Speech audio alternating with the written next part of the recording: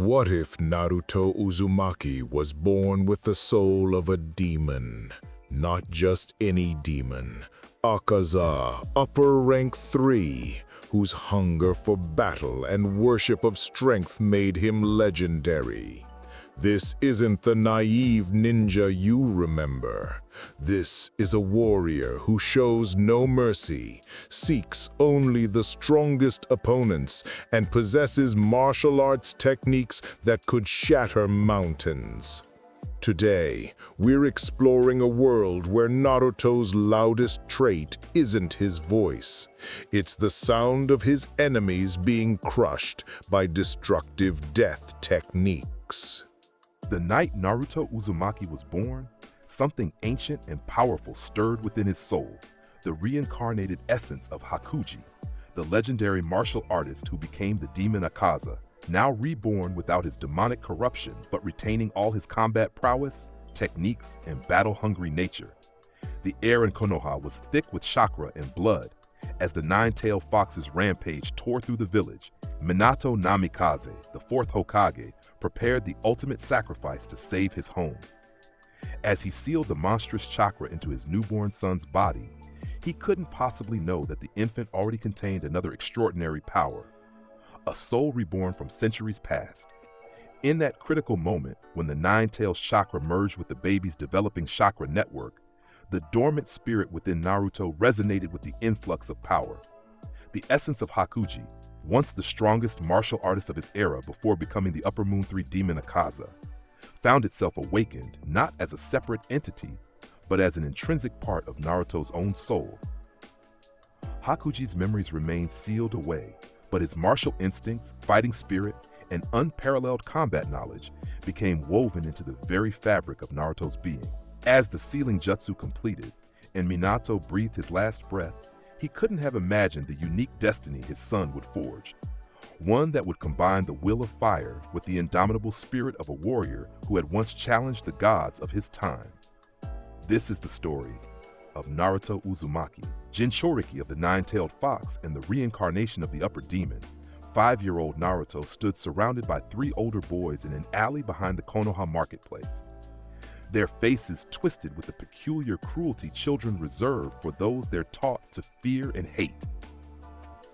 The tallest one spat, shoving Naruto backward. "My dad says you shouldn't even be allowed in the village." Naruto stumbled but caught himself with a natural grace that seemed impossible for a child his age. His bright blue eyes narrowed, not with fear, but with an instinctive assessment of his opponents. "I haven't done anything to you," Naruto said, his voice steady despite his youth. "Leave me alone." The second boy threw a punch aimed at Naruto's face. What happened next would become whispered legend among Konoha's children for years to come. Naruto's body moved without conscious thought. His torso tilted precisely 3 centimeters to the right, letting the punch sail past his cheek. In the same fluid motion, his right hand shot up, fingers curled into a precise formation that caught the boy's wrist. A subtle twist, a shift of weight, and suddenly the aggressor was airborne, flipping over Naruto's shoulder before crashing painfully onto his back. The other 2 boys froze in shock. Naruto himself seemed equally surprised, staring at his own hands with confusion. "How did you?" the tall boy started, but his words died as Naruto's posture changed. The blond boy's feet shifted into a balanced stance, his hands raised in front of him in a guard position he'd never been taught. His eyes, normally bright blue and full of childish emotion, now held a focused intensity that made the older boys step back involuntarily. "I don't want to fight," Naruto said, his voice oddly mature, "but I will if I have to." The third boy, braver or perhaps stupider than his friends, charged with a yell. Naruto's response was instantaneous and devastating. His palm struck the boy's sternum with precisely controlled force, enough to stop the charge and drive the air from his lungs without causing permanent damage. As the 3 bullies retreated, nursing bruised bodies and egos, Naruto remained in the alley, examining his hands with wonder and confusion. Something inside him had awakened, something that felt both alien and intimately familiar. "How did I know how to do that?" he whispered to himself. Unknown to the young boy, in a hidden observation room, the third Hokage lowered his crystal ball with a troubled expression. Most interesting, Hiruzen Sarutobi murmured. It seems Naruto possesses natural talents beyond even what we might have expected. By age 7, Naruto's reputation had evolved from demon brat to the freaky strong kid. The orphan's inexplicable physical abilities and instinctive fighting prowess had become impossible to ignore. While most children his age struggled with basic physical coordination, Naruto moved with the fluid grace of a seasoned warrior. The matrons at the orphanage reported that he would sometimes wake before dawn and practice elaborate training routines that none of them recognized, routines he claimed he just knew. They also noted his peculiar habit of calling out technique names during these solo sessions, phrases like destructive death, leg form, and compass needle that corresponded to no-known ninja arts. On this particular morning, Naruto stood alone in a small clearing in the forest, barefoot despite the autumn chill. His eyes were closed in concentration as he cycled through a series of flowing movements, his small body executing complex martial forms with perfect precision. Destructive death, he whispered, the term emerging from some hidden wellspring of knowledge within him, the way of the Soryu style. His eyes snapped open, and his right arm extended in a precise striking motion that displaced the air with audible force. Air type! Nearby leaves rustled as if caught in a sudden gust, though there was no wind. Naruto paused, breathing heavily not from exertion, but from the strange excitement that always accompanied these training sessions. He didn't understand why these movements felt so natural, nor why certain phrases and techniques seemed to rise unbidden from his subconscious. He only knew that when he trained like this, the loneliness and pain of his daily existence temporarily receded. That was quite impressive for someone who hasn't even entered the academy yet. Naruto spun around, instinctively dropping into a defensive stance before recognizing the third Hokage standing at the edge of the clearing. Old man, Naruto's serious demeanor instantly transformed into childish delight. Did you see me? I was practicing. Hiruzen smiled kindly, though his keen eyes assessed the boy with scholarly interest. Indeed I did, Naruto. Your movements are very unique. Who taught you those techniques? Naruto's smile faltered. Nobody taught me. I just know them. They're in my head. He tapped his temple. Sometimes when I'm sleeping, I dream about fighting, and when I wake up, I remember the moves. The Hokage's expression revealed nothing, but inwardly he added this information to the growing list of anomalies surrounding Minato and Kushina's son. The seal containing the Nine Tails appeared intact during regular examinations, yet Naruto displayed abilities that couldn't be explained by Jinchuriki status alone. Well, you have natural talent. That much is clear, Hiruzen said, choosing his words carefully. The academy instructors will be quite impressed when you start next year. Naruto beamed at the praise, but then his expression grew serious again, a look of determination that seemed out of place on such a young face. I'm going to be the strongest, old man. Stronger than anyone. His small fists clenched with genuine conviction. I can feel it inside me. I'm meant to fight the best and prove my strength.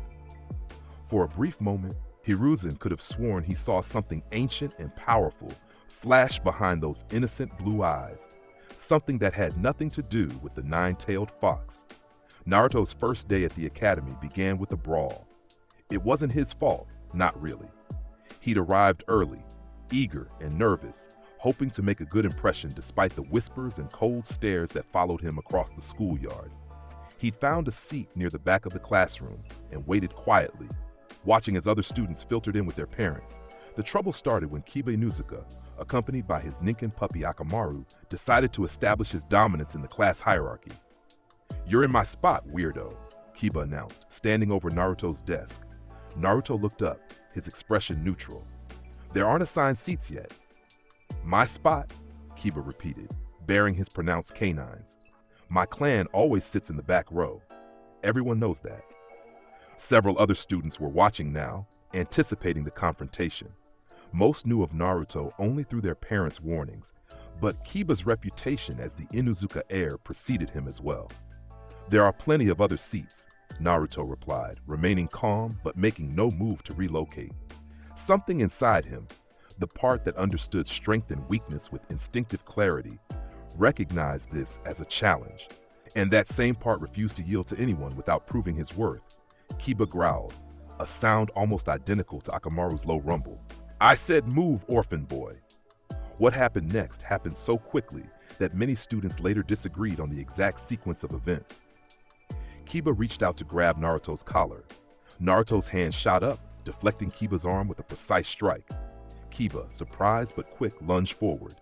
Naruto rose from his seat in a fluid motion, his body pivoting to create momentum as his palm struck Kiba's chest. "Destructive death, palm strike," Naruto called out, the words emerging unbidden from his lips. Kiba flew backward, tumbling over 2 rows of desks before crashing against the classroom wall. Akamaru barked frantically, rushing to his master's side. The classroom erupted in chaos just as Iruka Umino entered. "What is going on here?" the Chunin instructor demanded, his eyes quickly assessing the situation. One student pressed against the wall, gasping for breath, and another standing in a perfect combat stance that no academy student should know. "He attacked me," Kiba wheezed, struggling to his feet. "He challenged me," Naruto countered, his voice eerily calm for an 8-year-old. "I responded." Iruka had been briefed about Naruto's unusual abilities, but seeing them firsthand was different. The boy's stance, his execution, the controlled power behind his strike, these weren't the uncoordinated movements of a child. This was the disciplined response of a trained fighter. "Both of you, outside, now," Iruka pointed to the door. "Everyone else, open your textbooks to page 3. In the hallway, Iruka listened to both sides of the story before sighing heavily. "Kiba, you can't claim seats before they're assigned, and threatening another student is unacceptable." He turned to Naruto. "And you, Naruto, while self-defense is permitted, your response was excessive. Where did you learn to fight like that?" Naruto's expression was a mixture of defiance and confusion. "I've always known how. It's just inside me." Iruka studied the boy's face, looking for deception, but finding only genuine bewilderment. The incident report from the 3rd Hokage had mentioned Naruto's inexplicable combat intuition, but had categorized it as a potential bloodline trait, or perhaps an effect of the Nine-Tails ceiling. "Both of you will stay after class for detention," Iruka finally decided. "And Naruto, we need to discuss appropriate levels of force. You could have seriously injured Kiba." Naruto nodded, but his eyes drifted to Kiba with an evaluating gaze that made the Inuzuka boy shiver despite himself. "He's not strong enough to be a worthy opponent yet," Naruto said simply, as if stating an obvious fact rather than delivering an insult. Kiba bristled, but before he could respond, Iruka ushered them back into the classroom. As they entered, Naruto's gaze swept across his classmates, cataloging them with an intensity that seemed impossible for a child his age. His eyes paused briefly on a dark-haired boy sitting alone, Sasuke Uchiha. Something about the boy's chakra signature, the set of his shoulders, the focused determination in his eyes, registered in Naruto's awareness. "This one has potential," he thought, feeling an inexplicable excitement at the prospect of a worthy challenge. In the front row, his gaze briefly met the pale lavender eyes of a small, dark-haired girl who quickly looked away, her face flushing crimson. Something about her stirred a strange, protective feeling in his chest that he couldn't explain, a feeling oddly distinct from his usual battle hunger. As Naruto took his seat, unaware of the ripple effect his display had created among his classmates, the essence of Hokage within him stirred with satisfaction. The body was young, but the soul remembered the thrill of combat and the recognition of strength. This new life would offer many opportunities to test his fists against worthy opponents. 2 years passed at the academy, during which Naruto established himself as both an outcast and an anomaly. His taijutsu skills were so far beyond his peers that Iruka had been forced to create special training protocols for him, often bringing in Chunin assistants as sparring partners. Yet despite his physical prowess, Naruto struggled with chakra control, ninjutsu, and academic subjects, resulting in wildly inconsistent performance evaluations. The orphan's personality only added to his isolation. He showed little interest in making friends, instead spending his free time training obsessively or observing potential opponents with calculating intensity. He spoke of becoming stronger with a fervor that unnerved many adults, calling it his Soryu-style path. With no explanation of what that meant, only 2 people seemed to truly capture Naruto's attention: Sasuke Uchiha, whom he regarded as his only potential rival among the students, and Hinata Hyuga, toward whom he displayed an uncharacteristic gentleness that baffled everyone, including Naruto himself. It was during the third year of academy training that Might Guy first encountered Naruto Uzumaki. The green beast of Konoha had been invited to demonstrate advanced taijutsu forms to the upper-level academy students. As he energetically displayed a complex kick sequence, his experienced eye caught a small blonde boy in the back row mimicking his movements with perfect precision. "Yosh! What wonderful youth and attentiveness!" Guy exclaimed, pointing dramatically at Naruto. "You there! Show the class what you just learned!" Naruto blinked, momentarily surprised at being singled out, but then rose and walked to the front of the training yard.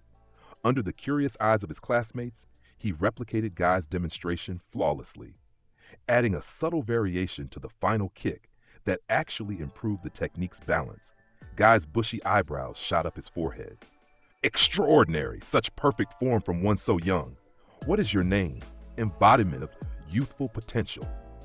"Naruto Uzumaki," the boy replied, dropping into a ready stance that Guy immediately recognized as no academy standard.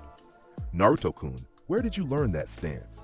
It resembles the ancient flowing river form, but with modifications I've never seen." Naruto's expression flickered between confusion and certainty. "It's the Soryu style. The stance is called Compass Needle. It lets me sense my opponent's fighting spirit and predict their movements." The training yard fell silent. Even Iruka stared in bewilderment. There was no Soryu style in any Konoha martial art catalog. Guy's expression grew serious, his usual exuberance temporarily subdued. "Would you demonstrate this technique's effectiveness, Naruto-kun?" Naruto nodded. "I need an opponent." "I shall be your opponent," Guy announced, resuming his enthusiastic demeanor. "I will attack at half speed so the class can observe." What followed astonished everyone present. As Guy launched a series of precisely controlled strikes, Naruto seemed to anticipate each one before it began. His body moved with fluid grace, never where Guy's attacks landed, always positioned for optimal counterstrikes. "He's reading Might Guy's movements," Iruka murmured in disbelief. After several exchanges, Guy stopped, his expression thoughtful. "Naruto-kun, your technique is unlike anything I've encountered in my studies of martial arts. It's not the Hyuga's gentle fist nor any Uchiha combat style. It's something older." Naruto lowered his guard, his young face serious. "I can see the flow of combat spirit. When someone intends to attack, I can feel it before they move." Guy placed a hand on Naruto's shoulder, an unusually solemn gesture for the normally exuberant Jonin. "Naruto-kun, would you permit me to observe more of your training? I believe your youthful talents require special guidance to reach their full potential." Thus began a relationship that would transform both their lives. 3 times weekly, Guy would meet with Naruto after academy hours, observing the boy's self-directed training and helping refine techniques that seemed to emerge fully formed from Naruto's subconscious. Guy reported his findings directly to the third Hokage. "It's as if he's remembering rather than learning, Hokage-sama," Guy explained during one such meeting. "He executes complex martial arts sequences that take masters decades to perfect, yet he claims he simply knows them. When I ask him to explain the principles behind a technique, he provides insights that align with advanced taijutsu theory, using terminology I've only seen in ancient scrolls." Hiruzen puffed thoughtfully on his pipe. "Could it be related to the Nine Tails?" Guy shook his head. "I don't believe so. The fox grants raw power and accelerated healing, but not technical knowledge. This is something else entirely. Something inherited. A bloodline trait, perhaps, from Minato or Kushina's lineage?" "Possibly," Guy conceded. "But there's something else, Hokage-sama. Something in the boy's eyes when he fights. It's not malice or hatred, but hunger, a pure desire for combat that I've rarely witnessed even in seasoned shinobi." Hiruzen's eyes narrowed. "Is he dangerous, Guy?" "All power is dangerous when misdirected," Guy replied carefully. "But Naruto possesses a strict personal code. He refuses to use excessive force against those he deems unworthy opponents. He shows remarkable restraint given his abilities." "Continue working with him," Hiruzen decided. "If anyone can channel that combat instinct productively, it's you, Guy." Guy struck his signature pose, thumb extended. I shall guide his youthful spirit along the proper path, Hokage-sama. That is my solemn promise. The day of the graduation exam arrived with little fanfare for Naruto. Under Guy's guidance, his taijutsu had reached levels that astonished even veteran Jonin, while his academic performance and ninjutsu execution had improved to passable standards. The written portion of the exam proved challenging but manageable.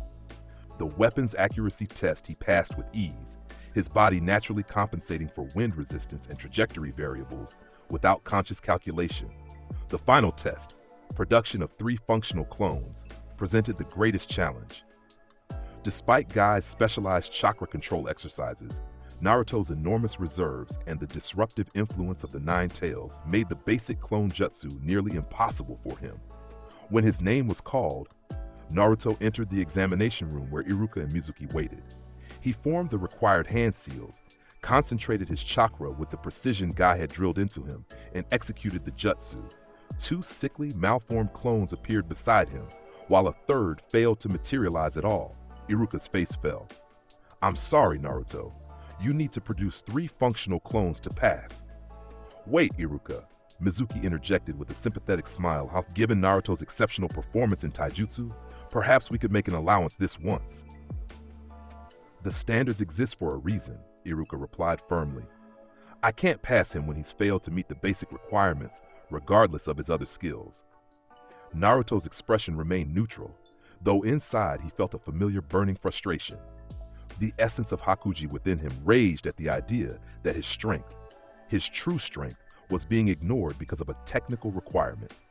I understand, Iruka-sensei, he said, his voice controlled despite his inner turmoil. May I be excused?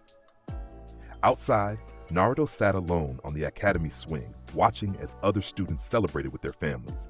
His exceptional combat abilities had earned him respect, but few friends among his peers. Only Hinata occasionally approached him, offering quiet encouragement that he accepted with awkward gratitude, never quite understanding why her presence calmed the battle hunger within him. Naruto-kun. He looked up to see Mizuki approaching, his expression sympathetic. I wanted to tell you about a special makeup test, the Chunin instructor said quietly. For exceptional cases like yours, where standard evaluation doesn't reflect true potential. Naruto's eyes narrowed slightly. Something about Mizuki's chakra flow, the subtle tension in his stance, triggered Naruto's compass needle sense. There was deception here, killing intent carefully masked but detectable to Naruto's heightened perception. What kind of test? Naruto asked, deliberately keeping his voice interested while his mind calculated possibilities. Mizuki explained the special assignment, stealing the scroll of sealing from the Hokage's residence and learning a technique from it. As the instructor detailed the plan, Naruto's suspicion transformed into certainty. This was betrayal, not assistance. So if I get this scroll and learn a jutsu from it, I'll graduate? Naruto confirmed, presenting the appearance of naive excitement. Exactly, Mizuki smiled, the expression not reaching his eyes. Meet me in the forest clearing east of the village at midnight with the scroll. Naruto nodded enthusiastically. I won't let you down, Mizuki-sensei. As Mizuki departed, satisfied with his manipulation, Naruto's cheerful facade faded into cold determination. The part of him that was Hakuji recognized treachery and responded with righteous anger. The part that was Naruto felt hurt at the betrayal, but also saw an opportunity to prove himself worthy of becoming a ninja. Instead of heading toward the Hokage residence, Naruto made his way to the third Hokage's office by a more direct route. That night, in the forest clearing, Mizuki arrived to find Naruto sitting cross-legged with the massive scroll of sealing open before him. Well done, Naruto, Mizuki called out, his voice falsely cheerful. You've passed the first part of the test. Now, hand over the scroll. Naruto looked up, his expression uncharacteristically serious. There is no special test, is there, Mizuki? You're betraying the village. Mizuki's friendly facade vanished, replaced by cold contempt. Smarter than you look, demon brat. Yes, I'm taking that scroll and you're going to be blamed for its theft. Why? Naruto asked, rising to his feet with fluid grace that made Mizuki pause. Why betray your home? Your comrades? Power, Mizuki sneered. The kind of power that scroll contains. The kind of power you have locked inside you, Nine Tails. Naruto's expression didn't change at the revelation. I already know about the fox. The old man told me years ago. This caught Mizuki off guard. Then you know why the village hates you. Why they'll believe you stole the scroll. You're the demon that killed hundreds of our people. I'm its jailer, not the demon itself, Naruto replied calmly, dropping into a fighting stance that Mizuki didn't recognize. And you're about to learn the difference between raw power and true strength. Mizuki laughed, drawing the massive shuriken from his back. What do you think you can do against a Chunin? Failed student? I'm gonna kill you and take that scroll. Destructive death, Naruto intoned, his voice deepening with focused intent. Compass needle. His stance shifted subtly, feet planted with perfect balance, as his eyes tracked Mizuki with unnerving precision. To the Chunin's shock, Naruto seemed to be looking through him rather than at him. I can see your fighting spirit, Naruto explained, his voice oddly mature. Every attack you plan, every movement you intend to make. Your body telegraphs your intentions before you even move. Shut up. Mizuki hurled the massive shuriken with deadly accuracy. Naruto didn't dodge. Instead, his hand shot out with blinding speed, catching the shuriken by its center ring.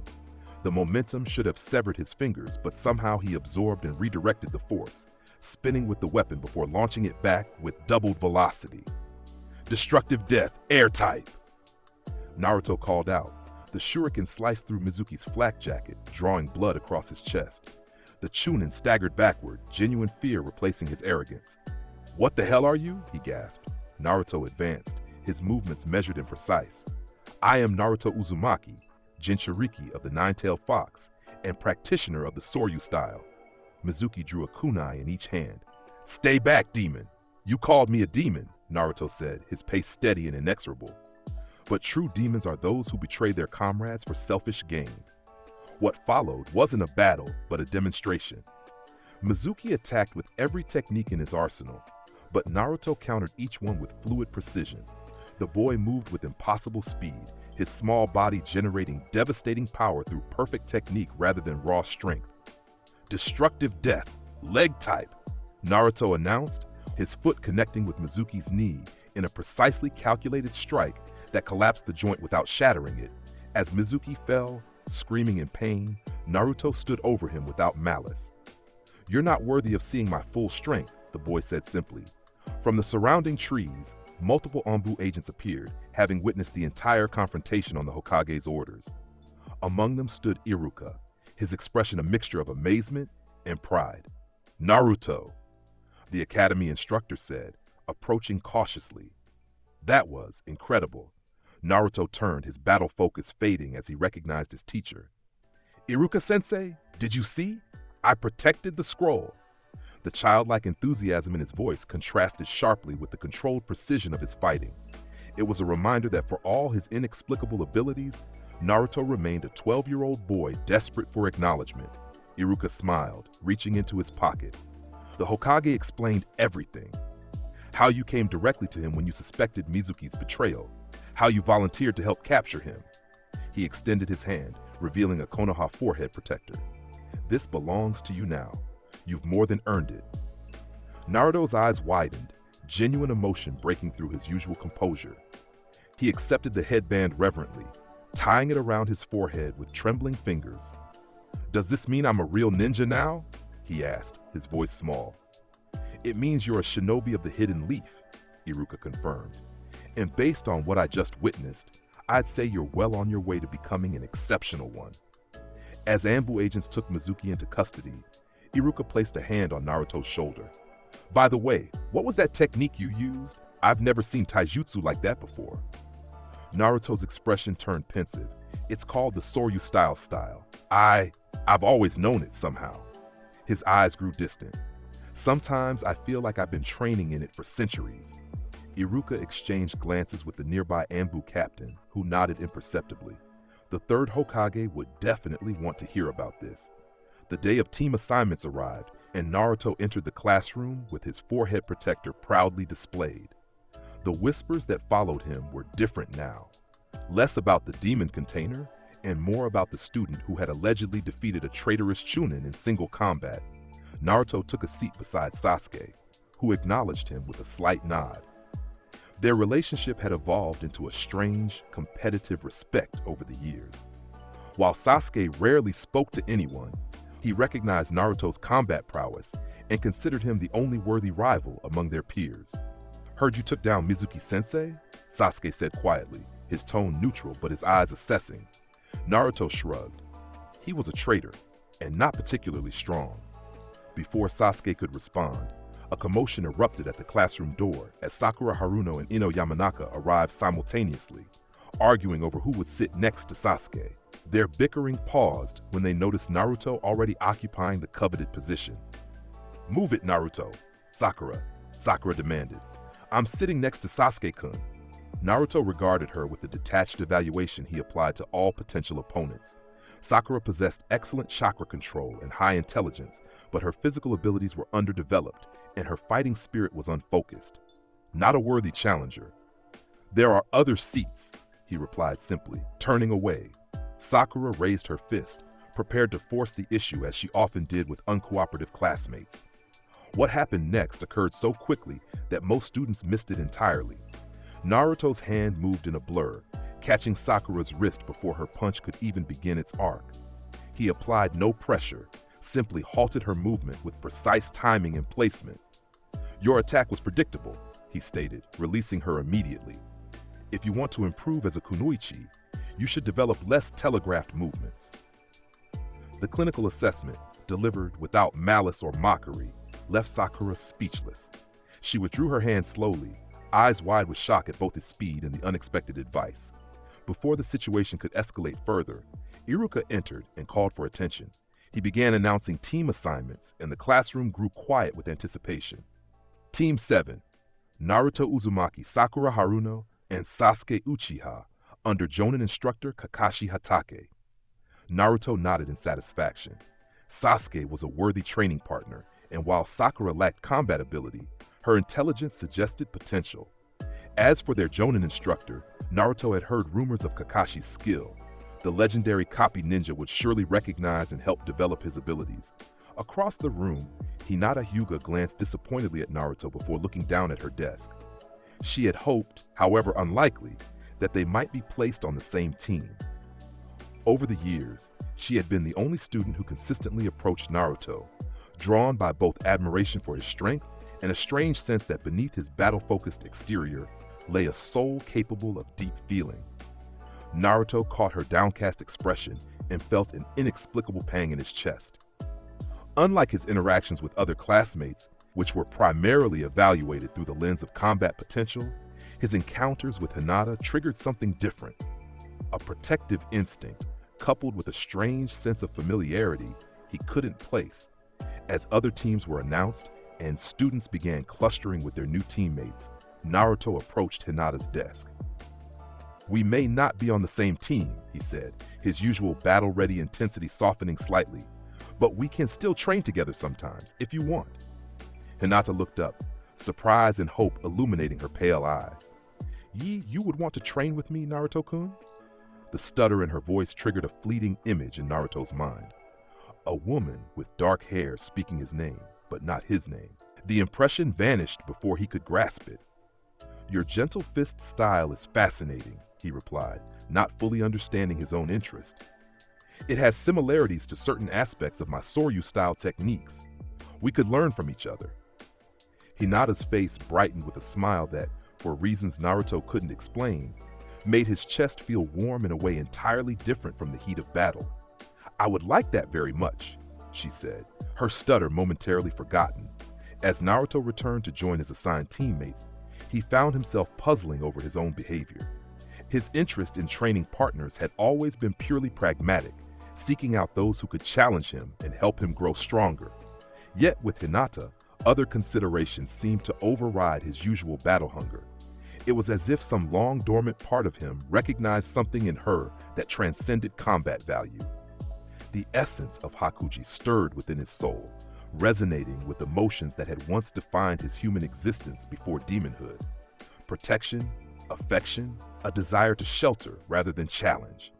These feelings remained unnamed and barely acknowledged in Naruto's conscious mind, but they had taken root nonetheless.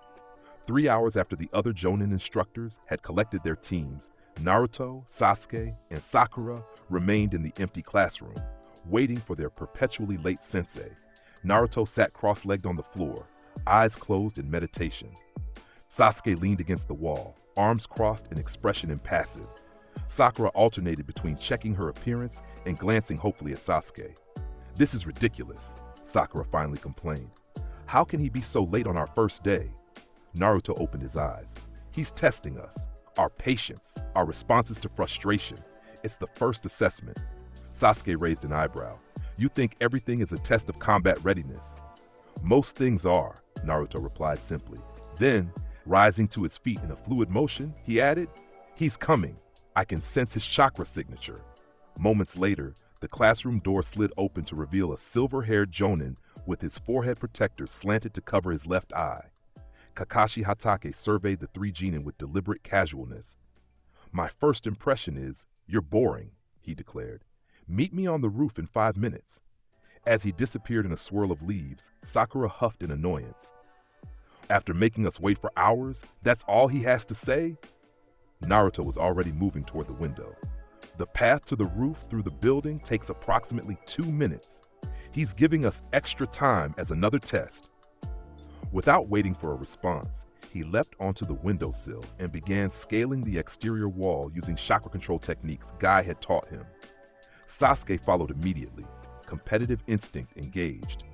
Sakura hesitated only briefly before attempting the same, though with less confidence. When Kakashi arrived on the roof, he found all three Genin already waiting. Naruto stood with perfect posture, Sasuke affected deliberate nonchalance, and Sakura tried to hide her heavy breathing from the climb. "Interesting," Kakashi murmured. "Let's begin with introductions. Names, likes, dislikes, hobbies, dreams for the future." After Kakashi's deliberately uninformative self-introduction, Sakura went first with a presentation focused primarily on her interest in Sasuke. When her turn ended, Kakashi nodded toward Naruto. "You next, Blondie." Naruto straightened, his blue eyes intensifying with focus. "I am Naruto Uzumaki, practitioner of the Soryu style. I like training, fighting worthy opponents," and he paused, a flicker of confusion crossing his face. "Cinnamon rolls from the bakery near the Hyuga compound." The oddly specific preference seemed to surprise even Naruto himself before he continued. "I dislike those who prey on the weak and opponents who hold back.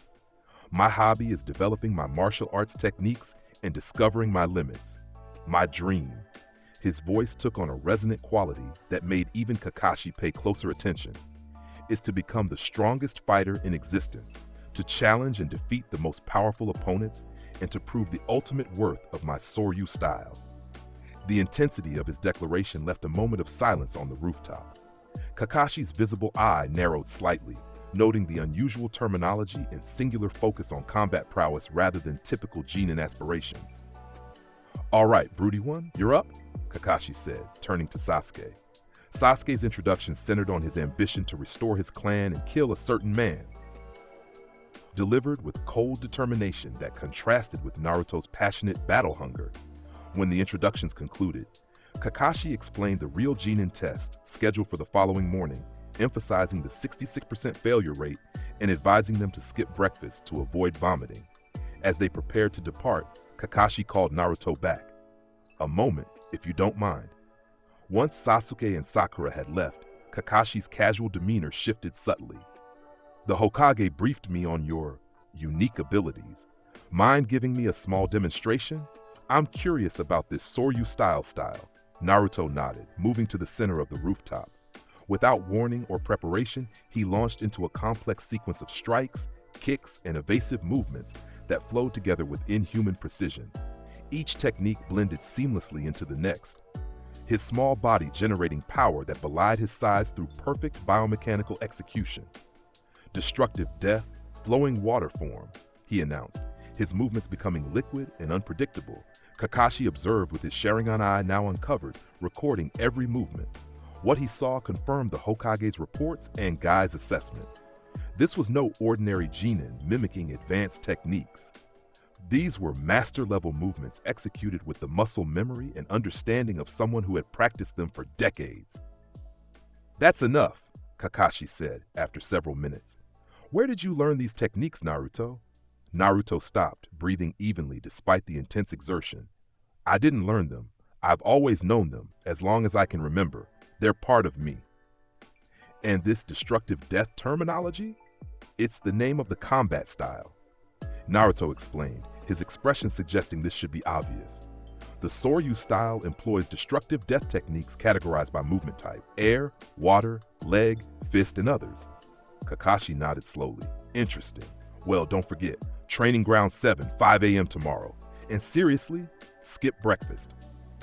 As Naruto departed, Kakashi remained on the rooftop, contemplating what he'd witnessed. The boy moved like a veteran warrior, with none of the hesitation or imprecision expected of a genin. Yet the techniques themselves were unlike any established Konoha combat style. Most concerning was the name, Destructive Death, and the cold efficiency with which Naruto executed movements clearly designed to maximize damage to an opponent. The boy himself seemed untouched by the Nine-Tails' malevolence, but his fighting style possessed a lethality that would require careful monitoring.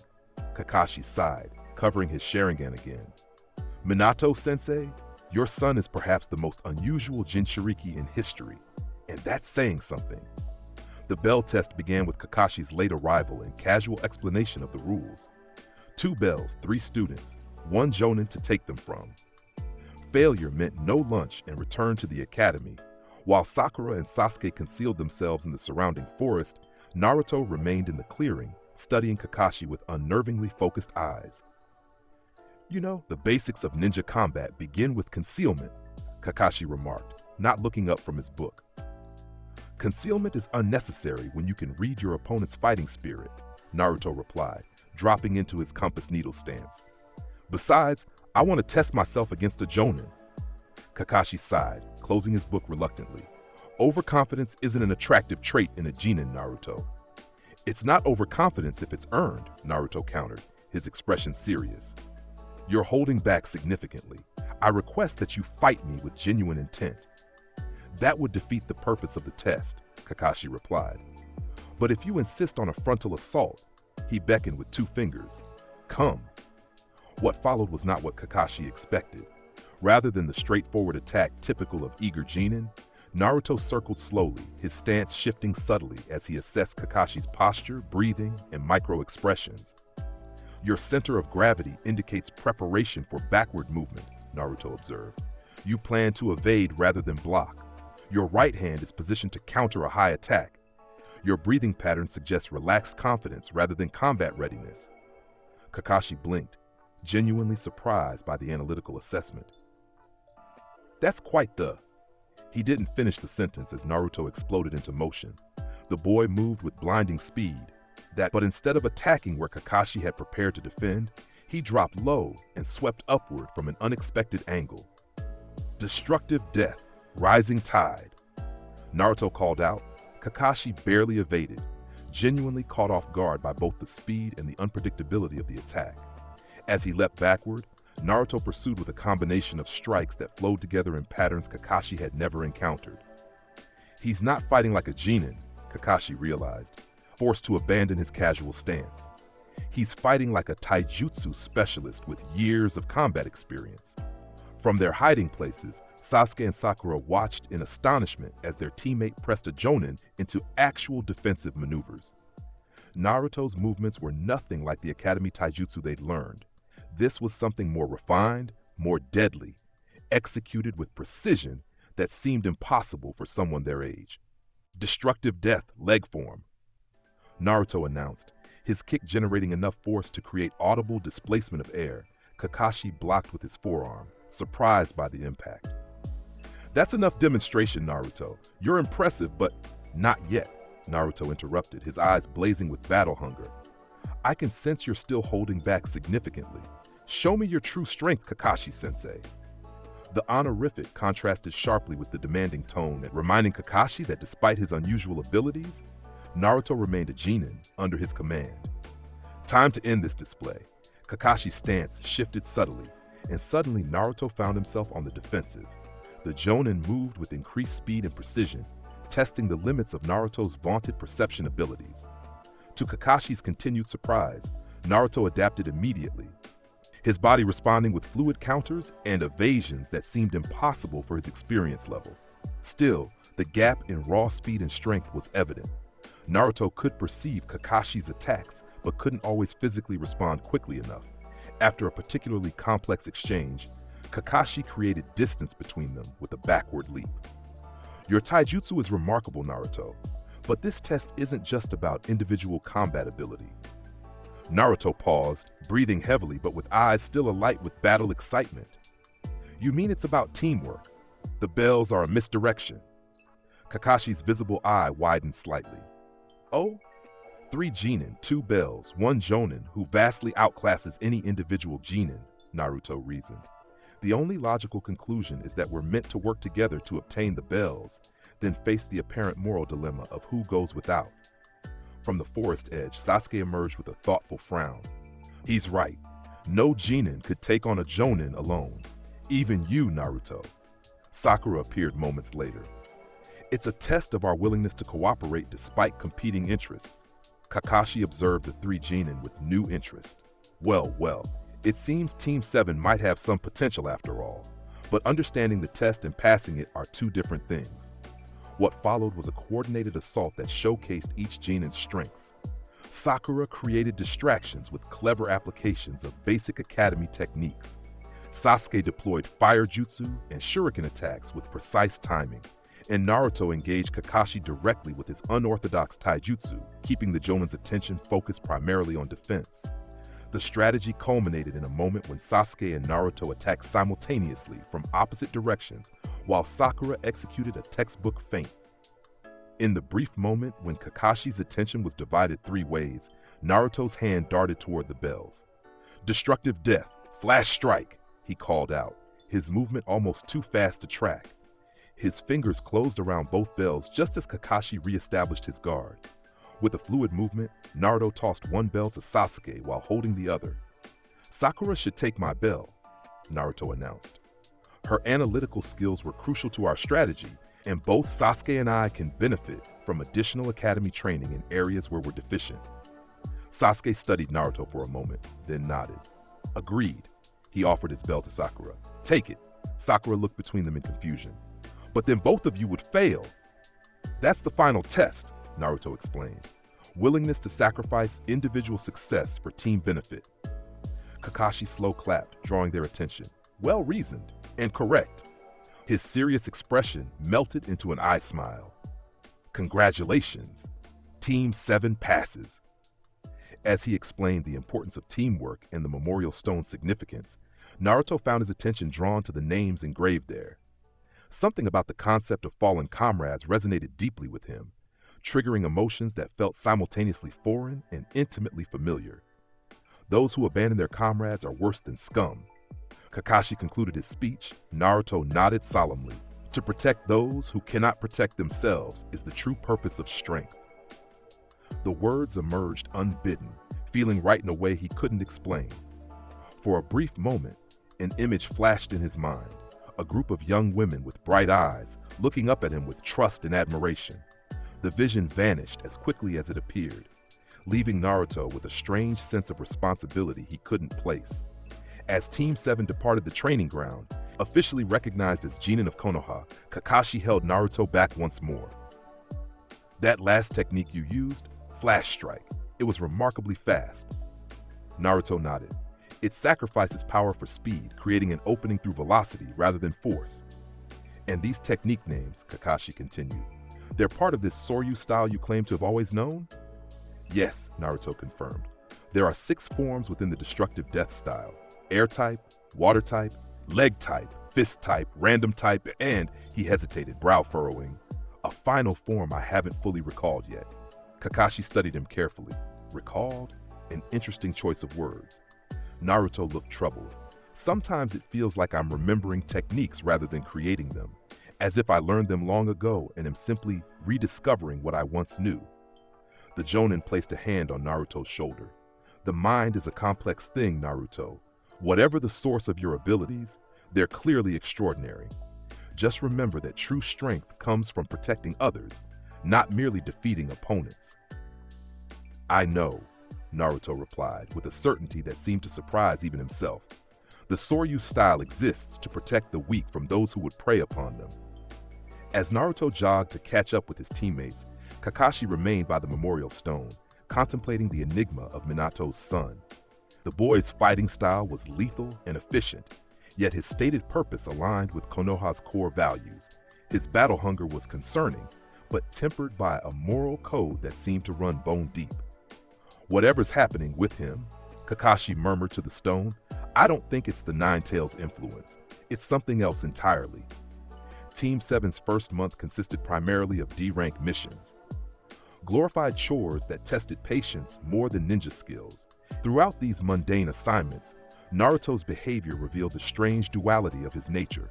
When faced with physical challenges, lifting heavy loads, scaling buildings, pursuing runaway pets, he displayed effortless grace and strength, completing tasks with efficient precision. Yet during client interactions or team strategy sessions, he often seemed disconnected, his mind clearly elsewhere, until combat or training was mentioned. The exception to this pattern emerged during their protection detail for the bridge builder Tazuna, Team 7's first C-rank mission that rapidly escalated A rank upon encountering the Demon Brothers and learning of Zabuza Momochi's involvement. The confrontation with Zabuza beside the Mist Lake marked a turning point in how Team 7 viewed their unusual teammate. When Zabuza trapped Kakashi in a water prison, leaving the Genin to face a water clone of the legendary Demon of the Mist, Sasuke and Sakura prepared defensive positions, clearly outmatched. Naruto, however, stepped forward with an expression they'd never seen before: pure, unrestrained excitement. "Zabuza Momochi," he said, his voice vibrating with anticipation. "Former member of the Seven Swordsmen, master of the silent killing technique. Your reputation precedes you." The water clone regarded the small blonde Genin with amusement. "Oh, and who might you be, brat?" "Naruto Uzumaki, practitioner of the Soryu style." He dropped into his combat stance, eyes blazing. "Finally, a worthy opponent." The clone laughed. "You've got guts, I'll give you that, but guts alone won't." He didn't finish the sentence as Naruto exploded into motion, moving with speed that shocked even Kakashi.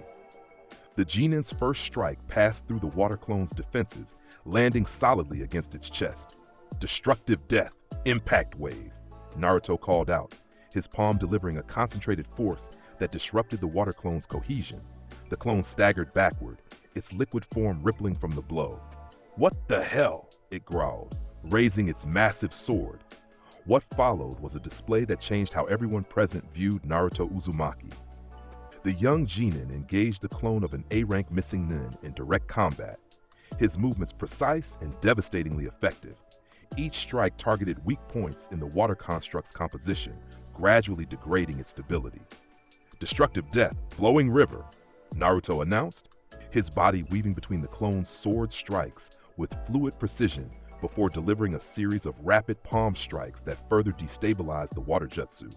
From his imprisoned position, Kakashi watched with a mixture of amazement and concern. His fighting style is completely unlike standard Konoha taijutsu. Those movements, they're optimized for killing human opponents. The real Zabuza, maintaining the water prison with one hand, observed with narrowed eyes. "Interesting kid you've got there, Kakashi. Not normal Genin material." "You have no idea," Kakashi replied grimly. The water clone, recognizing it was losing cohesion, attempted a desperate overhead slash. Naruto didn't dodge. Instead, he stepped into the attack, his right hand shooting upward. "Crown splitter!" he shouted, his palm striking the underside of the clone's wrist with such precisely calculated force that the sword arm jerked upward, throwing off the attack completely. In the opening created, Naruto launched a spinning kick directly into the clone's torso. Destructive death, leg type, rotating heaven. The clone exploded into water, its chakra structure completely disrupted. Without pausing, Naruto turned toward the real Zabuza, his eyes locked on the missing nin with predatory focus. "Release my sensei," he demanded, his voice carrying across the water, "or I'll show you what the Soryu style can really do." Zabuza's expression shifted from amusement to calculation.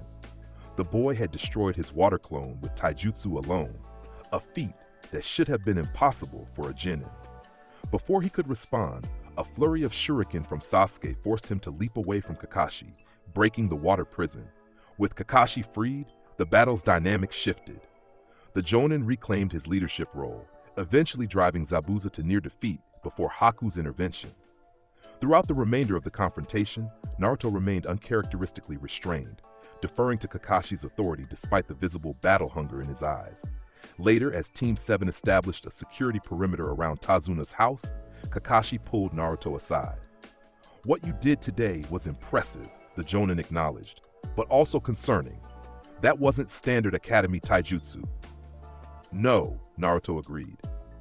"It was the Soryu style, specifically techniques designed to exploit weakness in an opponent's physical structure. Those techniques," Kakashi said carefully, "appear designed to kill, not incapacitate." Naruto's expression remained neutral. "The Soryu style was developed for combat against those who prey on the weak. It doesn't prioritize non-lethal outcomes. We're Konoha shinobi," Kakashi reminded him. "We don't kill unnecessarily." "I understand, sensei." Naruto's tone was respectful but unapologetic. But against an opponent like Zabuza, holding back means death. He is a genuine warrior who deserves to face my true strength. Kakashi studied his student thoughtfully. "Your fighting style aside, your reaction to Zabuza was unusual. Most genin would feel fear facing an A-rank missing nin. You seemed excited." A smile spread across Naruto's face, not his usual determined expression, but something more primal, a hunter's anticipation. "He is strong. Testing myself against worthy opponents is how I improve. And if you had faced the real Zabuza instead of a water clone, I would have fought with everything I have," Naruto replied without hesitation, "and either grown stronger or died trying." The casual reference to death from a 12-year-old should have seemed melodramatic. Instead, it carried a weight of sincerity that Kakashi found deeply troubling. "Your life isn't yours alone to risk," Kakashi said firmly. "You're part of Team 7 now. Your teammates rely on you." Something shifted in Naruto's expression, a softening around the eyes, a momentary vulnerability. "I know, protecting my comrades is more important than seeking worthy opponents." He hesitated, then added, "It's just difficult sometimes. I feel this need to fight, to test myself, like there's something inside me that hungers for battle." For the first time, Kakashi wondered if they had all misunderstood Naruto's condition. Perhaps what they were seeing wasn't just unusual talent or a bloodline trait, but something more complex, a psychological drive that transcended normal shinobi ambition. "We'll work on channeling that energy productively," Kakashi promised. "But I need your word that you won't engage enemies beyond your capability without team support." Naruto nodded solemnly. "I promise, Kakashi-sensei." Though a hint of his earlier excitement returned, "I look forward to our rematch with Zabuza. Next time, I'll show him the true power of my destructive death techniques." The final confrontation on the bridge a week later provided that opportunity. As Sasuke engaged Haku within the crystal ice mirrors, Naruto faced Zabuza alongside Kakashi. The mist was thick, limiting visibility, but Naruto's compass needle sense allowed him to track Zabuza's movements with uncanny accuracy. "I can feel his fighting spirit," Naruto explained to Kakashi.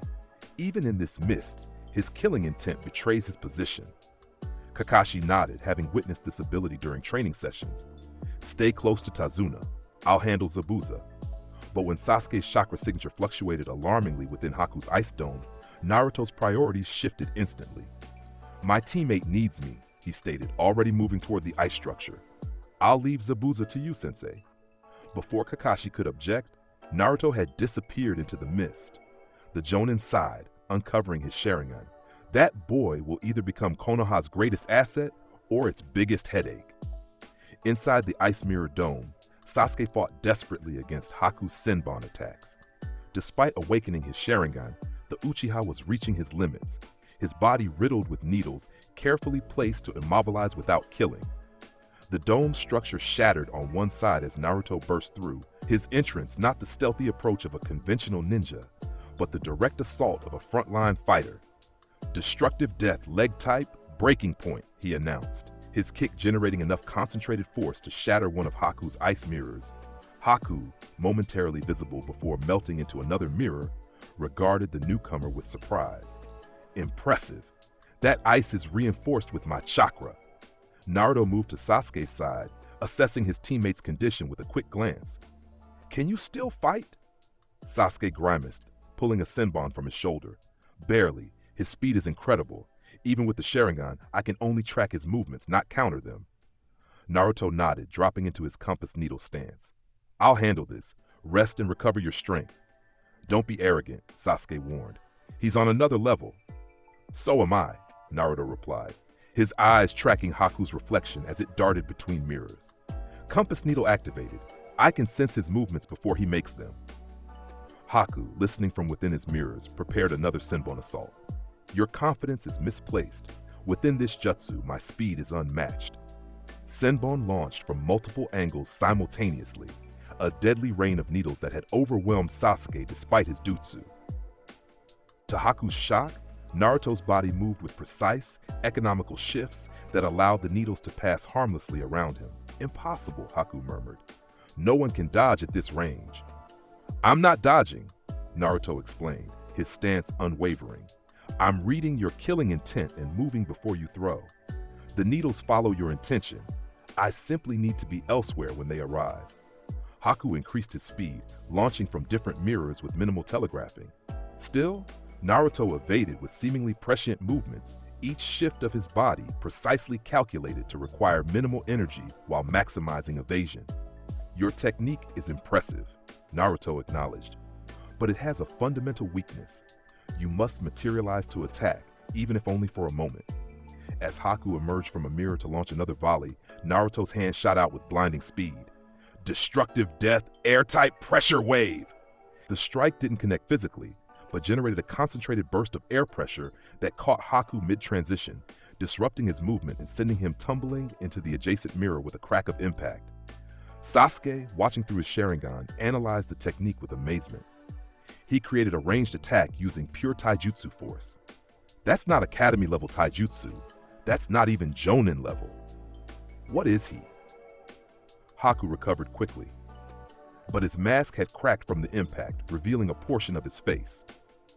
You're not an ordinary genin. Neither are you, Naruto countered, his expression intense but not angry. Your dedication to your master is admirable, but my dedication to my teammates is stronger. What followed was a deadly dance as Haku attempted to maintain his advantage while Naruto systematically analyzed and countered the ice mirror technique. Each exchange revealed more of the pattern underlying Haku's movements, allowing Naruto to narrow his predictions until, finally, he timed his counter perfectly. As Haku transitioned between mirrors, Naruto's body blurred with speed. Destructive death, fist type, crushing blow. His fist connected solidly with Haku's chest as the ice user materialized, the precisely calculated strike driving the air from Haku's lungs and cracking ribs. The masked ninja flew backward, crashing through his own ice mirror and skidding across the bridge's surface. As the ice dome shattered, Naruto approached the fallen opponent with measured steps. Haku struggled to rise, clutching his chest. How? He gasped. No genin should have such power. Naruto stood over him, not with arrogance, but with respect. You fought well. Your technique is formidable, but the Soryu style was developed to overcome any defense. When Haku realized Zabuza was losing to Kakashi nearby, his priorities shifted instantly. Kill me, he requested, looking up at Naruto. I have failed as Zabuza-sama's tool. I am no longer useful to him. Naruto studied the fallen shinobi with unexpected compassion. Your loyalty is admirable, but throwing away your life serves no purpose. You don't understand, Haku insisted. My only value is in serving Zabuza-sama. Without that, I have no reason to exist. Something in those words resonated deeply within Naruto, triggering a flash of memory. Not his own, but Hakuji's. A memory of young women he had protected, who had given his life purpose beyond fighting. The phantom recollection was gone in an instant, but its emotional impact remained. Everyone has intrinsic value, Naruto said, the words feeling right despite never having articulated such a philosophy before. Your worth isn't determined solely by your usefulness to others. Before Haku could respond, his attention snapped to where Kakashi was preparing his lightning blade to deliver a final blow to Zabuza. With desperate speed, he formed a hand seal. Forgive me, he said to Naruto, but I must be useful one last time.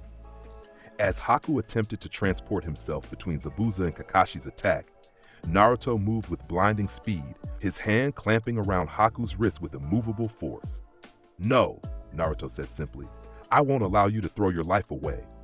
Haku's eyes widened in shock, both at Naruto's speed and the strength of his grip.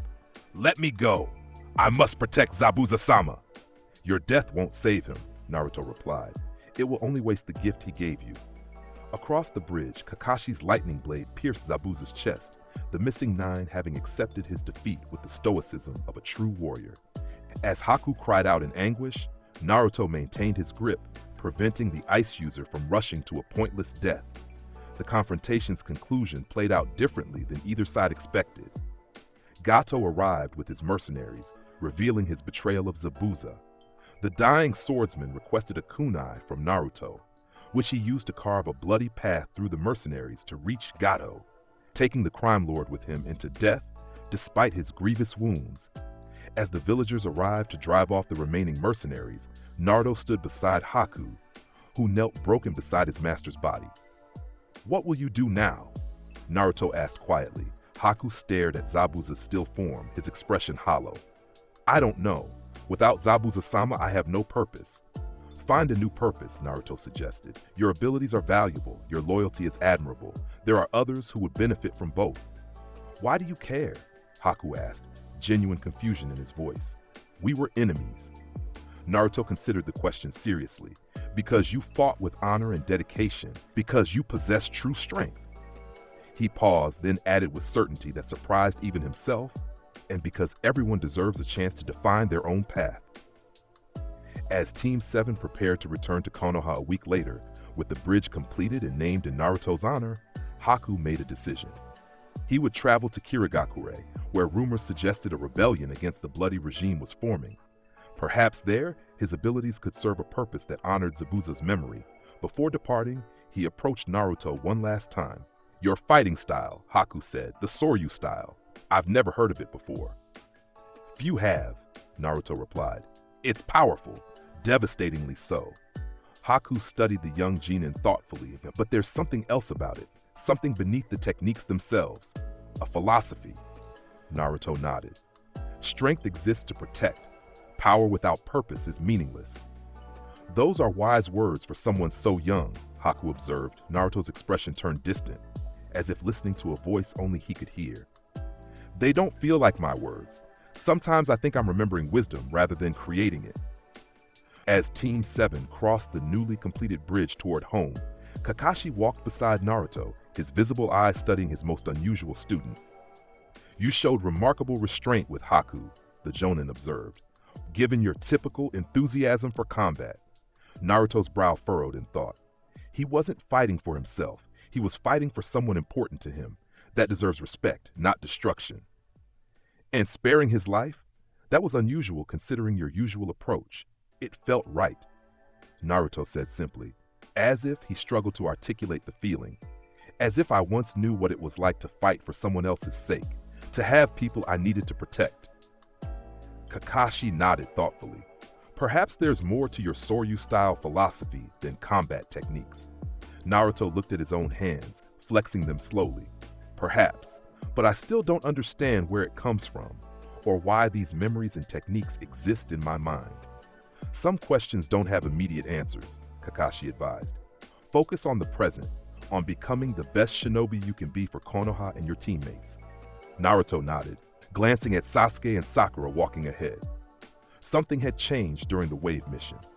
Sasuke now regarded him with a complex mixture of respect and competitive determination. Sakura, having witnessed his abilities in serious combat, had begun asking thoughtful questions about his techniques rather than dismissing him outright. They were becoming a real team.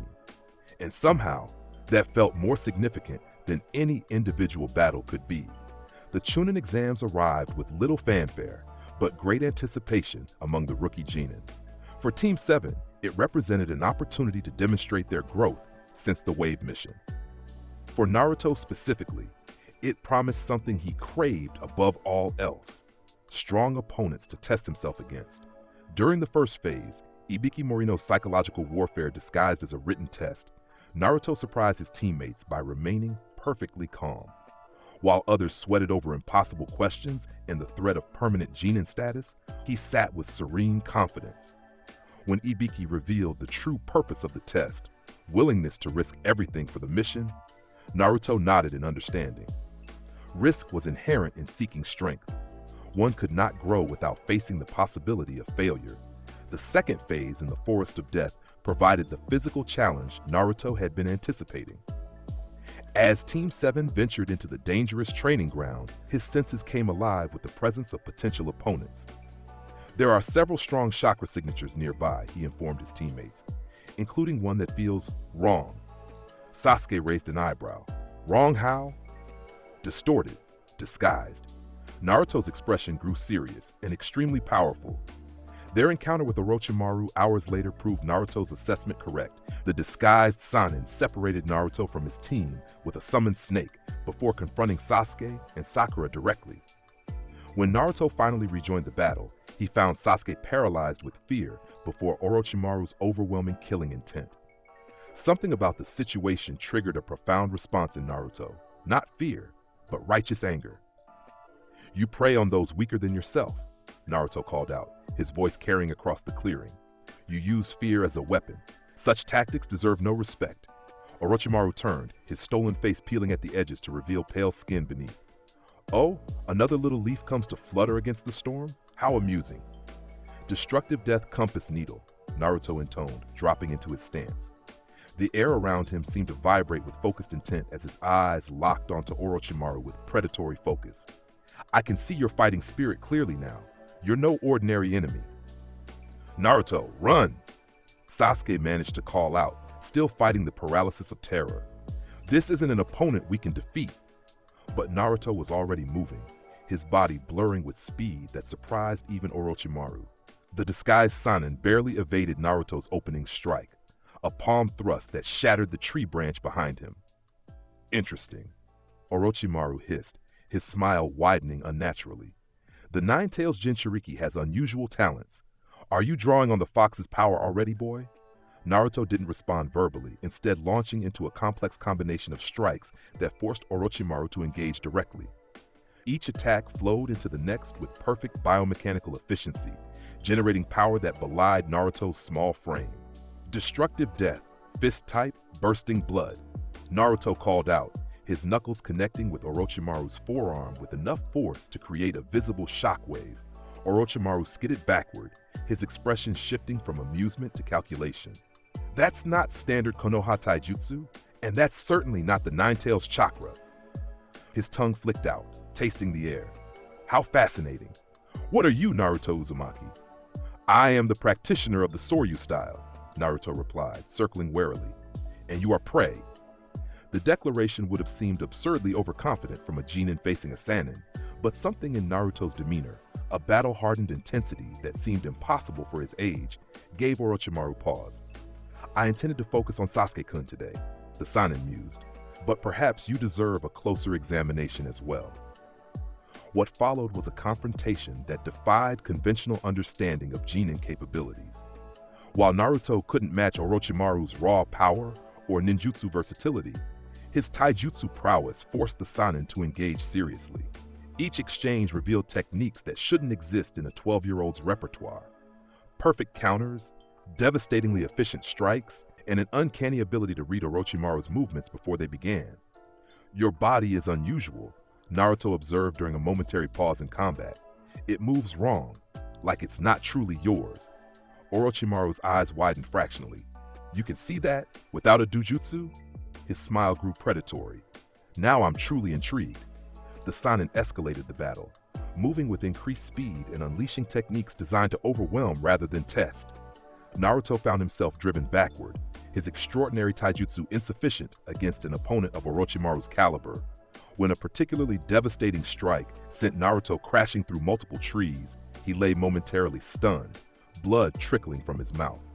As Orochimaru approached with sinuous grace, Naruto felt something shift within him. A barrier breaking down, a memory surfacing. "I've faced stronger opponents before," he thought with inexplicable certainty. "I've challenged gods and demons." As he struggled to his feet, a new technique formed in his mind, complete with execution parameters and chakra requirements. It felt like remembering rather than creating, as if he'd performed this technique countless times before. "Destructive death," he whispered, his voice taking on a resonant quality that made even Orochimaru hesitate. Technique development. Chakra surged through Naruto's body, concentrating in his arms and legs in patterns that aligned perfectly with his muscle structures. His skin took on a faint bluish hue as blood vessels became more prominent, pumping chakra-enhanced blood through his system at accelerated rates. Oh, Orochimaru's eyes gleamed with scientific curiosity. A transformation technique? But not the Nine Tails. Naruto launched forward with explosive speed that exceeded his previous capabilities. His fist connected with Orochimaru's hastily raised guard, the impact sending the Sannin flying backward through the forest canopy. "Impossible," Orochimaru hissed as he recovered, genuine surprise in his voice. "Your physical parameters just increased by at least 300%. Naruto pursued relentlessly, his movements fluid and devastatingly fast. Each strike contained precisely calculated force, targeting vulnerabilities in Orochimaru's defense with surgical precision. "Destructive death, circular slash," Naruto called out, his legs sweeping in an arc that generated visible air pressure. Orochimaru evaded narrowly, analyzing his opponent with growing interest. "This power, it's similar to the Eight Gates, yet fundamentally different. You're not damaging your body to achieve this state." The battle continued with increasing intensity, Naruto's enhanced abilities allowing him to pressure Orochimaru genuinely. Yet even with his mysterious power boost, the gap between Genin and Sannin remained substantial. Orochimaru began countering more effectively, his superior experience allowing him to predict and neutralize Naruto's attacks despite their unusual nature. After a particularly complex exchange, Orochimaru's neck extended unnaturally, his head weaving through Naruto's defenses with serpentine speed. Before Naruto could react, the Sannin's fangs pierced his shoulder, injecting something that burned like liquid fire. "A gift," Orochimaru whispered as he withdrew. "Let's see how your unusual physiology responds to my cursed seal." Naruto staggered, clutching his shoulder as pain radiated outward. But instead of collapsing as expected, his expression hardened with determination. The chakra surrounding him intensified, concentrating around the injection site. "My body belongs to me alone," Naruto growled, his voice deepening. "No one else commands it." To Orochimaru's astonishment, the chakra at Naruto's shoulder pulsed visibly, pushing the foreign substance out through the puncture wounds. Black, viscous fluid dripped to the forest floor as Naruto's body actively rejected the cursed seal. "Fascinating!" Orochimaru exclaimed, genuine scientific excitement in his voice. "Your chakra system is actively neutralizing my seal. Is it the Nine Tails' influence or something else entirely?" Naruto didn't respond verbally. His enhanced state was fading, the strain of maintaining it and fighting off the cursed seal depleting his reserves rapidly. With a final surge of determination, he launched himself at Orochimaru one last time. "Destructive death, final strike." The attack connected solidly, driving Orochimaru backward through several trees. But as the dust settled, the Sannin emerged largely unharmed, brushing debris from his shoulders with casual ease. "Truly remarkable," Orochimaru commented. "Under different circumstances, I might consider taking your body instead of Sasuke-kun's. Such unique abilities." He licked his lips with his unnaturally long tongue. "But I've learned what I needed to know for now." With that, Orochimaru seemed to lose interest in Naruto, turning back toward where Sasuke and Sakura watched in horrified fascination. Before Naruto could intervene further, his enhanced state collapsed completely, leaving him gasping on his knees as Orochimaru approached his teammates. What followed unfolded with nightmarish inevitability. Orochimaru's application of the cursed seal to Sasuke, Sakura's desperate but ineffective defense, and finally their narrow escape as the Sannin departed, having accomplished his primary objective. Hours later, as Sakura tended to the unconscious Sasuke in a hollow beneath a massive tree, Naruto sat cross-legged nearby, meditating on the battle and its implications. "You should rest," Sakura advised, her voice tight with worry. "Whatever you did against Orochimaru, it seemed to drain you completely." Naruto opened his eyes, studying his hands thoughtfully. "I remembered something, a technique I shouldn't know, but do." "That blue energy around you," Sakura said hesitantly. "Was that the Nine Tails?" "No," Naruto replied with certainty. "It was me, the true me beneath the surface. He frowned, struggling to articulate concepts that felt simultaneously foreign and intimately familiar. It's like there's another person inside me, not the fox, but someone else. Someone who knows these techniques and has used them for centuries. Sakura's expression shifted from concern to scientific curiosity, a glimpse of the analytical mind that would later make her a formidable medical ninja. A bloodline trait that includes genetic memory? It's theoretically possible, though unprecedented. Naruto shook his head. It doesn't feel like inheritance, it feels like reincarnation. The word emerged unbidden, feeling right in a way he couldn't explain. As if I lived another life before this one, and those memories are trying to surface. Under normal circumstances, Sakura might have dismissed such talk as fantasy.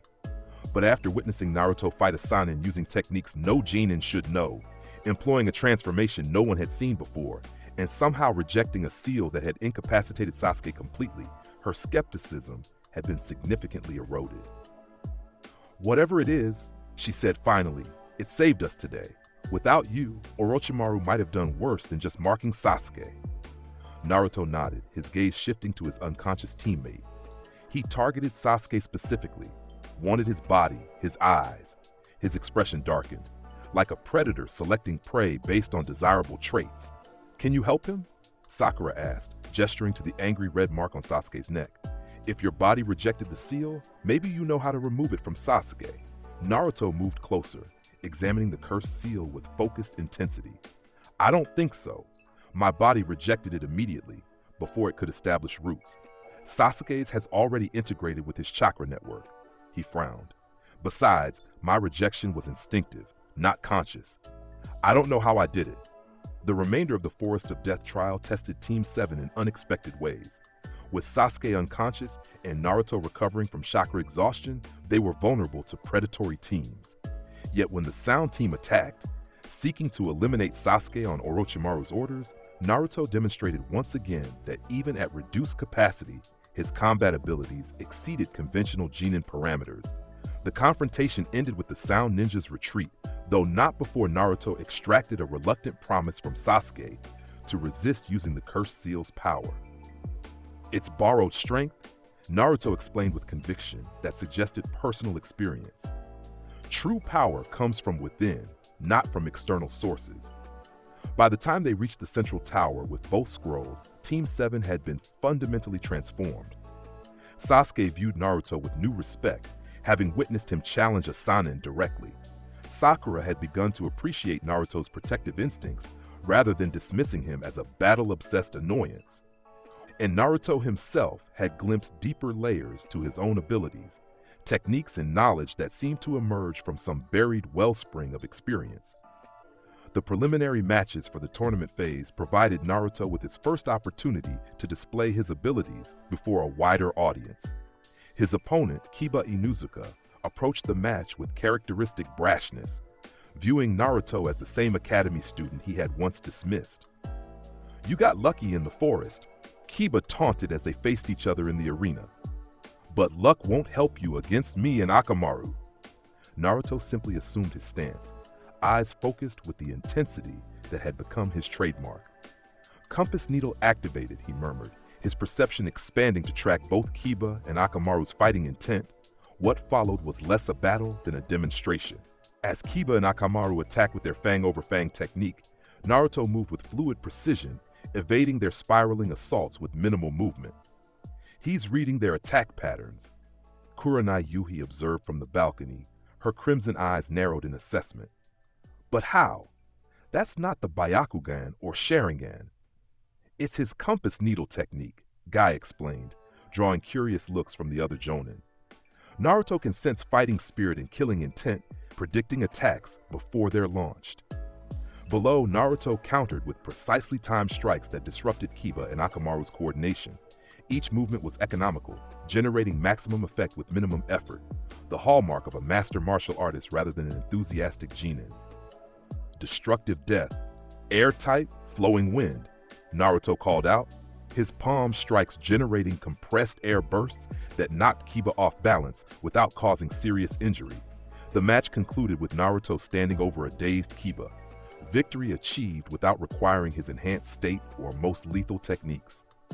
You've improved, Naruto acknowledged, offering a hand to help keep up. But you telegraph your intentions too clearly. Against an opponent who can read fighting spirit, that's fatal. As he returned to the balcony, Naruto found himself the subject of intense scrutiny from both peers and seniors. The Rookie Nine regarded him with new respect, while the Jonin instructors exchanged meaningful glances that suggested extensive discussions about his abilities had already occurred behind closed doors. Hinata approached him tentatively, her pale eyes reflecting genuine admiration. "That was amazing, Naruto-kun. Your movements were so beautiful." Something about her praise affected Naruto differently than others. While acknowledgement of his strength typically satisfied his battle-hungry nature, Hinata's words triggered a warmer response, a desire to be worthy of her admiration rather than merely powerful. "Thank you, Hinata," he replied, his usual intensity softening. "Your gentle fist has similar principles to my style. We should train together sometime." Her face brightened with a smile that triggered another flash of not quite memory in Naruto's mind. A woman with kind eyes, looking up at him with similar warmth. The impression vanished as quickly as it appeared, leaving only a lingering sense of protection and affection. The preliminary matches continued, with Sasuke defeating his opponent despite the Cursed Seal's interference, and other notable victories establishing the tournament bracket. When the matchups for the finals were announced, Naruto found himself paired against Neji Hyuga in the first round, a challenge that immediately captured his interest. "The Hyuga prodigy," he murmured thoughtfully. "His gentle fist against my Soryu style. An interesting test." As the participants dispersed to begin their month of preparation, Naruto sought out Guy, having learned that the Green Beast had agreed to train Lee for the finals and might have insights into Neji's abilities. "Ah, Naruto-kun!" Guy greeted him with characteristic enthusiasm. "Seeking guidance for your youthful battle against young Neji?" Naruto nodded. "His Byakugan gives him visual advantages my compass needle lacks. I need to understand its capabilities better." Guy's expression turned serious. "Neji is perhaps the most talented Hyuga of his generation. His Byakugan can see your chakra network in detail, and his gentle fist can close tenketsu points with precision strikes." "Like my destructive death techniques," Naruto observed, targeting vulnerabilities in the opponent's physical structure. "Similar in concept, yes," Guy agreed. "But while your style seems designed for maximum damage, the gentle fist can incapacitate without killing, or kill with a single touch to vital organs." Naruto absorbed this information thoughtfully. And his defense? The rotation technique I've heard about? The Hyuga's ultimate defense, the Kaiten, or heavenly rotation. Though technically a main branch technique, rumors suggest Neji has developed it independently. Guy studied Naruto with unusual seriousness. It expels chakra from all tenketsu simultaneously while spinning, creating an impenetrable dome of energy. "No defense is truly impenetrable," Naruto stated with certainty, born of experiences he couldn't consciously recall. "Every technique has a weakness," Guy nodded approvingly. The youthful spirit of analysis. "Now, what specific training did you have in mind for this month?"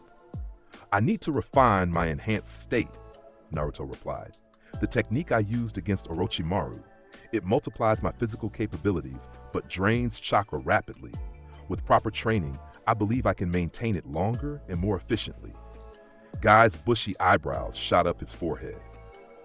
"You're referring to the blue energy transformation Kakashi mentioned, the one that resembles the 8 gates, but operates on different principles?" "Yes. I call it technique development. It's the advanced application of the destructive death style."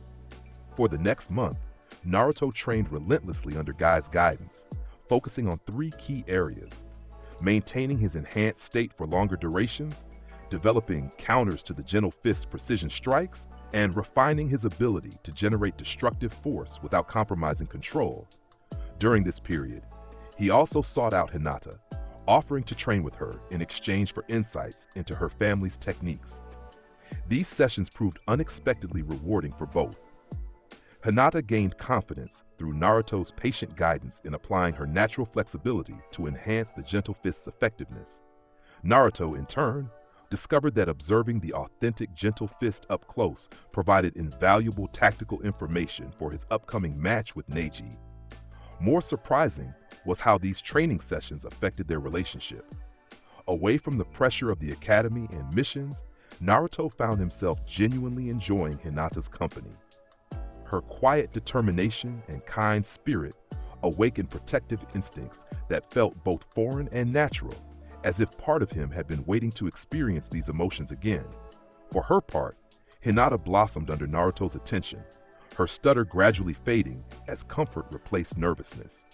She recognized that Naruto's interest was initially tactical, but dared to hope it might develop into something more, as their training sessions often extended into shared meals and conversations that had nothing to do with combat techniques.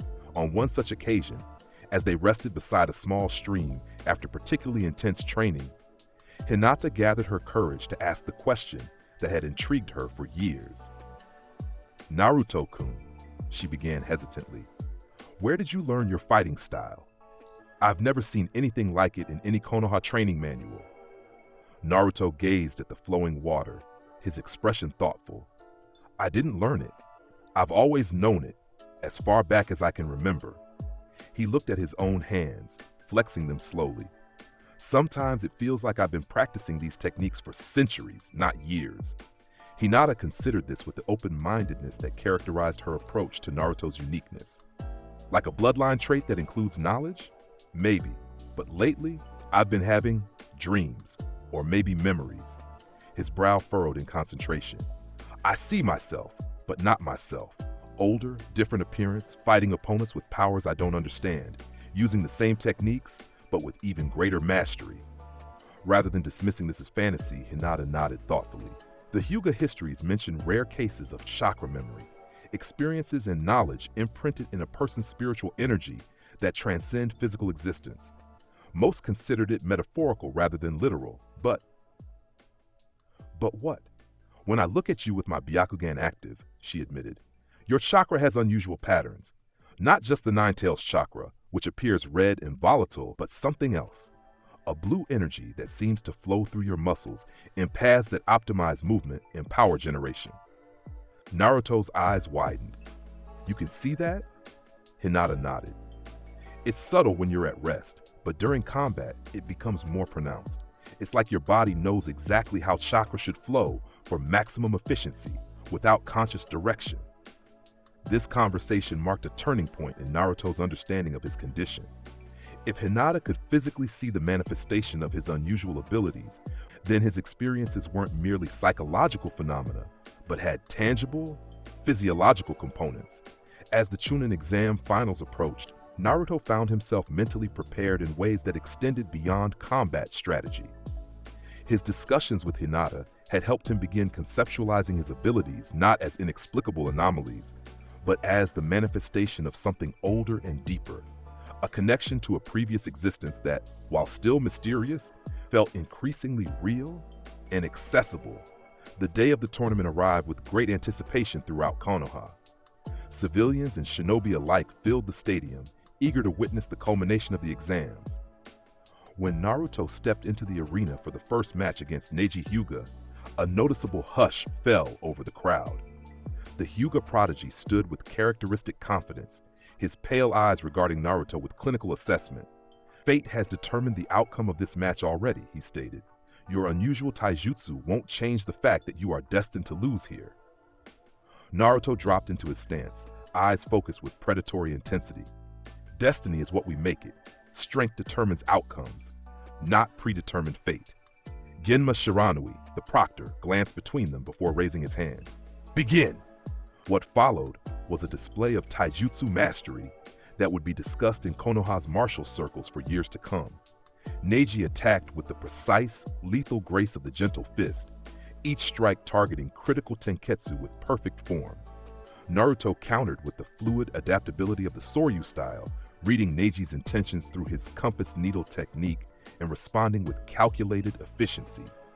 "He's matching a Hyuga prodigy in close combat." Hiyashi Hyuga murmured from the audience, his Byakugan active to analyze the exchange. "Without dujutsu or formal training, extraordinary."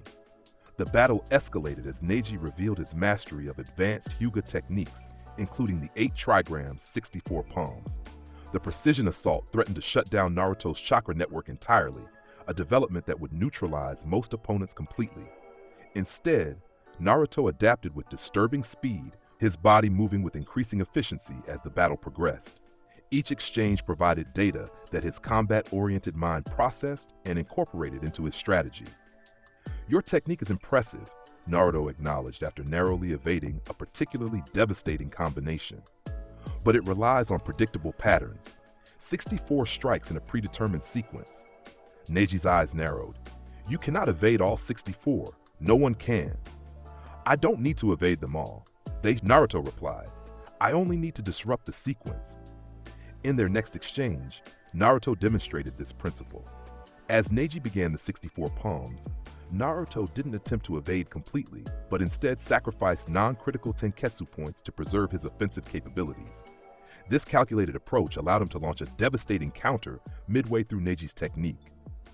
"Destructive Death, Leg Type, Rising Dragon," Naruto called out, his kick connecting with Neji's sternum with precisely controlled force, enough to disrupt the Hyuga's technique without causing permanent damage. Neji staggered backward, genuine surprise visible in his pale eyes. "Impossible. No one has ever interrupted the 64 palms mid-execution." "Your technique follows mathematical progression," Naruto explained, circling warily. 2 strikes, 4 strikes, 8, 16, 32, 64. The pattern creates momentary vulnerabilities between sequences. In the audience, Hiyashi Hyuga leaned forward with increased interest. He analyzed and exploited a weakness in our clan's signature technique in the middle of combat. "This boy is no ordinary genin." The battle continued with escalating intensity as Neji, recognizing Naruto as a legitimate threat, abandoned restraint. When he executed the kaiten, the Hyuga's ultimate defense, gasps rippled through the audience. A branch house member performing a main house technique was unprecedented. Naruto studied the rotating chakra dome with analytical focus, his mind processing its mechanics with intuitive understanding that transcended his formal education. "Rotation creates an omnidirectional barrier," he murmured to himself.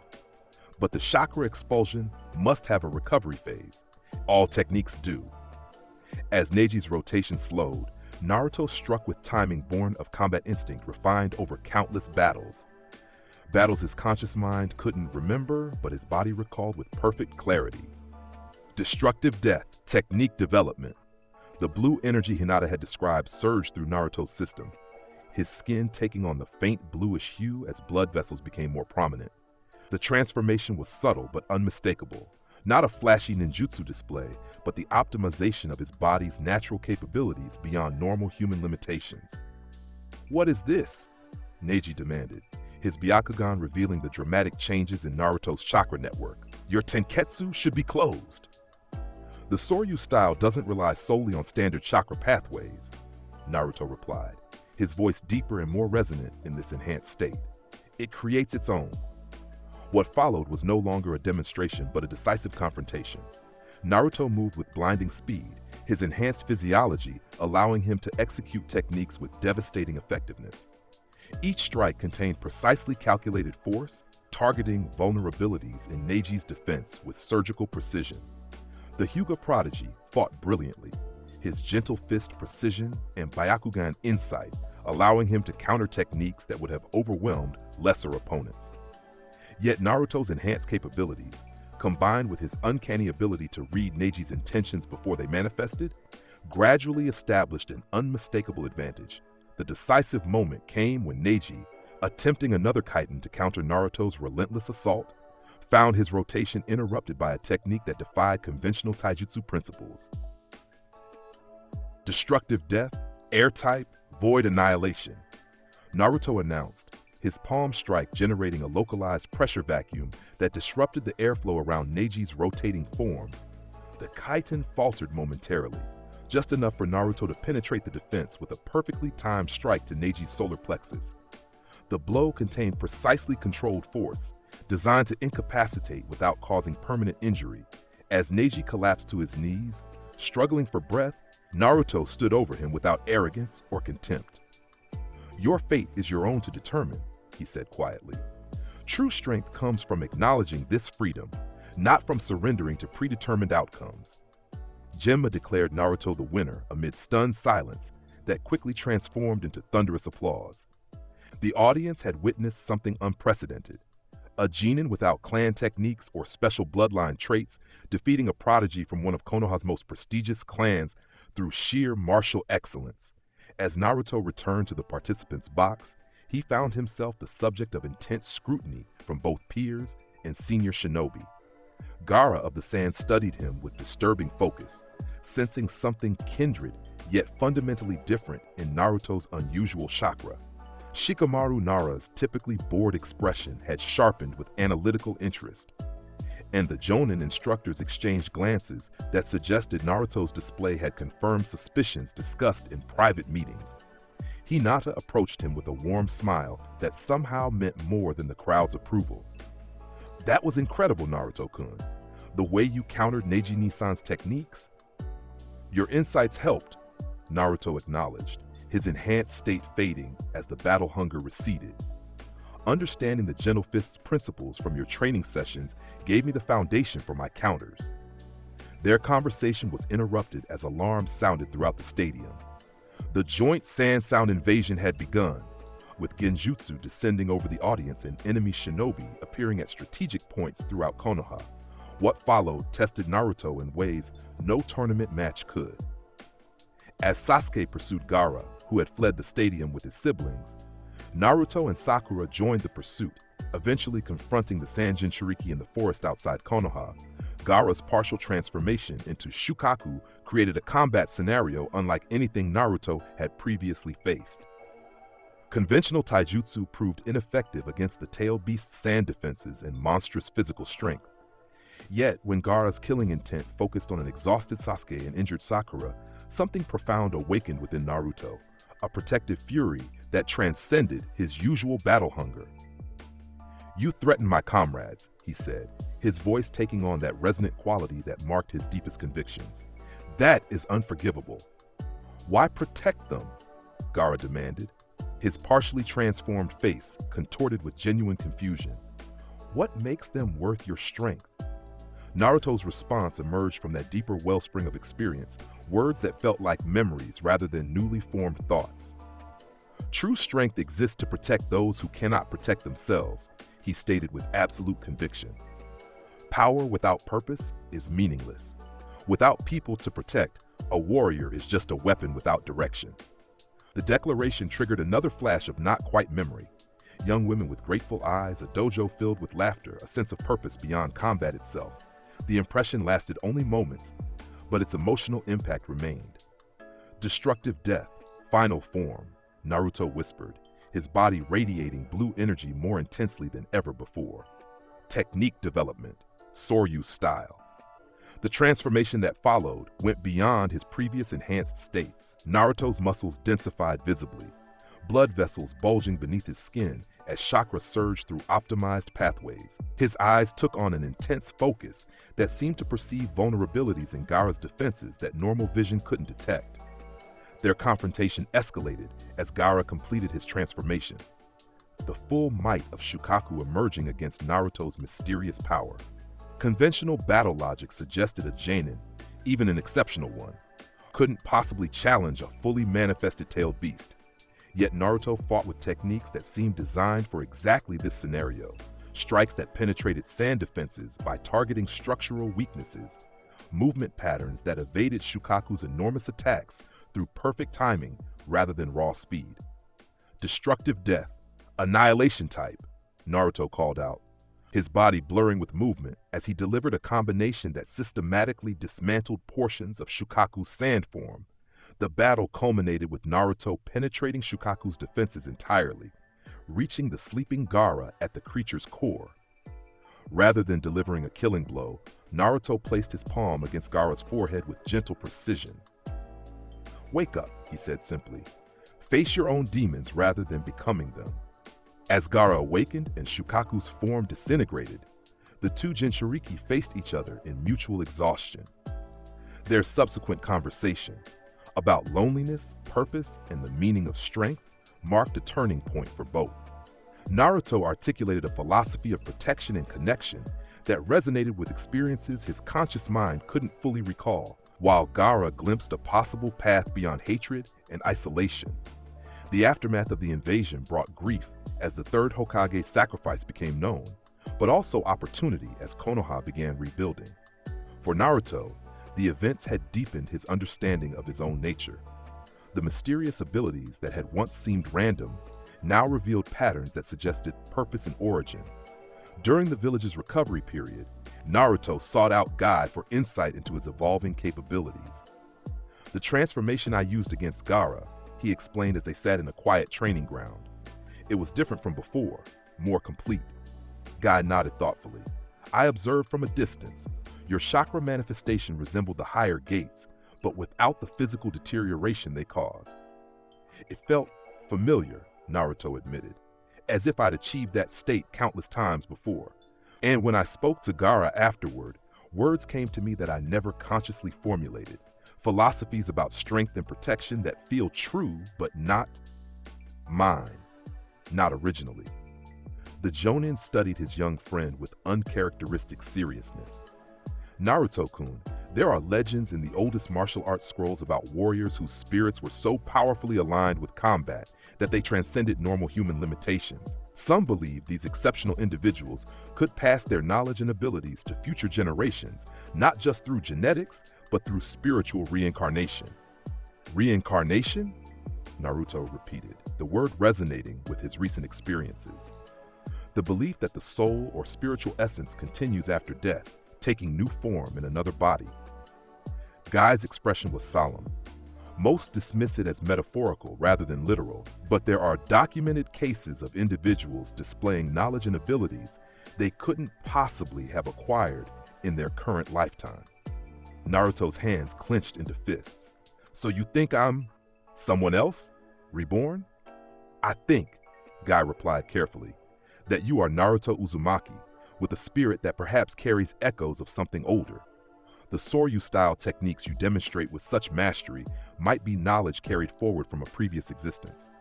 This conversation provided a framework for understanding experiences that had previously defied explanation. If Guy's theory was correct, then the flashes of not quite memory, the inexplicable martial knowledge, and the philosophical certainties that sometimes emerged fully formed from his subconscious weren't random anomalies, but connections to a previous life. The question remained, who had he been? What warrior's spirit resided within him, alongside his own identity and the nine-tailed fox? In the weeks that followed, Naruto dedicated himself to exploration of this possibility through meditation techniques Guy recommended. During these sessions, fragments of memory occasionally surfaced, a dojo filled with young women practicing martial arts, battles against opponents with strange abilities, a deep love for someone whose face remained just beyond recall. Yet the clearest impressions remained centered on combat techniques and martial philosophy rather than personal details. The Soryu style revealed itself as a comprehensive martial art developed over decades, with applications against both human opponents and supernatural entities.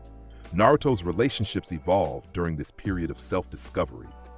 His bond with Sasuke grew increasingly complex as the Uchiha struggled with the implications of Naruto's growing strength relative to his own ambitions. Sakura began requesting taijutsu training, recognizing that Naruto's expertise could complement her developing medical ninjutsu skills. Most significantly, his connection with Hinata deepened beyond their initial training partnership. Her acceptance of his unusual nature without judgment or fear provided an emotional anchor during his exploration of past life possibilities.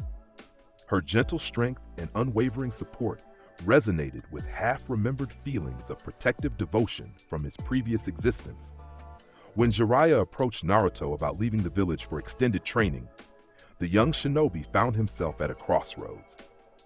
The legendary Sannin offered instruction that could help him master the Nine-Tails chakra and develop conventional ninja skills beyond his taijutsu specialization.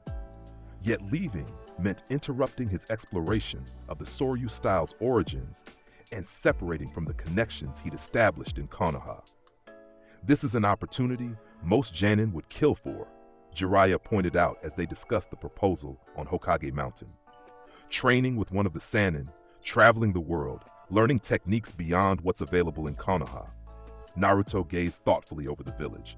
I understand the value, but I've been discovering things about myself, about the source of my abilities, that I'm not sure I can continue exploring while traveling. Kid, I've heard about your unusual taijutsu and this Soryu style you've developed. That's actually part of why I want to take you on. Jiraiya's expression turned serious.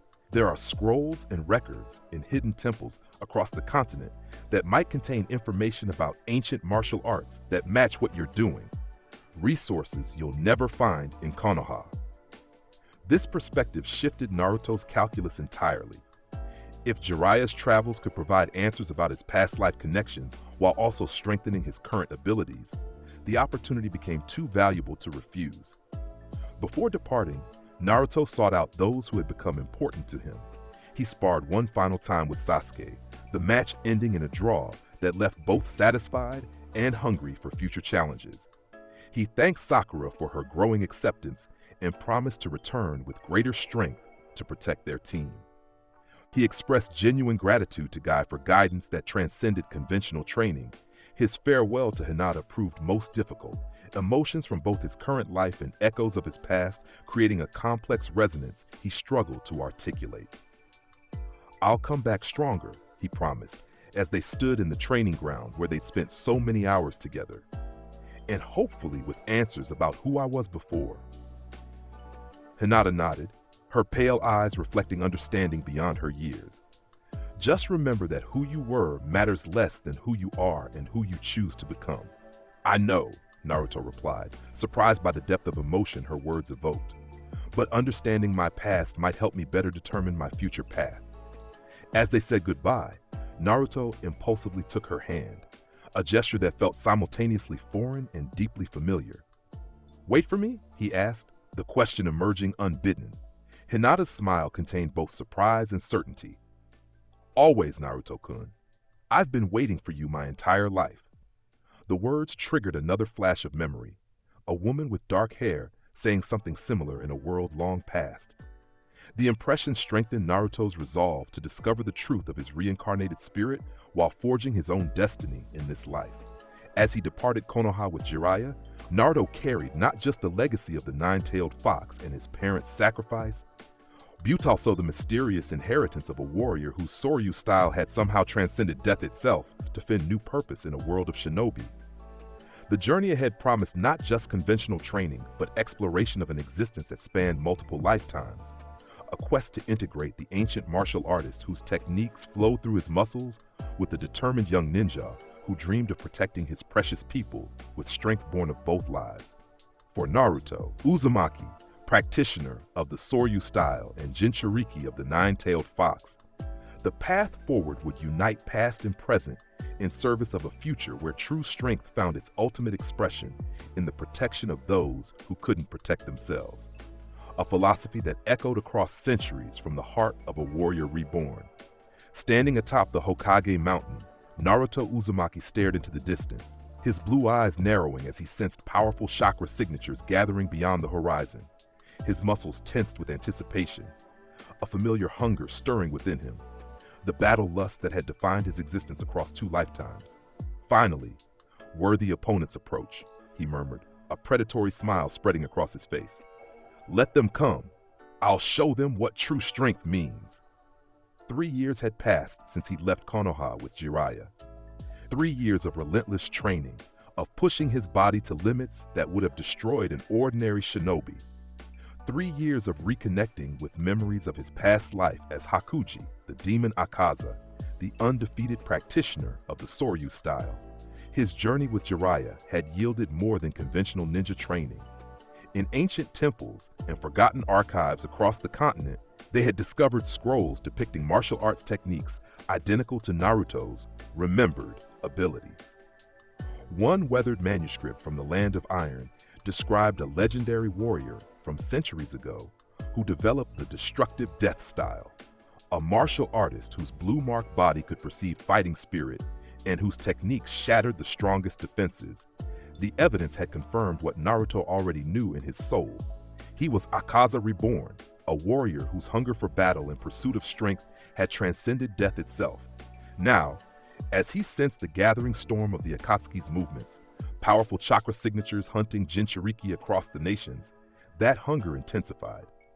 His body hummed with anticipation, muscle memory from centuries of combat demanding satisfaction. "Naruto," Sakura's voice called from behind him. "The Hokage needs you immediately. It's about the Kazekage." Naruto turned, assessing his teammate with the evaluative gaze that had become his trademark. In the 3 years since he'd left, Sakura had transformed from a weak, hesitant girl into a kunoichi with genuine fighting spirit. Her chakra control had evolved into devastating physical strength under Tsunade's tutelage, strength worthy of acknowledgement, if not yet true respect. "Gaara," Naruto said, the name triggering memories of their battle years ago. Has he finally faced an opponent worthy of his power? Sakura's expression tightened. The Akatsuki have taken him. They're extracting the One Tail. Something primal flashed in Naruto's eyes, not concern for a friend, but territorial rage. The Jinchuriki of the One Tail was his worthy opponent, not prey for others to hunt. And the Akatsuki, the organization of S-rank missing 9, represented the strongest collection of fighters in the current era. "Then they've issued their challenge," Naruto stated, his voice taking on the resonant quality that emerged when Akaza's spirit surged within him. "It's time they learned what true strength is." As he leapt from the mountain toward the Hokage Tower, blue energy flickered beneath his skin, the destructive death style awakening in anticipation of worthy combat ahead. In Tsunade's office, the 5th Hokage briefed Team Kakashi on their mission to rescue the Kazekage. While Kakashi and Sakura focused on tactical considerations, Naruto's mind processed the information differently, evaluating the fighting potential of their opponents. Sasori of the Red Sand and Deidara the explosion artist, Naruto mused, excitement evident in his voice. One a master puppeteer said to have killed a Kazekage, the other capable of destroying entire villages with his explosive clay. Finally, opponents worthy of my techniques. "This isn't about finding worthy opponents, Naruto," Tsunade snapped, though her expression showed she expected this reaction. After 3 years, the village had grown accustomed to Naruto's battle-hungry nature. This is about rescuing the Kazekage before the extraction kills him. "Of course," Naruto agreed, though his smile remained predatory. "Saving Gaara means I can face him again someday, when he's grown even stronger." As they departed Konoha hours later, Kakashi observed his former student with careful assessment. Naruto's physical transformation was obvious, taller, more muscular, with movements that contained lethal grace. But the more significant change was in his chakra signature. The Nine Tails' volatile energy now existed alongside something else, something ancient and hungry that seemed to pulse with excitement as they raced toward battle. "Your training with Jiraiya seems to have been productive," Kakashi commented as they traveled. "You've integrated more of the Soryu style into your fighting approach?" "Not integrated," Naruto corrected. "Remembered. My journey confirmed what I always suspected. I am Akaza reborn, a warrior who once challenged the strongest swordsman in an era before shinobi." Kakashi's visible eye narrowed slightly. 3 years ago, he might have dismissed such talk as adolescent fantasy. Now, having witnessed Naruto's impossible martial abilities and seen reports of his performance during Jiraiya's training, he wasn't so quick to judge. "And how does that identity align with being Naruto Uzumaki, shinobi of the Hidden Leaf?" he asked carefully. Naruto's expression remained confident, untroubled by any identity crisis. "They are one and the same. In both lives, I seek worthy opponents to test my strength against. In both lives, I protect those who have earned my respect through their own strength and conviction." His gaze shifted briefly to Sakura, then back to the horizon. "This world offers challenges my previous existence never imagined. Chakra users with powers that transcend normal human limits, perfect for pushing the Soryu style to new heights." When they reached the Sand Village and learned more details about Gaara's abduction, Naruto's excitement only intensified. The description of Deidara's aerial combat capabilities and Sasori's human puppet collection represented novel challenges for his martial arts mastery. As Team Kakashi departed with Elder Chiyo to track the Akatsuki pair, Tamari noted the disturbing smile on Naruto's face. He seems happy about going after the people who took Gaara, she observed to Sakura. Naruto sees powerful opponents as opportunities, not threats, Sakura explained, with resigned acceptance. He's been this way since the academy, but it's intensified over the years. He respects Gaara's strength, so he'll fight to save him, but he's also excited to test himself against S-rank criminals. That's not normal, Temari stated flatly. Sakura shrugged. Nothing about Naruto has ever been normal. When Team Guy joined their pursuit, Naruto's reunion with his former mentor was brief but meaningful. Guy's exuberant greeting was met with genuine respect, one of the few people in Konoha whose physical abilities had consistently earned Naruto's acknowledgement. Yosh, your youthful aura has grown even more intense, Naruto-kun, Guy exclaimed, striking his signature pose. Your training must have been extraordinary. It was, Naruto confirmed. But training alone doesn't reveal one's true potential. Only combat against worthy opponents does that. Guy's expression turned serious for a moment.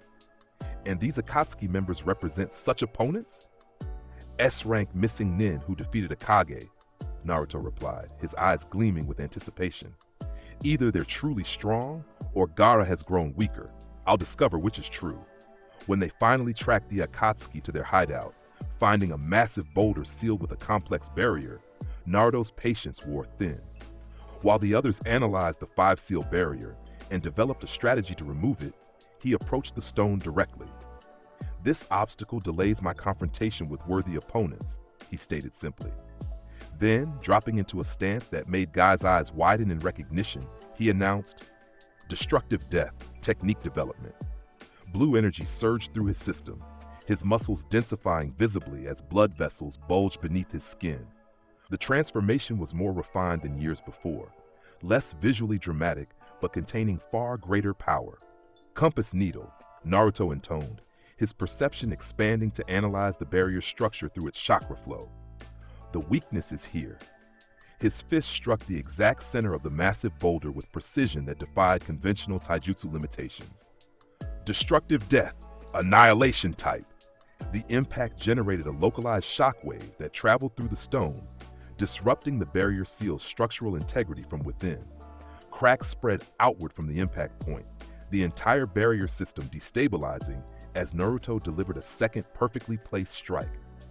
Final form, breaking point. The boulder shattered, fragments collapsing inward as the barrier dissolved. Where a complex team operation should have been necessary, Naruto's evolution of the Soryu style had rendered conventional approaches obsolete. Inside the cavern, they found exactly what Naruto had anticipated, worthy opponents.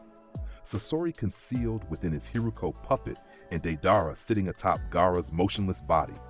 The Akatsuki members looked up in surprise as debris rained down from the prematurely destroyed entrance. Well, that's unfortunate. Deidara commented. The extraction was nearly complete. Naruto stepped forward, his enhanced state still active as his eyes fixed on the artist with predatory assessment. Deidara of Iwagakure, specialist in explosive release. Sasori of the Red Sand, master of human puppetry. Show me the strength that allowed you to defeat the Kazekage. Something in his voice, the absolute confidence, the hunger for battle, gave even these hardened criminals pause. Deidara's visible eye narrowed, while Sasori's puppet body shifted into a defensive posture. The Nine-Tails Jinchuriki, Sasori's distorted voice identified him. Not at all what our intelligence suggested. Your intelligence is outdated, Naruto replied, dropping into his combat stance. I am Naruto Uzumaki, practitioner of the Soryu style, and you are prey. What followed defied the expectations of everyone present. Rather than waiting for team coordination or tactical planning, Naruto exploded into motion with speed that left after images. His first strike connected with Hiruko's defensive arm, the puppet's reinforced structure cracking under precisely calculated force. Destructive Death, Fist type, Crushing Blow. Sasori barely escaped his protective shell before it shattered entirely, revealing his youthful-looking true form. Without pausing, Naruto pivoted toward Deidara, who had already mounted a clay bird and taken flight with Gaara's body. Destructive Death, Air type, Void Pressure. The technique, evolved beyond its previous limitations, generated a concentrated vacuum effect that disrupted the air currents beneath Deidara's clay construct, destabilizing its flight. As the explosives expert fought to maintain altitude, Naruto launched himself upward with inhuman strength, his hand closing around the clay bird's tail. "Your aerial advantage means nothing against the Soryu style," Naruto declared, using his grip to propel himself onto the bird's back directly behind Deidara. The Akatsuki member spun, clay already molding in his palms. "You're fast, I'll give you that. But art is an explosion." Tiny clay spiders leapt toward Naruto, detonating in a chain reaction that engulfed the airborne platform. When the smoke cleared, Deidara's confident smirk faltered. Naruto stood unharmed, his enhanced body having moved with precision to avoid the blast radii of each individual explosion. "Impressive technique," Naruto acknowledged, "but predictable execution. Your fighting spirit telegraphs your intentions before you act." Below, the battle between Sasori and the others had begun in earnest. Kakashi and Sakura coordinated with Elder Chiyo against the Puppet Master's arsenal, while Team Guy pursued the remaining barrier components. Deidara, recognizing that close-quarters combat against Naruto's taijutsu would be suicidal, created distance by leaping to another clay bird. "Let's see how you handle this."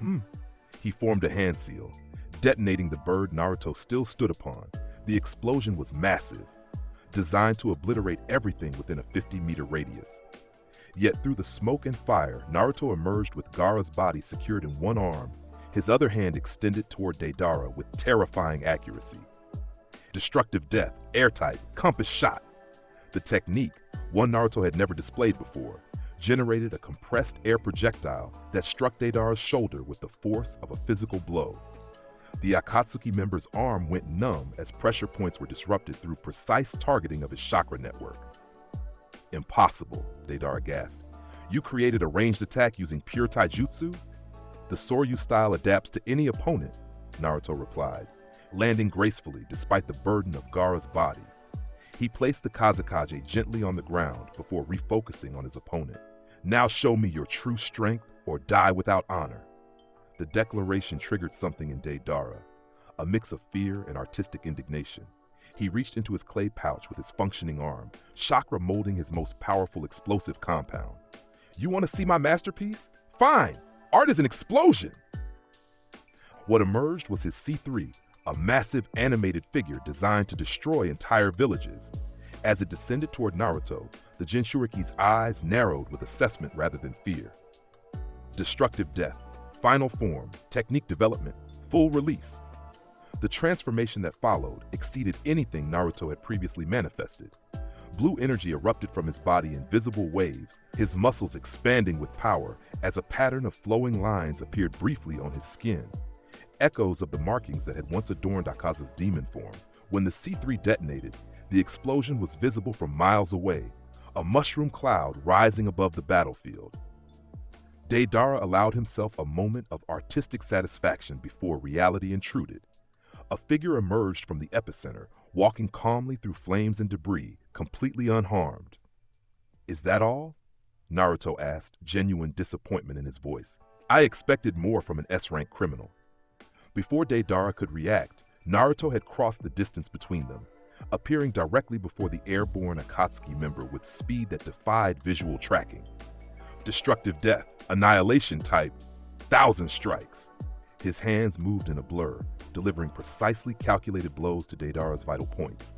Each strike contained exactly enough force to incapacitate without killing, a demonstration of control more frightening than raw power. When the technique concluded, Deidara fell from the sky, his nervous system temporarily paralyzed by the systematic disruption of his body's pressure points. Naruto caught him before he hit the ground, his enhanced state fading as he rejoined the others. The battle with Sasori continued nearby, Sakura and Elder Chiyo working in perfect synchronization against the Puppet Master's formidable arsenal. Rather than immediately joining that fight, Naruto knelt beside Gaara's body, his hand resting on the Kazekage's chest. His eyes closed in concentration, sensing for any remaining life force. "The extraction was nearly complete," he stated, his voice containing something rare, regret. "His fighting spirit is fading." Elder Chiyo, between defensive maneuvers against Sasori's attacks, called out, "There might be a way to save him, but we must defeat Sasori first." Naruto nodded, rising with renewed purpose. not the manic excitement of facing a worthy opponent, but the cold determination of a warrior with a mission. He turned toward the ongoing battle, assessing Sasori's fighting style with analytical precision. 100 puppets, he observed as Sasori revealed his greatest technique. Impressive quantity, but numbers mean nothing against the Soryu style. He stepped forward, bypassing Sakura and Chiyo's defensive perimeter to face the puppet swarm directly. His body shifted into the compass needle stance, perception expanding to track the movement patterns of all 100 puppets simultaneously. Destructive death, random type, area suppression. What followed defied conventional understanding of taijutsu capabilities. Naruto's body became a blur of perfect movement, each strike precisely calculated to disable multiple puppets with minimal exertion. Wooden limbs shattered, chakra strings severed, poison delivery systems neutralized before they could deploy. Sasori, recognizing the unprecedented threat, revealed his final secret, his own body, transformed into a human puppet with a living core. "You're no ordinary Jinchuriki," he observed, genuine curiosity in his voice despite the battle. "Those movements, they're not shinobi techniques." "They existed before ninjutsu," Naruto confirmed, circling warily as he assessed this new form. The perfect martial art, developed through centuries of combat against the strongest opponents. Their clash resumed with increased intensity, Sasori's mechanical body granting him capabilities no human could match. Limitless stamina, poison immunity, detachable limbs that attack from unexpected angles. Against a conventional opponent, these advantages would have been decisive. But Naruto was no conventional opponent.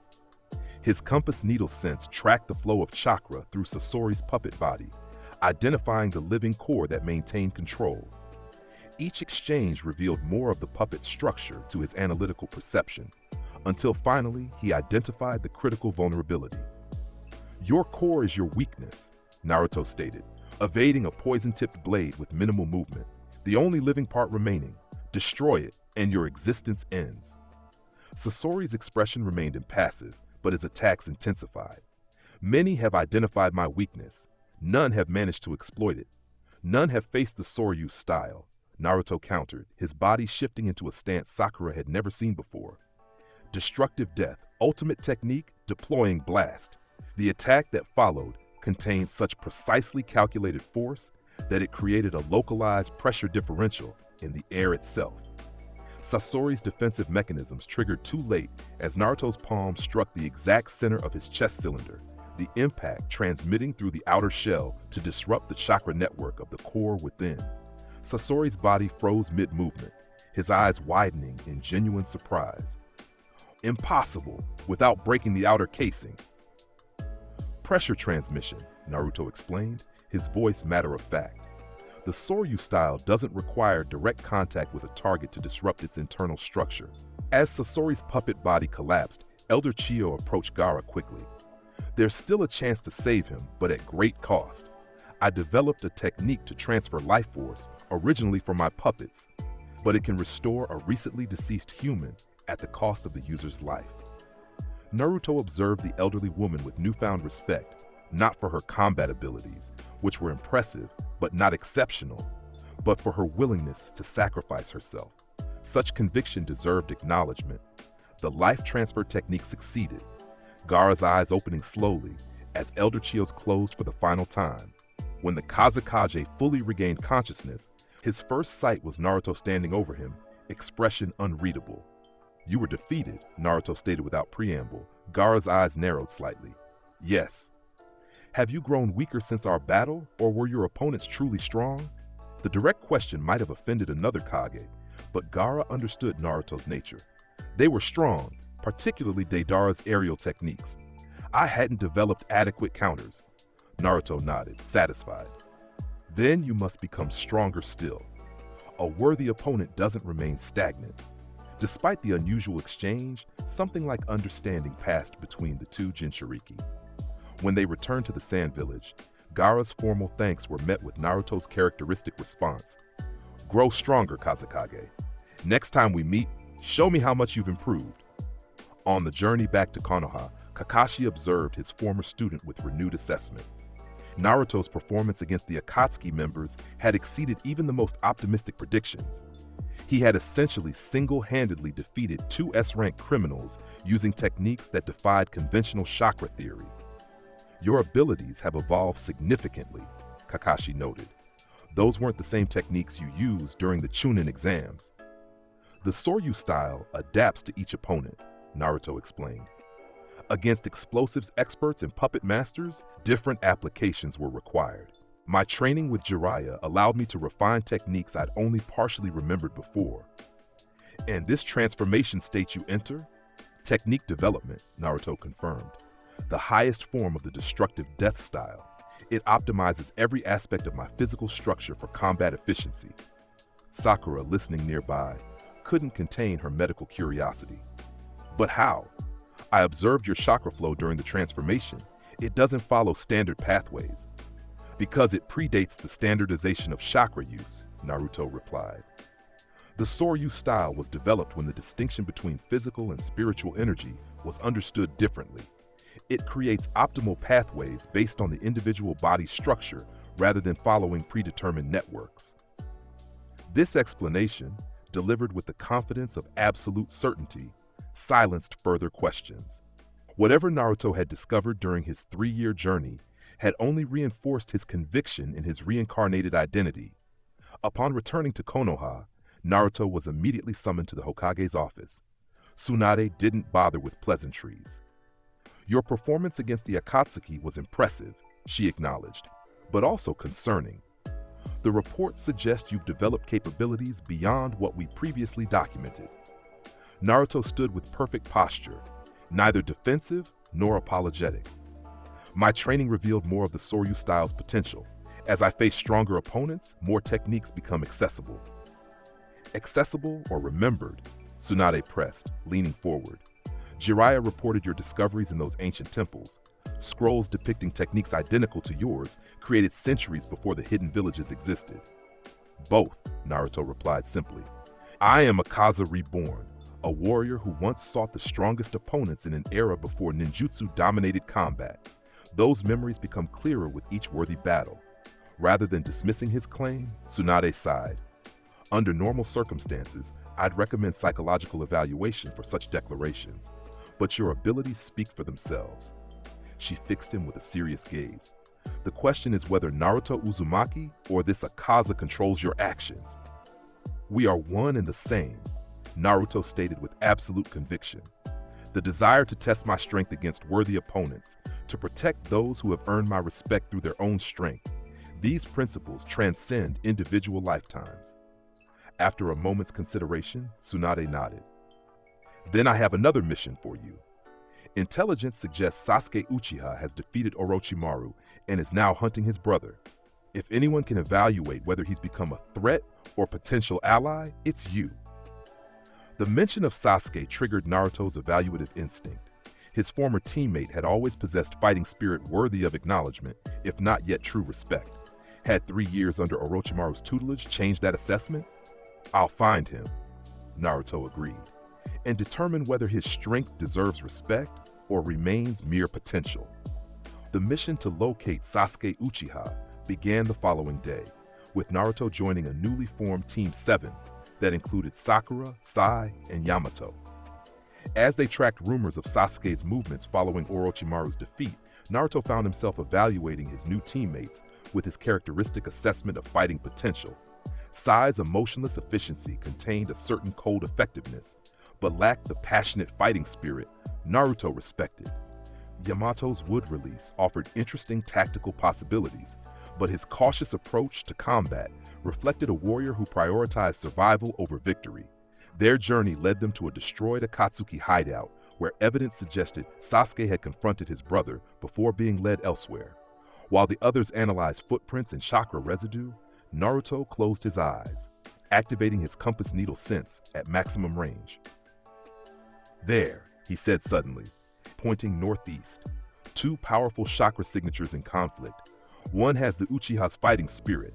The other, his eyes narrowed with focus, is unlike anything I've encountered before. Ancient, controlled, worthy. They raced toward the battle, arriving at the destroyed Uchiha hideout just as Sasuke collapsed from chakra exhaustion. Itachi Uchiha stood over his brother's unconscious form, blood trickling from his eyes and mouth despite his apparent victory.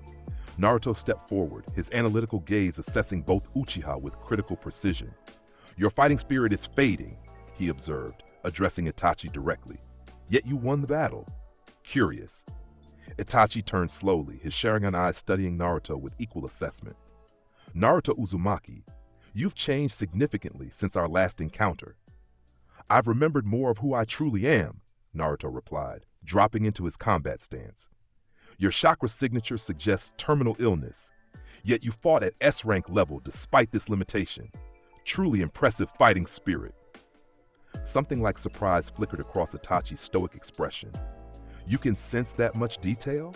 "The compass needle technique allows me to read fighting spirit in its entirety," Naruto confirmed. "Yours burns brightly despite your body's failure, a worthy opponent even at reduced capacity."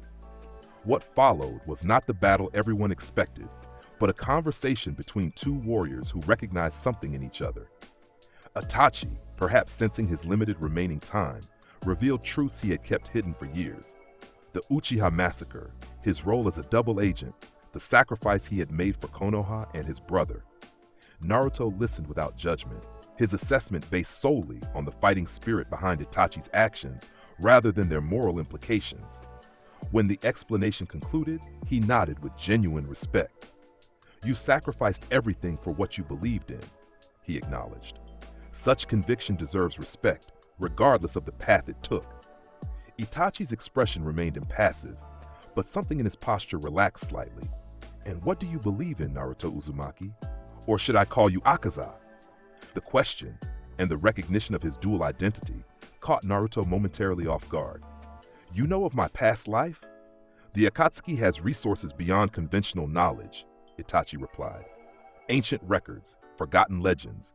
When reports of your unusual abilities reached us, certain possibilities were investigated." His eyes, reverted to their normal black, studied Naruto with scholarly interest. "A martial artist who sought the strongest opponents, whose techniques could challenge even supernatural beings. Your fighting style matches scrolls dating back centuries." Naruto's stance shifted from combat-ready to contemplative. "I believe in strength that has purpose. In my previous life, I discovered too late that power without something to protect is meaningless. In this life, I seek worthy opponents while protecting those who have earned my respect." Itachi nodded slowly. "Then we are not so different." He glanced at Sasuke's unconscious form. "I ask one thing of you as one warrior to another. Help my brother find a purpose beyond revenge. He has the potential for true strength, but his path is clouded by hatred I deliberately cultivated." Before Naruto could respond, Itachi's body was racked by a violent coughing fit, blood spattering the ground as his illness asserted itself. When it subsided, his breathing was labored, his fighting spirit visibly diminishing. "Your body is failing rapidly," Naruto observed, no pity in his voice, but a certain warrior's respect. "A final technique during your battle with Sasuke accelerated the process." "Yes," Itachi confirmed. "I have perhaps hours remaining." He straightened with visible effort. "Before I go, I would witness the true extent of your abilities. Not in combat, I lack the strength for a meaningful exchange, but in demonstration." The request from a warrior Naruto genuinely respected resonated with his nature. He nodded once, stepping into an open area of the ruined hideout. "Destructive death, final form, technique development, full release." The transformation was controlled but complete, blue energy erupting from his body as his muscles optimized for combat efficiency. The pattern of flowing lines appeared more distinctly than ever before, tracing pathways across his skin that channeled power in configurations that predated modern chakra theory. "Remarkable," Itachi murmured, his Sharingan activated one final time to record the transformation. "Not chakra as we understand it, something older, purer." Naruto moved through a series of forms that demonstrated the Soryu style's foundations, strikes that generated air pressure capable of shattering stone, movement patterns that seemed to defy physics, techniques that combined perfect biomechanical efficiency with preternatural awareness of surroundings. When the demonstration concluded, Itachi nodded with genuine appreciation. "Thank you. I can now die having witnessed something truly unique, a fighting style from beyond our era, preserved through reincarnation." He turned toward where the others had been keeping respectful distance. "Take care of my brother. Tell him I'm sorry it ended this way." With those words, Itachi Uchiha collapsed, his illness and chakra exhaustion finally claiming his life. Naruto stood over him with the solemn respect one warrior gives another, regardless of prior allegiance. His fighting spirit was extraordinary, Naruto stated to no one in particular. Few could maintain such power while their body actively failed them. When Sasuke regained consciousness hours later, his reaction to finding his brother's body and a Konoha team waiting was predictably volatile. Yet something in Naruto's calm assessment of his increased abilities gave him pause. "Your fighting spirit has grown significantly," Naruto acknowledged as Sasuke prepared to attack. "Orochimaru's training served its purpose, but you're still recovering from your battle with Itachi. Fighting now would not demonstrate your true potential." Sasuke's eyes narrowed, the Sharingan spinning with emotion. "You think I care about demonstrating potential? My brother is dead. Nothing else matters." "Your brother was terminally ill," Naruto replied bluntly. "He was dying before your battle began, yet he fought at S-rank level despite this limitation. Such fighting spirit deserves respect." The clinical assessment, delivered without emotional manipulation or appeals to village loyalty, penetrated Sasuke's anger in a way conventional approaches couldn't have. His Sharingan faded as confusion replaced rage. "What are you talking about? Terminally ill?" His chakra network showed advanced deterioration consistent with systemic disease, Naruto explained. Yet he maintained S-rank combat capabilities through sheer will. "Before dying, he asked me to help you find purpose beyond revenge."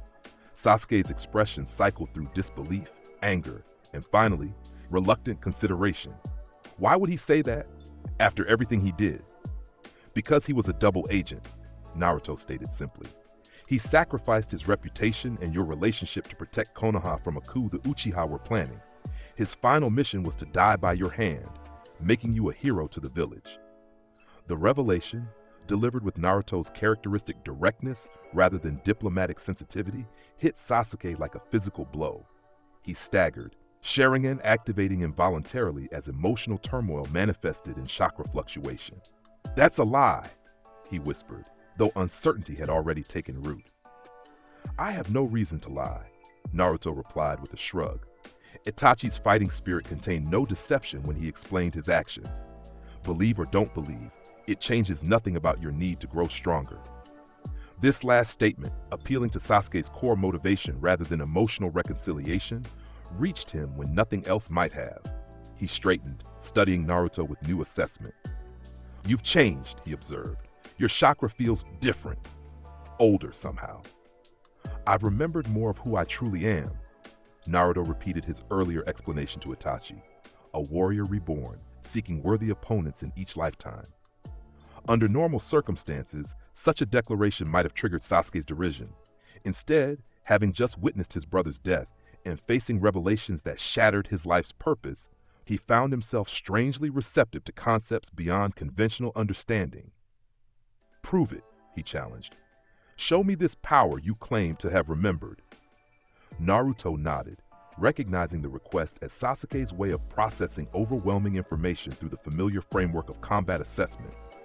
Without entering his enhanced state, he demonstrated several basic Soryu-style techniques, movements that defied conventional taijutsu limitations, even in their simplest form.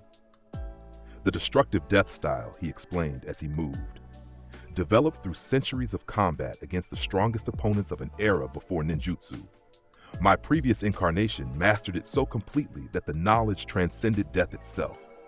Sasuke watched with his Sharingan active, analyzing each impossible movement. "These aren't chakra-enhanced techniques, they're pure physical optimization." "Correct," Naruto confirmed. "The Soryu style doesn't rely on external power sources. It maximizes the Bachro capabilities through perfect biomechanical efficiency." This demonstration, more than any emotional appeal or village loyalty argument, reached something fundamental in Sasuke's warrior nature.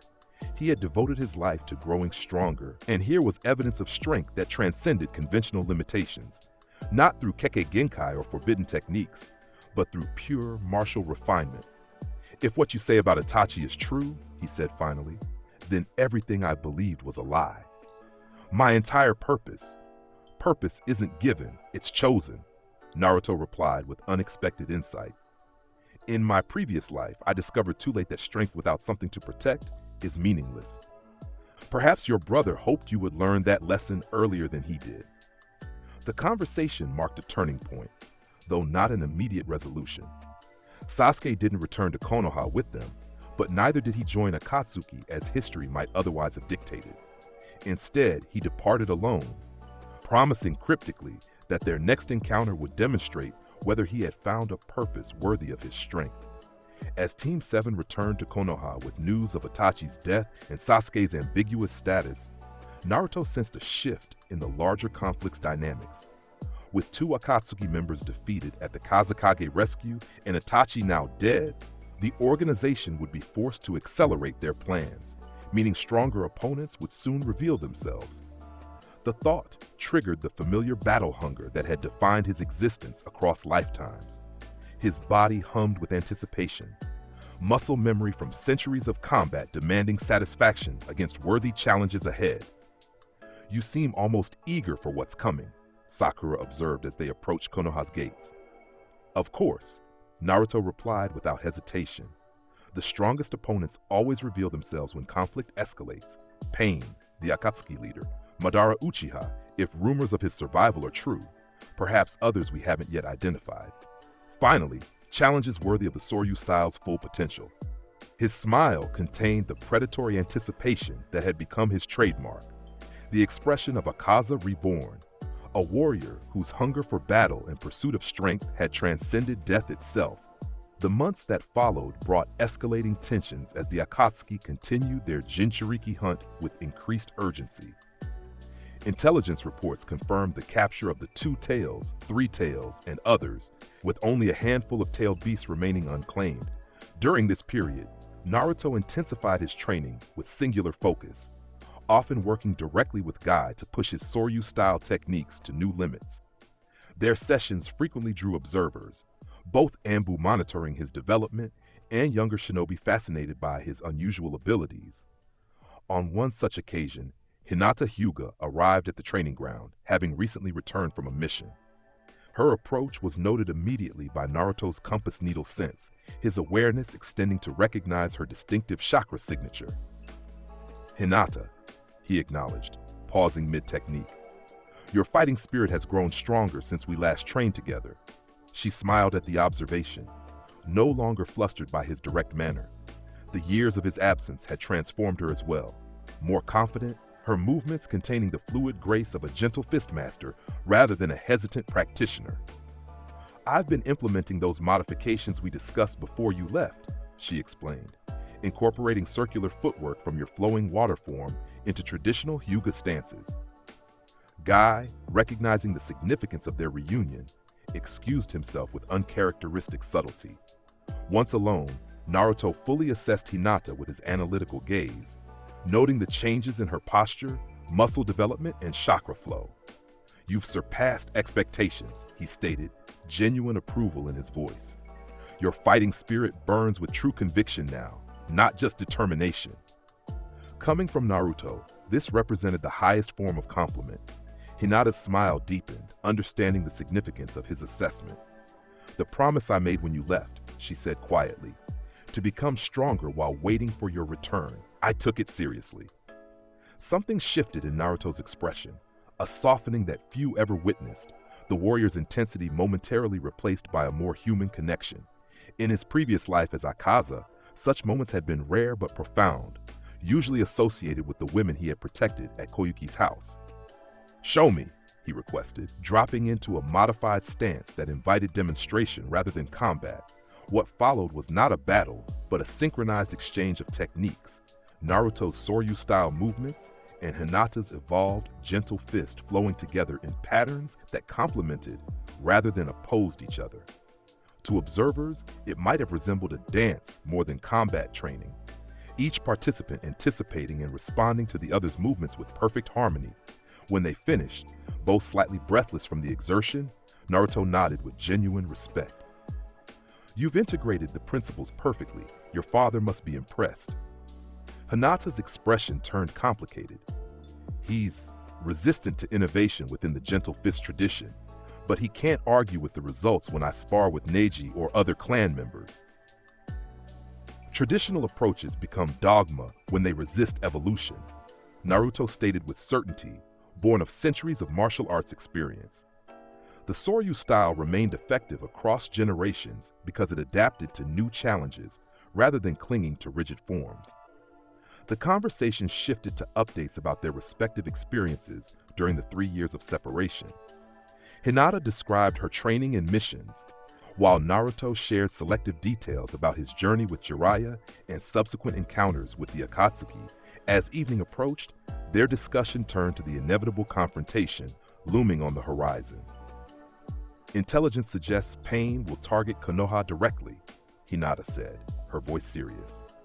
As the Nine-Tails Jinchuriki, you're his primary objective. Naruto's expression shifted back to predatory anticipation. Good. Bringing the battle here eliminates the need to track him down, and reports of his abilities suggest he'll be the most worthy opponent I've faced in this lifetime. Where others might have expressed fear or concern for the village, Hinata simply nodded with understanding. She had long ago accepted Naruto's battle-hungry nature as fundamental to his identity, recognizing that his desire for worthy opponents didn't negate his protective instincts toward those who had earned his respect. Just remember, she said quietly, that strength exists to protect, not merely to destroy. You told me that before you left. The reminder triggered another flash of not quite memory, Akaza's final realization as Tanjiro's words reached him, the understanding that his pursuit of strength had lost its true purpose when Koyuki died. I remember, Naruto confirmed, his voice momentarily distant. In both lifetimes, that truth came at great cost. Their parting that evening carried unspoken significance, a warrior's acknowledgement that the coming battle might change everything. Hinata's final words to him, delivered with the quiet confidence she had developed in his absence, would echo in his mind during the conflict ahead. Show them what true strength means, Naruto-kun, not just in how you fight, but in what you fight for. The invasion came without warning. One moment, Konoha stood peaceful in the morning sun. The next, massive summoning creatures appeared throughout the village, accompanied by 6 orange-haired figures with identical Rinnegan eyes, the 6 paths of pain.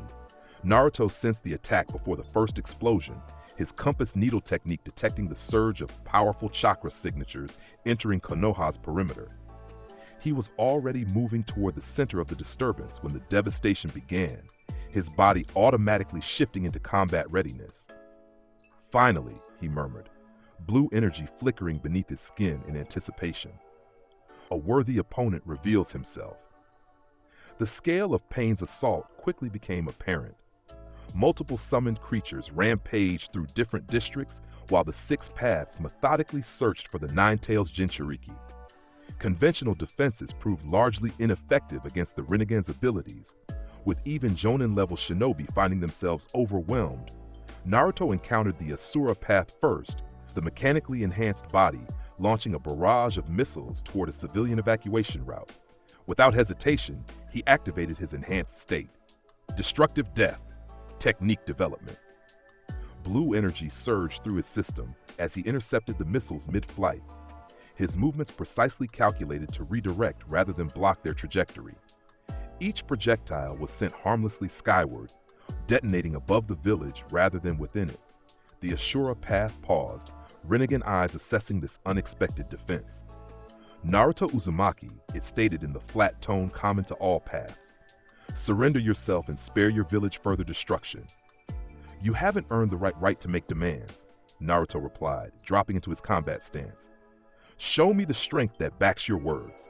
What followed was a demonstration of why the Soryu style had once challenged even supernatural beings in Akaza's era. The Asura Path's mechanical enhancements, additional arms, concealed weapons, reinforced structure, represented novel challenges that conventional taijutsu couldn't address. Yet Naruto's compass needle sense analyzed each capability in real time, his enhanced body responding with perfectly adapted counters. When mechanical arms extended with impossible speed, he moved with greater precision. When concealed weapons deployed from unexpected angles, His perception tracked their trajectory before launch. Destructive death, fist type, crushing impact. The technique connected with the Ashura Path's core, the precisely calculated force transmitting through its reinforced exterior to disrupt the chakra receivers maintaining its animation. The path collapsed, temporarily disabled though not destroyed. Without pausing to celebrate this initial victory, Naruto extended his compass needle sense to its maximum range, locating the remaining paths throughout the village. The animal path's summoning abilities and the Preta path's chakra absorption posed the most immediate threats to civilian evacuation efforts. As he raced toward the animal path's position, Naruto encountered Kakashi engaged in desperate combat with the Deva path, the body with Pain's most powerful gravitational abilities.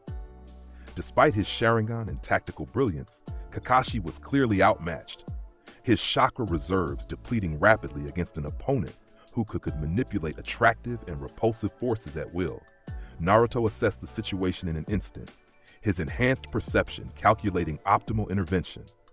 Rather than immediately engaging, he observed the Deva path's movement patterns, timing the intervals between its gravitational techniques. 5-second cooldown between major applications, he murmured to himself. Predictable activation sequence, vulnerability during recovery phase. When Kakashi was thrown backward by a particularly powerful Shinra Tensei, Naruto made his move. Accelerating to speed that left after images, he appeared directly before the Deva path during its recovery period. Your technique is impressive, he acknowledged, but predictable execution creates fatal openings. Before the path could respond, Naruto's hand shot forward with precisely calculated force. Destructive death, air type, void annihilation.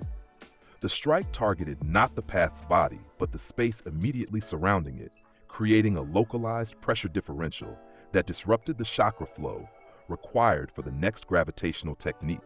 In the moment of vulnerability this created, Naruto delivered a combination of strikes that identified and targeted the chakra receivers embedded in the path's form. Deployment tracking, he announced, his enhanced perception identifying the specific receivers that maintained the body's animation. Compass needle locked. Each subsequent strike disabled a chakra receiver with surgical precision, his fingers moving too fast for even the Rinnegan to track effectively.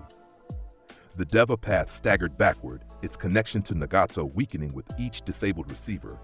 Kakashi, recovering from the previous attack, watched in astonishment as his former student systematically dismantled an opponent that had pushed him to his limits.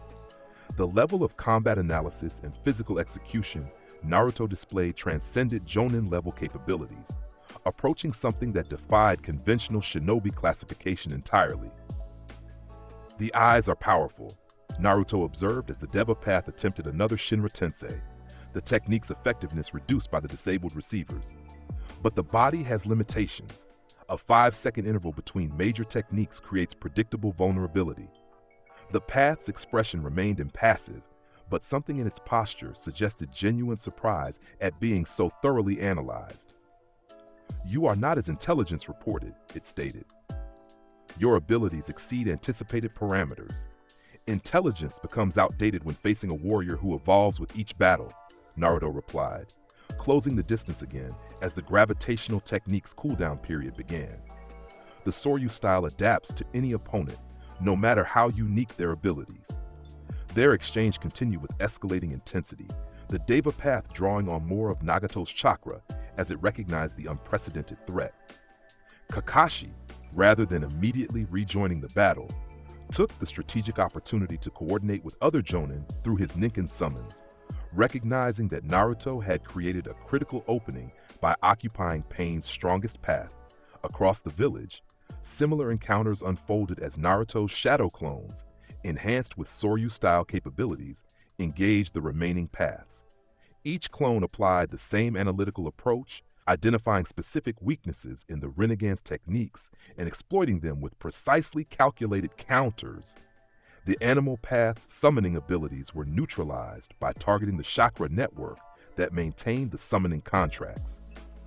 The Preta path's absorption technique was overwhelmed by attacking from multiple angles simultaneously, creating more input than it could process. The human path's soul extraction required direct contact, a fatal vulnerability against the Soryu style's superior speed and precision. As Konoha's defenders rallied around these opportunities, the tide of battle gradually shifted. Yet the true turning point came when Pain, recognizing the need for drastic measures, recalled all remaining paths to a central location and prepared his most devastating technique. Shinra Tensei, full power. The gravitational repulsion expanded outward with apocalyptic force, destroying everything within a massive radius centered on Pain's position. Buildings collapsed, earth shattered, and Konoha's physical infrastructure was largely reduced to a crater in seconds. Yet when the dust settled, countless civilians and shinobi stood unharmed at the crater's edge, evacuated in the crucial moments before the technique's deployment. Naruto's compass needle sense had detected the massive chakra buildup, his shadow clones coordinating with Konoha's forces to implement emergency evacuation protocols developed after the Sound Sand invasion years earlier. Naruto himself stood at the crater's center, directly before the Deva path. His enhanced state had protected him from the worst of the technique's effects, though even his extraordinary constitution showed signs of strain from withstanding such power. Impressive technique, he acknowledged, genuine respect in his voice despite the destruction surrounding them. Few opponents have forced me to utilize my full capabilities. The blue energy surrounding him intensified, the pattern of flowing lines appearing more distinctly across his skin as he accessed deeper reserves of the Soryu style's potential. Destructive death, final form, complete release. The transformation that followed exceeded anything he had previously manifested. Blue energy erupted from his body in visible waves that reshaped the air itself, his muscles expanding with power as the pattern of flowing lines fully manifested, no longer mere echoes, but the complete markings that had once adorned Akaza's demon form. This power, the Deva Path observed, Rinnegan eyes widening slightly. It's not the Nine-Tails. What are you? I am Naruto Uzumaki, Jinchuriki Nine-Tailed Fox, he replied, his voice resonating with power that transcended his physical form. And I am Akaza Reborn, practitioner of the Soryu style. Two warriors in one body, each seeking worthy opponents to test their strength against. What followed was combat at a level Konoha had never witnessed. Techniques that defied conventional chakra theory, executed with precision that seemed impossible for human physiology. The remaining paths attacked simultaneously, coordinating their abilities with the tactical brilliance that had made Pain legendary. Yet against Naruto's fully released form, even this coordination proved insufficient. His movements contained not just the accumulated knowledge of his training in this lifetime, but the muscle memory of centuries of combat from his previous existence. Each path's technique was analyzed, countered, and ultimately neutralized through perfectly adapted responses.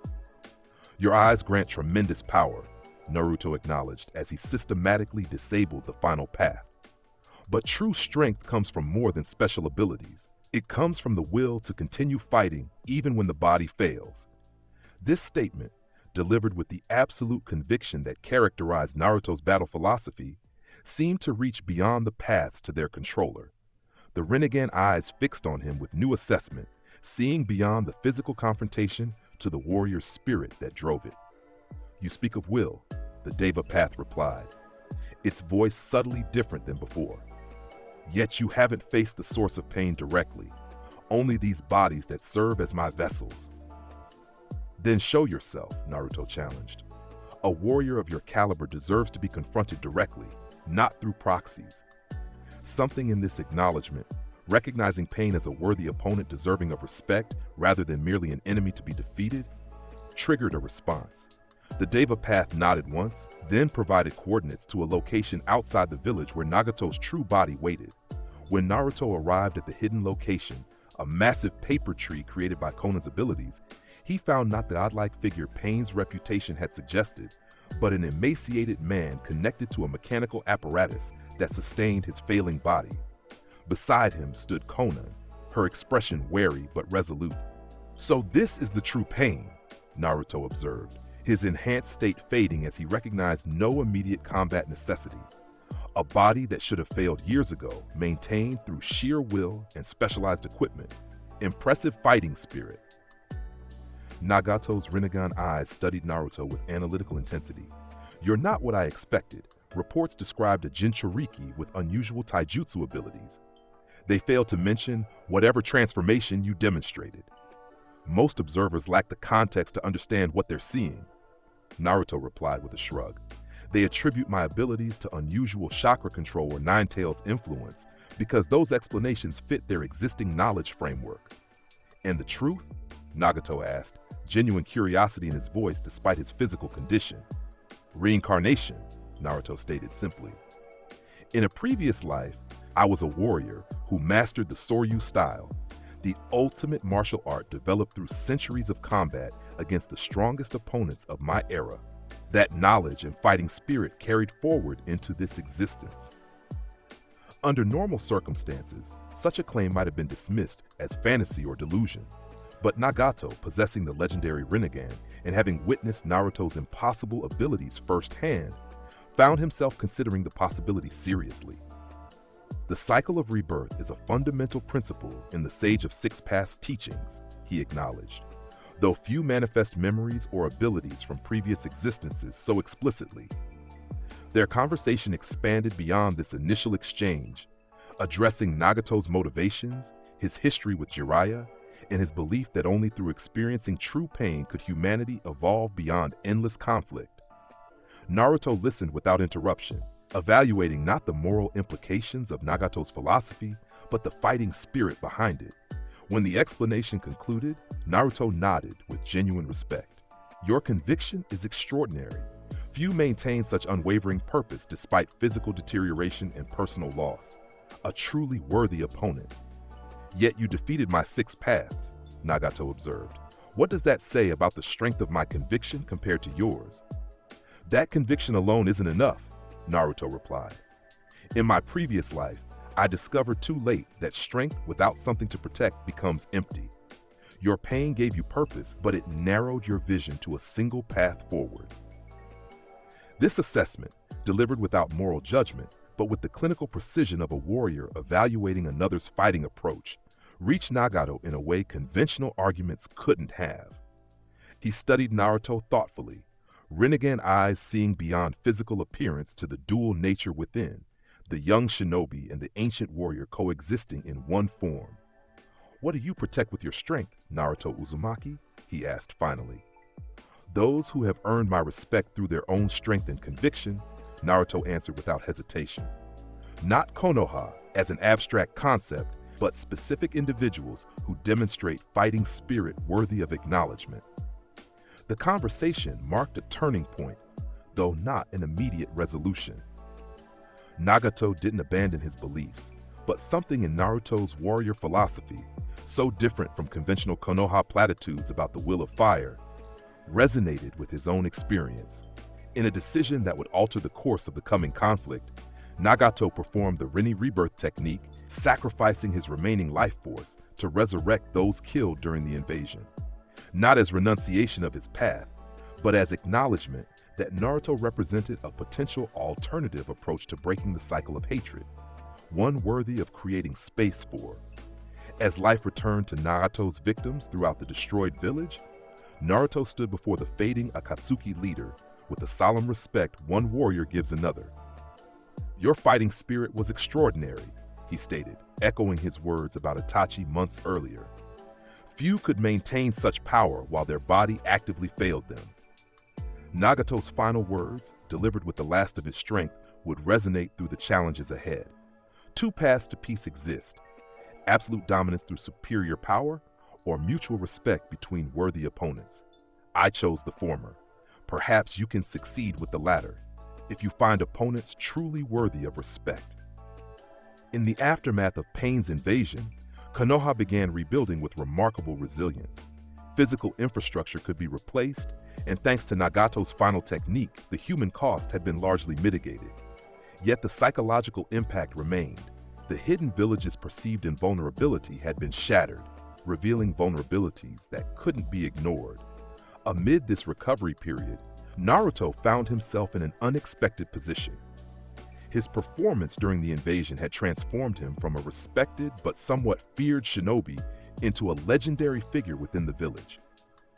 Civilians who had witnessed his defense against the Six Paths spoke of techniques that defied explanation, of a warrior who had single-handedly turned the tide against an overwhelming force. For Naruto himself, the battle against pain represented both validation and evolution. The worthy opponent he had anticipated had indeed pushed him to new limits, forcing the complete manifestation of his Soryu-style abilities for the first time in this lifetime. Yet the victory had come with new understanding as well. Recognition that his strength served its highest purpose, not in defeating worthy opponents, but in protecting those he respected. This realization, echoing Akaza's final epiphany in his previous life, didn't diminish his battle hunger, but gave it greater context. As he trained in the weeks following the invasion, his focus shifted subtly from merely developing more powerful techniques to refining applications that could protect larger areas and more people simultaneously. His reunion with Hinata during this period proved particularly significant. She had been among those temporarily killed during the invasion, her defense of civilian evacuation routes placing her directly in the Deva Path's attack zone.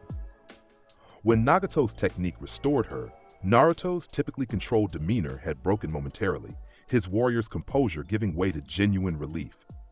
"Your fighting spirit returned," he had stated simply when they met afterward, though something in his voice conveyed deeper meaning than the words themselves. Hinata, understanding the layers within his statement, had smiled with quiet confidence. "I promised to become stronger while waiting for you." That promise doesn't end with a single battle. Their subsequent training sessions took on new significance, evolving beyond mere technical exchange to incorporate philosophical discussions about strength's true purpose. Hinata's perspective, coming from a clan defined by combat excellence, yet personally motivated by protection rather than dominance, provided valuable counterpoint to Naruto's battle-focused worldview. On one such occasion, as they rested after particularly intensive training, Hinata asked the question that had lingered since the invasion. "When you faced pain, your transformation was different than before. More complete. What changed?" Naruto considered the question with characteristic seriousness. Previous manifestations were partial remembrances, techniques and abilities recalled individually rather than holistically. Against pain, the complete memory of my previous form emerged. "The markings that appeared on your skin," Hinata observed. "My Byakugan showed them channeling energy in patterns I've never seen before. In my previous existence, those markings were permanent," Naruto explained, surprising himself with the clarity of the recollection. "They represented my transformation from human martial artist to something more, a being whose sole purpose was finding and defeating the strongest opponents. But that's not your sole purpose now," Hinata stated with quiet certainty. Naruto's expression shifted, revealing a depth of reflection rarely glimpsed by others. "No. In this life, I found something my previous existence lacked until its final moments. Recognition that strength without protection becomes meaningless." This conversation marked another step in the integration of his dual identity, not Naruto versus Akaza, but a unified warrior who carried forward the best aspects of both existences. The battle hunger and martial excellence of Akaza, tempered by Naruto's capacity for connection and protection.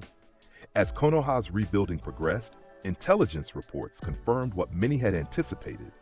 The Akatsuki's remaining members were accelerating their plans, with Tobi, now revealed as claiming to be Madara Uchiha, taking direct leadership following Nagato's death. The declaration of the Fourth Great Ninja War came soon after, with Tobi announcing his intention to capture the remaining Jinchuriki and implement the infinite Tsukuyomi. This direct challenge to the five great nations prompted unprecedented cooperation, with former enemies uniting against the existential threat the Akatsuki represented. When representatives from the five Kage assembled for their summit, Naruto's inclusion proved controversial. Traditionally, Jinchuriki were considered weapons rather than strategic participants in political discussions. Yet his performance against pain had elevated him beyond conventional classification, making his tactical insights too valuable to ignore. The summit revealed the complex dynamics between the world's strongest shinobi, the Raikage's aggressive power, the Tsuchikage's strategic caution, the Mizukage's calculated precision, and the Hokage's medical brilliance represented different approaches to combat excellence. Naruto assessed each with his characteristic evaluation of fighting spirit, showing respect for genuine strength regardless of village affiliation. The Akatsuki's remaining members represent S-rank threats individually, Tsunade explained during the strategic discussion. Together, under Madara's coordination, they become exponentially more dangerous. Our intelligence suggests they've also developed a method to mass-produce enhanced white Zetsu soldiers using chakra from the captured tailed beasts. Numbers mean nothing against superior technique, Naruto stated, his voice carrying the absolute conviction of centuries of combat experience. The white Zetsu possess quantity but limited individual fighting spirit. Their advantage lies in endless stamina rather than combat excellence. The Reincarnation A fixed Naruto with a challenging stare. Bold words from someone who hasn't faced an army of thousands single-handedly.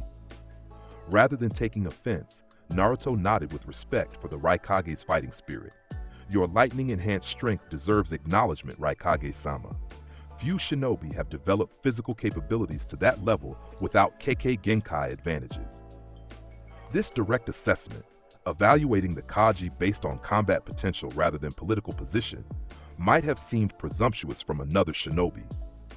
Yet something in Naruto's delivery, the absolute certainty born of experiences beyond his apparent years, gave his words weight that couldn't be easily dismissed. The summit ultimately decided that the remaining Jinchuriki, Naruto and Killer Bee, would be protected rather than deployed directly in the initial conflict. This strategic choice was based on denying the Akatsuki their primary objective rather than concerns about the Jinchuriki's combat capabilities. Naruto's response to this decision revealed the evolution of his warrior philosophy. Protection is unnecessary, he stated bluntly, but tactically sound. By removing primary objectives from the battlefield, we force the Akatsuki to commit to prolonged engagement rather than targeted extraction. This creates opportunities to eliminate their specialized members individually rather than simultaneously. This analysis, delivered with clinical precision rather than emotional rejection of protection, demonstrated how Naruto's strategic thinking had evolved beyond mere battle hunger to incorporate broader tactical considerations. As preparations for war accelerated, Naruto intensified his training with focused determination. The anticipated conflict promised opponents worthy of his full capabilities, not just the remaining Akatsuki members, but potentially reanimated legends from shinobi history, if intelligence about Kabuto's alliance with Tobi proved accurate. During this period, an unexpected encounter altered the war's dynamics further. Sasuke Uchiha returned to Konoha's periphery, not as enemy or ally, but as an independent force with his own objectives. His time away had transformed him physically and philosophically, his combat approach evolving beyond Orochimaru's influence to incorporate elements that reflected deep personal reconsideration. Their meeting occurred in the neutral territory of an abandoned Uchiha outpost, arranged through cryptic messages delivered by summoned hawks. When Naruto arrived, he found Sasuke waiting with the composed readiness of a warrior who had found new purpose. "Your fighting spirit has evolved," Naruto observed immediately, his compass needle sense evaluating the changes in Sasuke's chakra flow and physical stance. More focused, less consumed by hatred. Interesting development. Sasuke's expression remained controlled, but something in his posture acknowledged the accuracy of this assessment. "What you said about Itachi, I confirmed it, through records hidden in Uchiha sanctuaries, through confrontations with those who knew the truth. And this confirmation changed your purpose," Naruto stated, rather than asked. "It revealed that my entire life was built on manipulation, first by Itachi to make me hate him, then by Konoha's leadership to contain the Uchiha, finally by Madara to channel my hatred toward his objectives." Sasuke's Sharingan activated briefly, reflecting inner intensity rather than combat preparation. "I refuse to be anyone's tool any longer." Naruto nodded with genuine respect. Finding one's true path requires overcoming others' expectations. In my previous life, I was manipulated into becoming something other than human. In this life, many expected me to be merely the Nine-Tails container.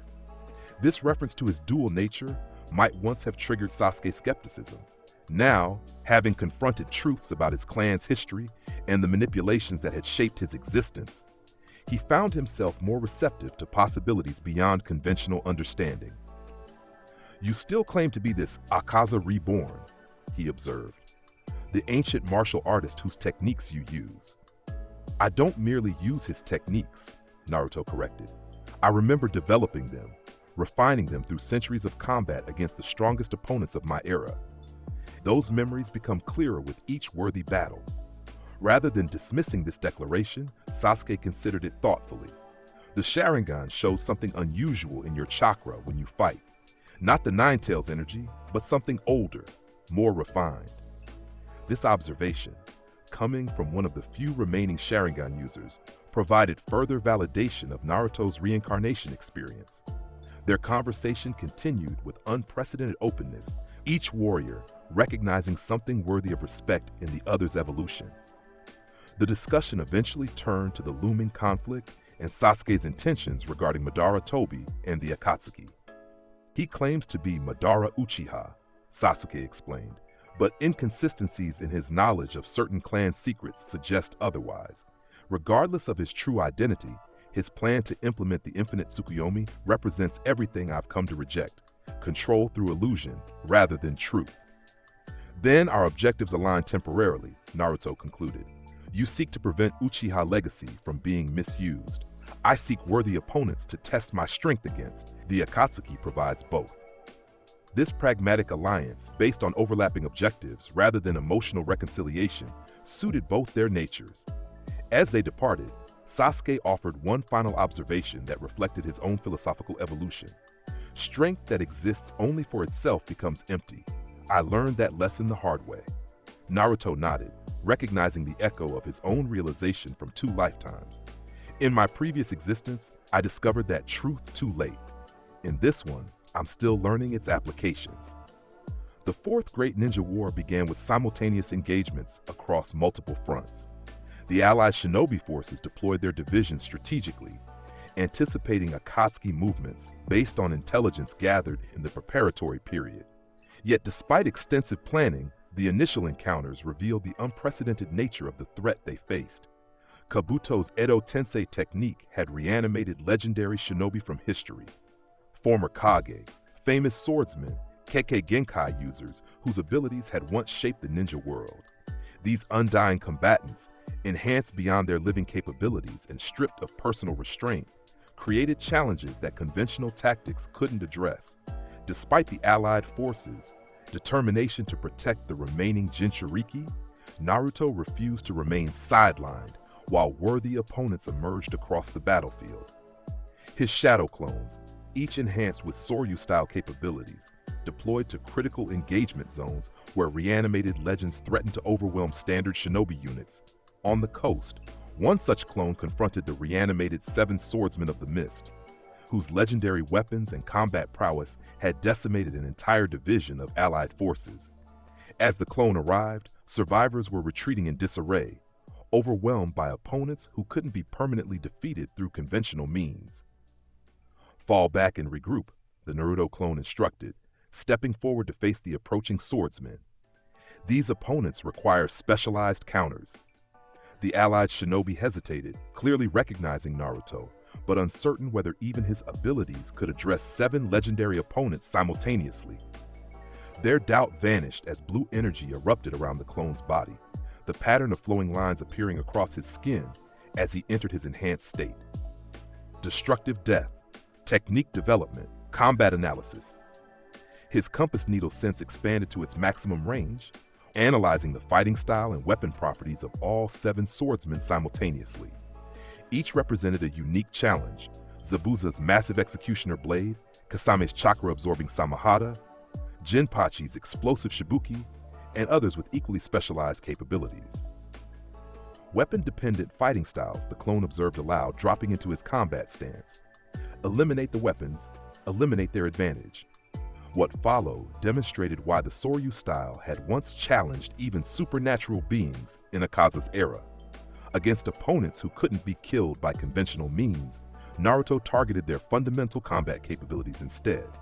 Each swordsman found their legendary weapon neutralized through precisely calculated techniques designed to exploit specific vulnerabilities. Zabuza's massive blade was shattered by a strike that identified and targeted microscopic stress fractures in the metal. Samahada's chakra absorption was overwhelmed by creating more input than it could process from multiple angles. Explosive tags were detonated prematurely through pressure point strikes that disrupted chakra flow to the detonation mechanisms. "Your weapons grant tremendous advantages," the clone acknowledged as he systematically disarmed the legendary swordsman. "But true swordsmanship transcends dependence on specific tools. Show me your skill without these crutches." This challenge, delivered with the absolute confidence that characterized Naruto's battle approach, forced the reanimated swordsmen to engage directly. Their legendary weapons neutralized, their fighting reduced to fundamental skill rather than specialized advantages. Against the pure martial excellence of the fully manifested Soryu style, even these legends found themselves outmatched.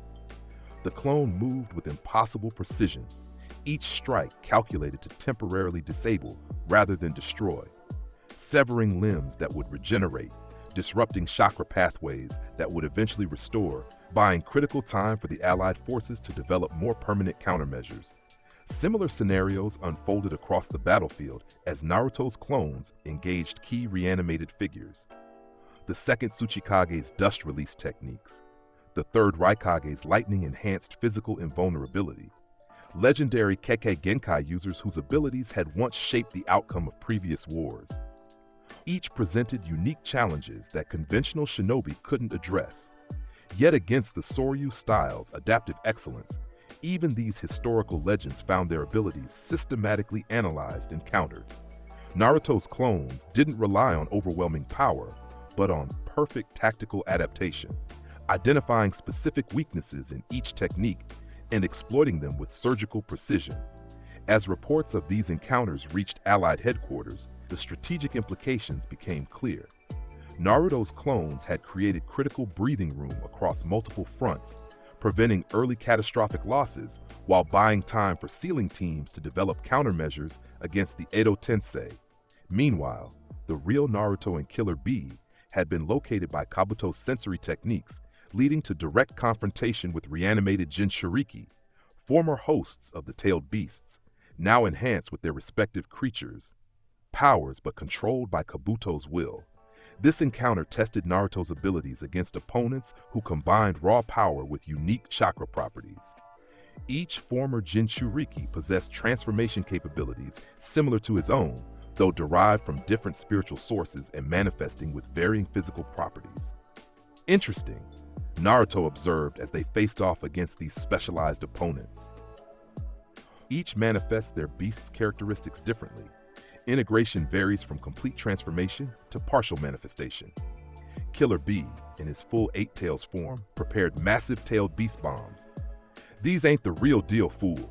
Just puppets on strings, that's Kabuto's tool." "Puppetry doesn't diminish their technical capabilities," Naruto replied, dropping into his enhanced state. "Only their fighting spirit suffers from external control." What followed demonstrated the difference between Jinchuriki, who relied primarily on their tailed beast's power, and one who had integrated an entirely separate combat system. The reanimated hosts unleashed devastating techniques, corrosive chakra streams, elemental transformations, physical enhancements that defied conventional limitations. Yet Naruto countered each with the precision that had become his trademark, the Soryu style's adaptive excellence, identifying specific vulnerabilities in each manifestation. Where raw power met perfect technique, technique consistently prevailed. "Your transformations grant tremendous advantages," Naruto acknowledged as he systematically neutralized the reanimated Jinchuriki one by one. "But true strength comes from mastery of fundamentals, not reliance on external power sources." This philosophy, core to the Soryu style's approach, proved devastatingly effective against opponents who had defined their combat identity through their tailed beasts rather than personal martial excellence. Even with Kabuto's enhancements, they found themselves outmatched by techniques developed through centuries of refinement against worthy opponents.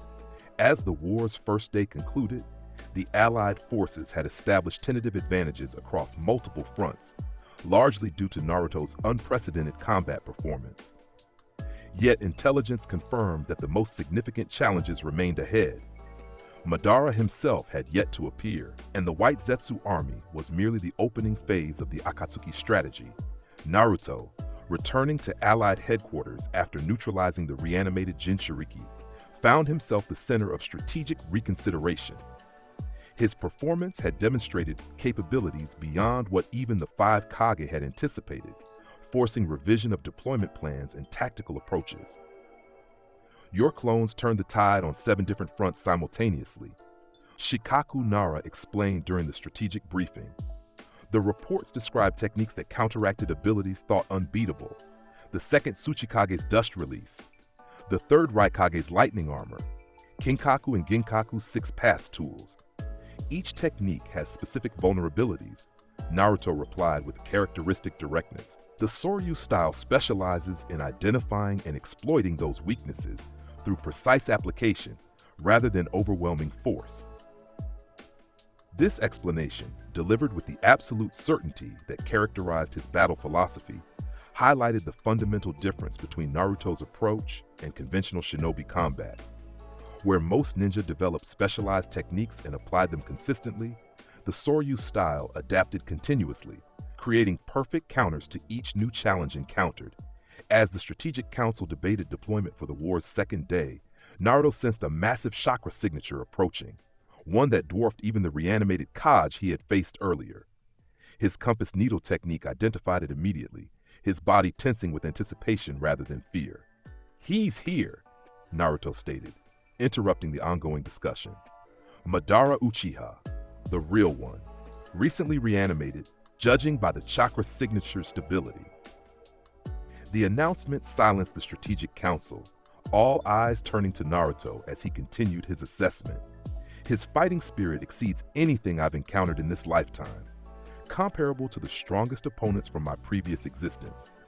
Finally, a truly worthy challenge.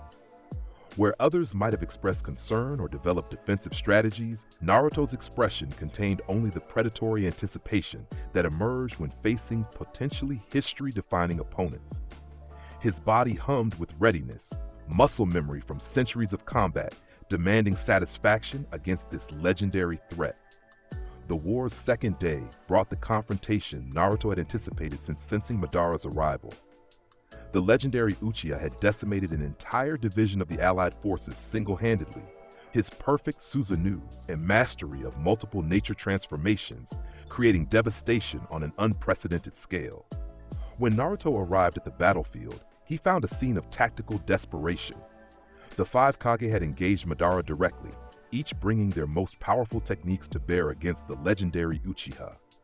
Despite their coordinated excellence, they found themselves systematically countered and gradually overwhelmed. Naruto observed the exchange briefly, his compass needle sense analyzing Madara's fighting style with intense focus. Unlike the reanimated legends he had encountered previously, Madara demonstrated no obvious technical vulnerabilities. His taijutsu fundamentals were flawless, his ninjutsu execution perfect, his strategic adaptation immediate and comprehensive. A truly worthy opponent, Naruto murmured, genuine respect in his voice as blue energy began flowing beneath his skin in anticipation. Perhaps the strongest this era has produced. As the five Kage were forced into defensive positions, Naruto stepped forward, the blue energy surrounding him intensifying into visible manifestation. The pattern of flowing lines appeared across his skin, no longer mere echoes, but the complete markings that had once adorned Akaza's demon form. Destructive death, final form, complete release. The transformation exceeded even what he had manifested against pain, blue energy erupting from his body in waves that reshaped the air itself. His muscles expanded with optimized power, every aspect of his physical structure enhanced beyond human limitations through perfect biomechanical efficiency. Madara, sensing the unprecedented chakra signature, turned from the beleaguered Kage with new interest. His eternal Mangekyo Sharingan studied Naruto's transformed state with analytical precision. Interesting, the legendary Uchiha observed. That's not the Nine Tails chakra, something else entirely. Older, more refined. The Soryu style, Naruto confirmed, dropping into his combat stance. developed through centuries of combat against the strongest opponents of an era before ninjutsu dominated warfare. Madara's expression shifted from mild interest to genuine curiosity. "I've encountered records of such techniques in ancient Uchiha archives. A martial art said to challenge even supernatural beings through perfect physical optimization rather than external power sources." This recognition, from a warrior who had witnessed the evolution of combat across multiple eras, validated Naruto's reincarnation experience in ways no modern acknowledgement could have. Their subsequent exchange transcended conventional shinobi combat, entering a realm where perfect technique met legendary power. Madara's Susanoo manifested in its complete form, a colossal warrior armed with weapons that could reshape landscapes. Yet against Naruto's perfectly optimized movement, even these godlike techniques found their effectiveness reduced. Where the massive sword struck, Naruto had already identified the attack trajectory and moved to the precise location necessary for evasion. "Your eyes grant tremendous advantages," Naruto acknowledged as he systematically analyzed the Susanoo's structure through its chakra flow. "But they create over-reliance on visual processing. The compass needle technique reads fighting spirit directly, bypassing visual limitations entirely." This fundamental difference in perception created opportunities that even Madara's legendary experience hadn't prepared him for. When the Susanoo attacked with techniques that had overwhelmed the five Kage simultaneously, Naruto countered with movements that identified and targeted specific vulnerabilities in the chakra construct's composition. Destructive death, annihilation type, structure disruption. The technique, evolved beyond its previous limitations, generated precisely calculated impacts that transmitted through the Susanoo's exterior to disrupt the chakra network maintaining its form. Where brute force had failed against the legendary defense, perfect biomechanical efficiency created microscopic fractures that gradually expanded under continued precise application. Madara, recognizing the unprecedented threat to his ultimate technique, escalated the confrontation further. Perfect Susanoo gave way to techniques that combined multiple nature transformations simultaneously, fire and wind creating conflagrations that consumed oxygen across vast areas, earth and water generating landscape-altering tsunamis of mud and debris. Yet against each escalation, Naruto's Soryu style adapted with perfect counters. Fire techniques were disrupted through precision strikes that altered air currents at critical formation points. Earth transformations found their structural integrity compromised through targeted impacts that exploited natural fault lines. Water techniques had their flow diverted through calculated movement that redirected momentum rather than opposing it directly. Impressive adaptation, Madara acknowledged as their exchange intensified. Most opponents rely on predetermined techniques regardless of context. Your approach evolves continuously based on immediate tactical requirements. The Soryu style exists to challenge the strongest opponents, Naruto replied, his movements never ceasing despite the conversation. Rigid techniques create predictability. Perfect adaptation eliminates it. Their battle continued with escalating intensity, each warrior recognizing something worthy of respect in the other's approach. Madara's centuries of experience and legendary dujutsu against Naruto's perfect biomechanical efficiency and fighting spirit perception. Where conventional shinobi would have been overwhelmed by either combatant individually, these exceptional warriors found in each other challenges worthy of their full capabilities. As the confrontation reached its apex, Madara deployed his final advantage, the Rinnegan acquired through unconventional means. The legendary Dujutsu granted access to the six paths techniques Naruto had previously countered during Pain's invasion, but executed with Madara's superior chakra reserves and tactical brilliance. Let's see how your adaptation handles techniques developed by the Sage of Six Paths himself, Madara challenged, activating the Rinnegan's gravitational abilities with unprecedented scale. The massive Shinra Tensei that followed exceeded even Pain's village-destroying application, creating gravitational forces that threatened to reshape the battlefield entirely. Yet Naruto, having analyzed this technique previously, had already developed perfect counters based on its fundamental principles. Destructive death, void manipulation. The technique, representing the highest evolution of the Soryu style's air-type applications, created localized pressure differentials that disrupted the Rinnegan's gravitational effect. Where Pain's application had been powerful but straightforward, Madara's version contained subtle tactical refinements that required continuous adaptation rather than predetermined counters. Their exchange continued across multiple dimensions of combat excellence: taijutsu fundamentals, nature transformation manipulation, dujutsu application against perceptual alternatives. Each demonstrated mastery that transcended conventional shinobi limitations, pushing the boundaries of what combat could achieve when perfected across lifetimes of dedicated refinement. Yet, as their battle reached its third hour, a fundamental difference emerged that would ultimately determine its outcome. Madara, for all his legendary status and reanimated advantages, fought with techniques developed and refined within a single lifetime, albeit an extraordinarily long and accomplished one. Naruto's Soryu style represented combat knowledge accumulated and perfected across multiple existences, with each worthy opponent contributing to its evolution. This difference became increasingly apparent as the confrontation continued. Madara's techniques, while executed with perfect precision, followed recognizable patterns that Naruto's compass needle sense identified and anticipated with increasing accuracy. The legendary Uchiha compensated through tactical brilliance and overwhelming power, but found himself gradually outpaced by an adaptation rate that defied conventional learning curves. "Your combat evolution exceeds normal parameters," Madara observed during a momentary pause in their exchange. "Each technique I deploy is countered more effectively than the last, with diminishing adjustment periods between exposures." "The Soryu style was developed to challenge gods and demons," Naruto replied, his enhanced state showing no signs of deterioration despite the prolonged engagement. "Each worthy opponent contributes to its evolution, their techniques analyzed and incorporated into its adaptive framework."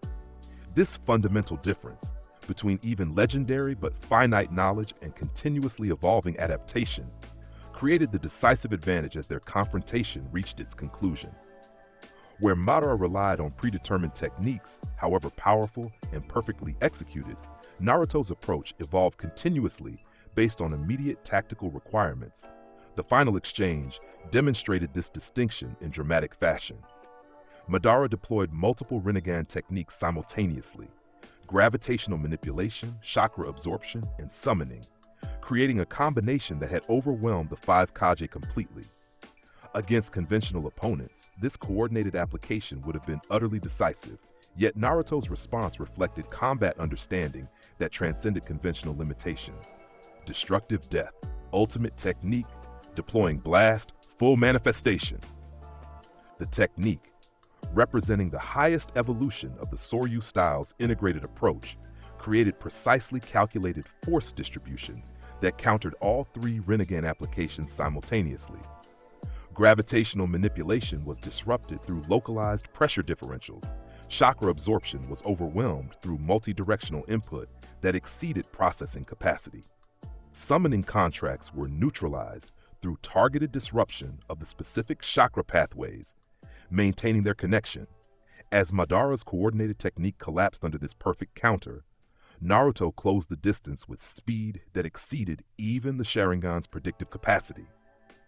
His strike, containing precisely calculated force transmitted through biomechanically perfect execution, targeted the exact point where the reanimation technique maintained its connection to Madara's physical form.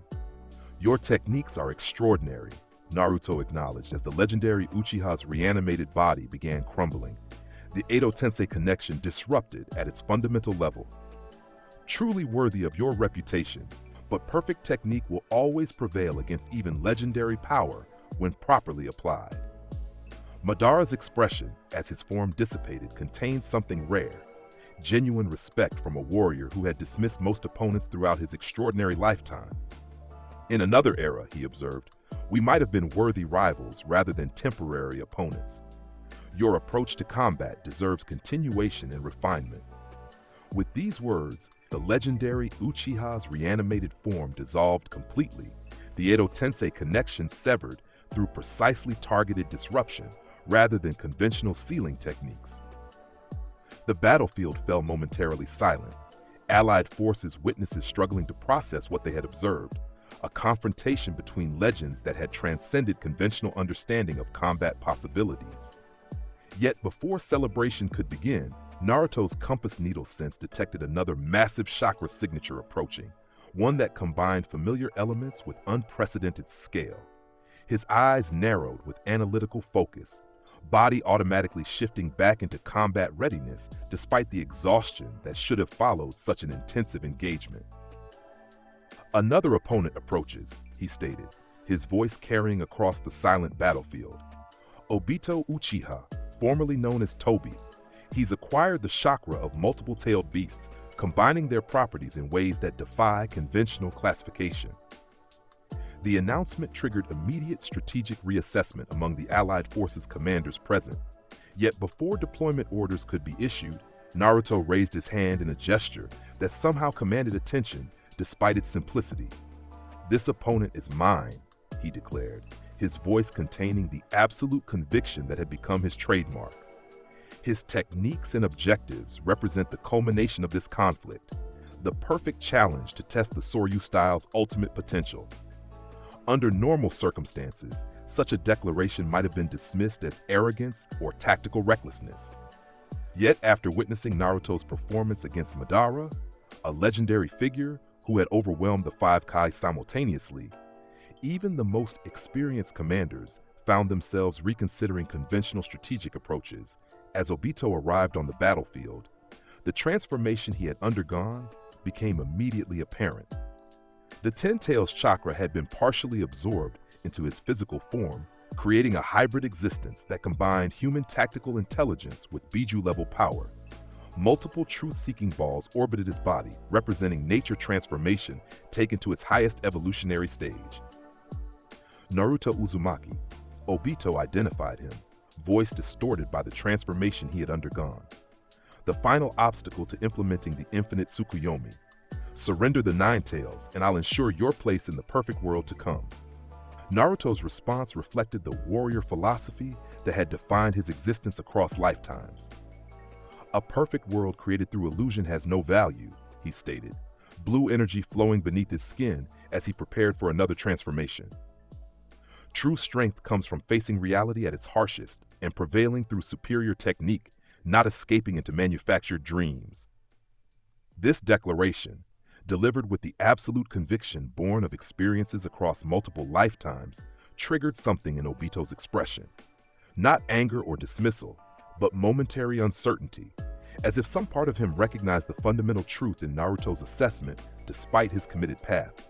Their subsequent confrontation represented combat elevated to its highest evolutionary stage within the shinobi world.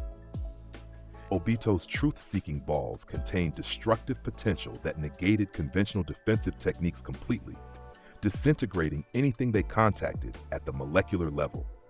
His physical capabilities, enhanced by the Ten Tails chakra, exceeded even what Madara had demonstrated at his reanimated peak. Yet against the fully manifested Soryu style, even these godlike abilities found their effectiveness reduced through perfect tactical adaptation. Where truth-seeking balls struck, Naruto had already identified their trajectory and moved with precisely calculated efficiency to the exact location necessary for evasion.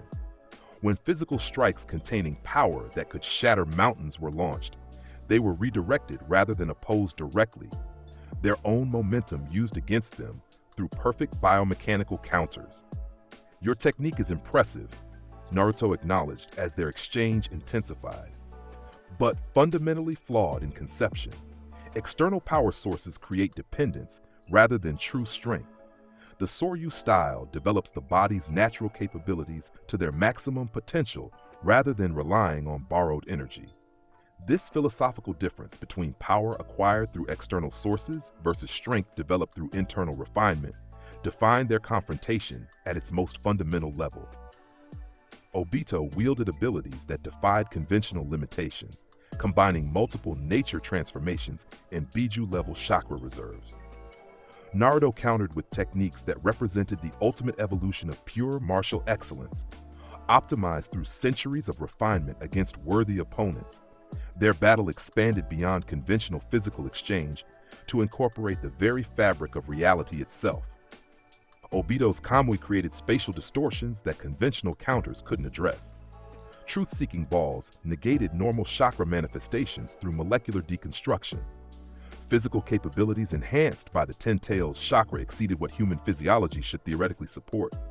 Yet against each evolutionary escalation, the Soryu style adapted with perfect counters. Destructive death, dimensional perception. The technique, representing the highest evolution of the compass needle's sensory capabilities, allowed Naruto to track spatial distortions before they fully manifested, identifying the chakra signatures that preceded Kamui's activation and moving preemptively to counter its effects. Destructive death, void manifestation. This application created localized absence of molecular interaction, not through chakra manipulation, but through perfectly calculated physical movement that generated vacuum effects in precise configurations.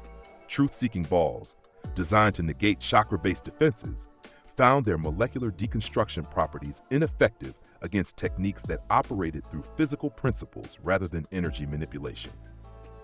Destructive death, final form, ultimate release.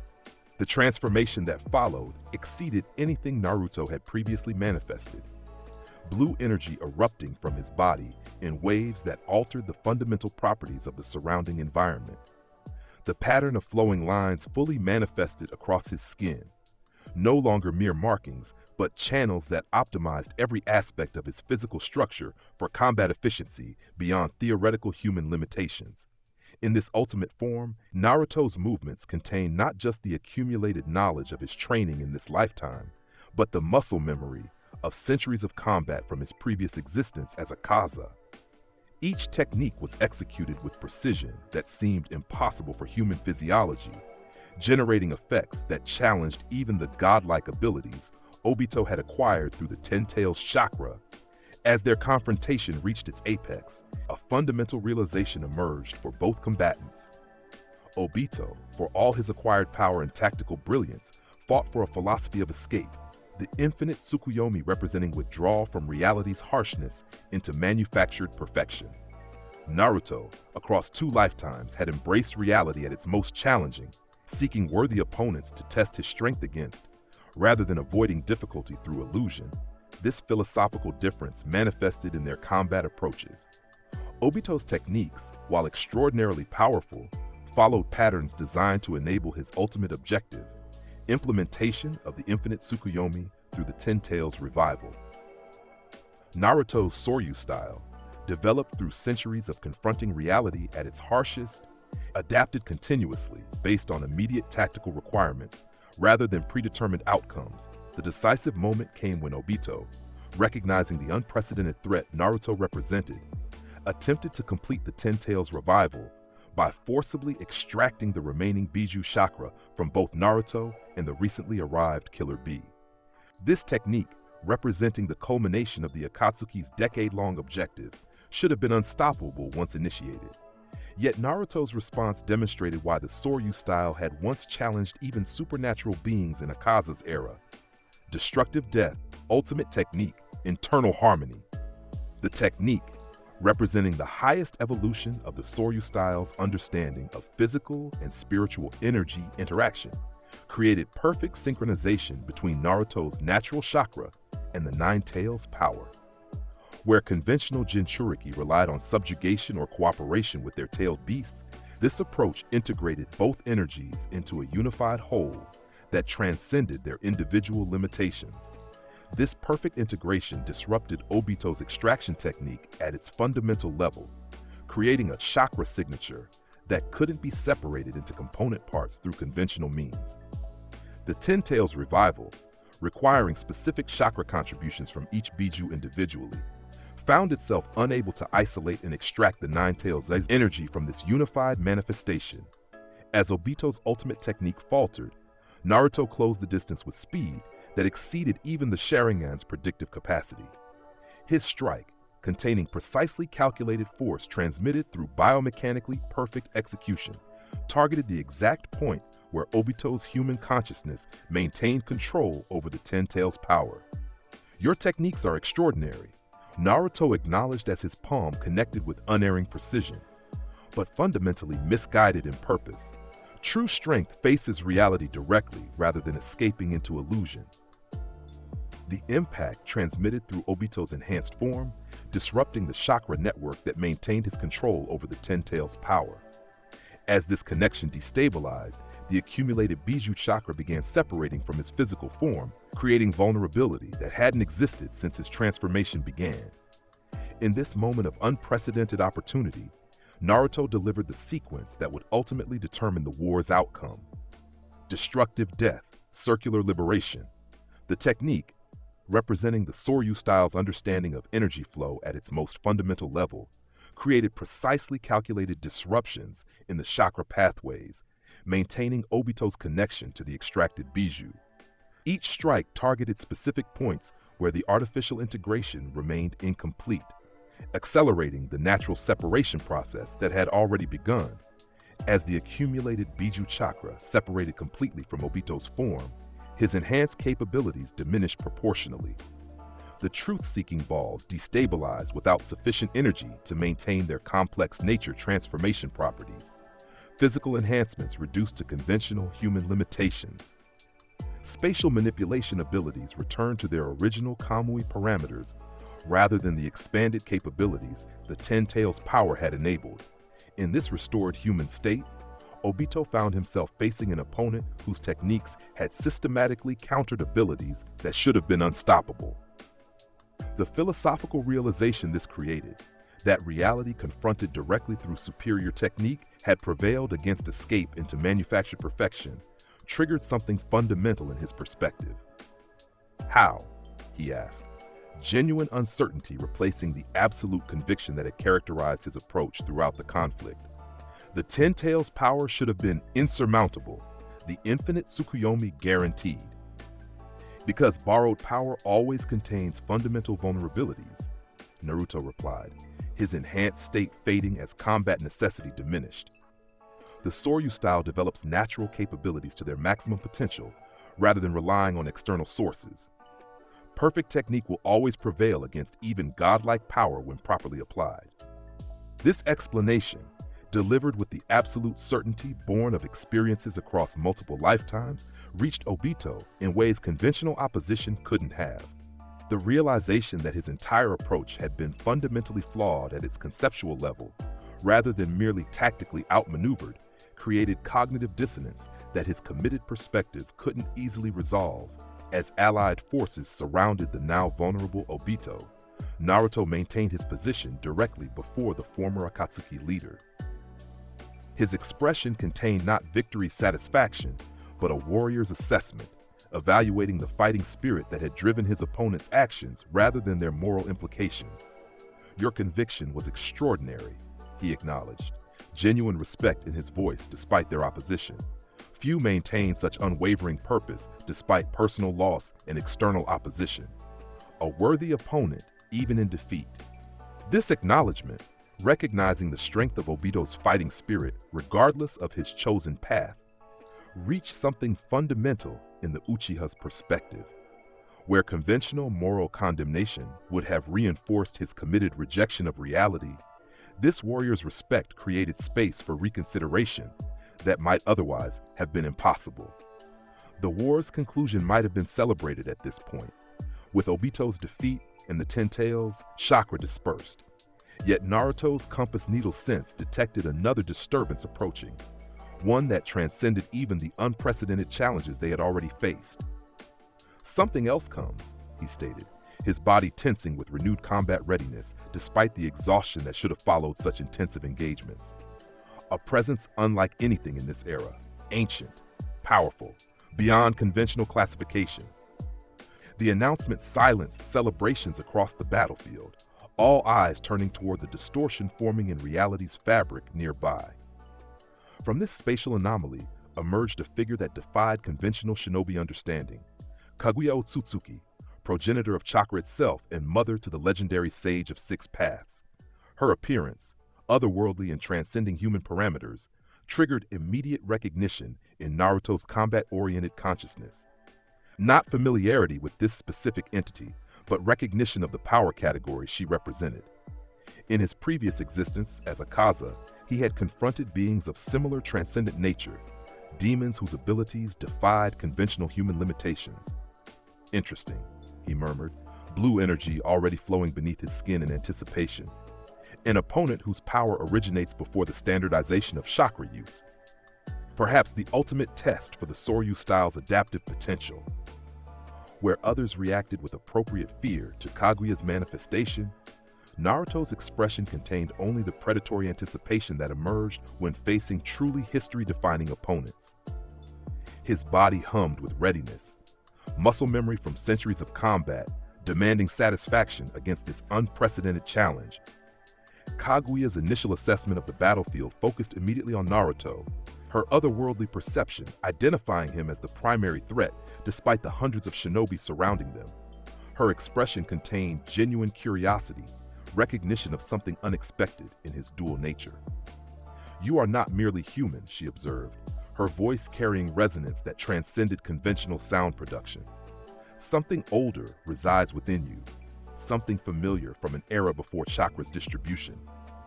"I am Naruto Uzumaki, Jinchuriki of the Nine-Tailed Fox," he replied, his voice resonating with power that transcended his physical form.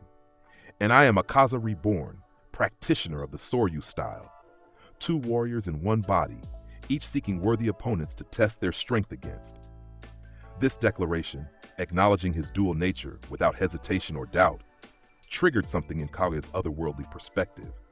Her head tilted slightly, studying him with analytical intensity that transcended conventional observation. "The combat system you employ," she noted, "it predates my distribution of chakra to humanity. A martial approach developed when physical and spiritual energy remained naturally integrated rather than artificially combined. Fascinating preservation across millennia." This recognition, from a being who had witnessed the fundamental transformation of human capabilities through chakra's introduction, validated Naruto's reincarnation experience more completely than any previous acknowledgement could have. The Soryu style truly did represent combat knowledge from an era before ninjutsu dominated warfare, preserved through reincarnation and applied to challenges that couldn't have been anticipated during its original development. Their subsequent confrontation transcended conventional understanding of combat possibilities. Kaguya's abilities, dimensional manipulation, gravity alteration, instantaneous matter transformation, represented chakra application at its most fundamental level, unconstrained by the standardized approaches that had developed during shinobi history. Yet, against the fully manifested Soryu style, even these primordial techniques found their effectiveness reduced through perfect tactical adaptation. Where dimensional shifts occurred, Naruto had already identified the chakra signatures that preceded their manifestation and moved preemptively to counter their effects. When gravity alterations attempted to restrict movement, biomechanically perfect counters generated force vectors that maintained mobility despite increased resistance. "Your techniques are extraordinary," Naruto acknowledged as their exchange intensified. True manifestation of chakra's original potential, unconstrained by standardized limitations. A worthy challenge for the Soryu style's adaptive excellence. This acknowledgement, recognizing Kaguya's abilities as extraordinary rather than merely overwhelming, reflected the warrior philosophy that had defined Naruto's existence across lifetimes. Where others might have despaired against seemingly insurmountable power, he approached each new challenge as opportunity for technical evolution rather than inevitable defeat.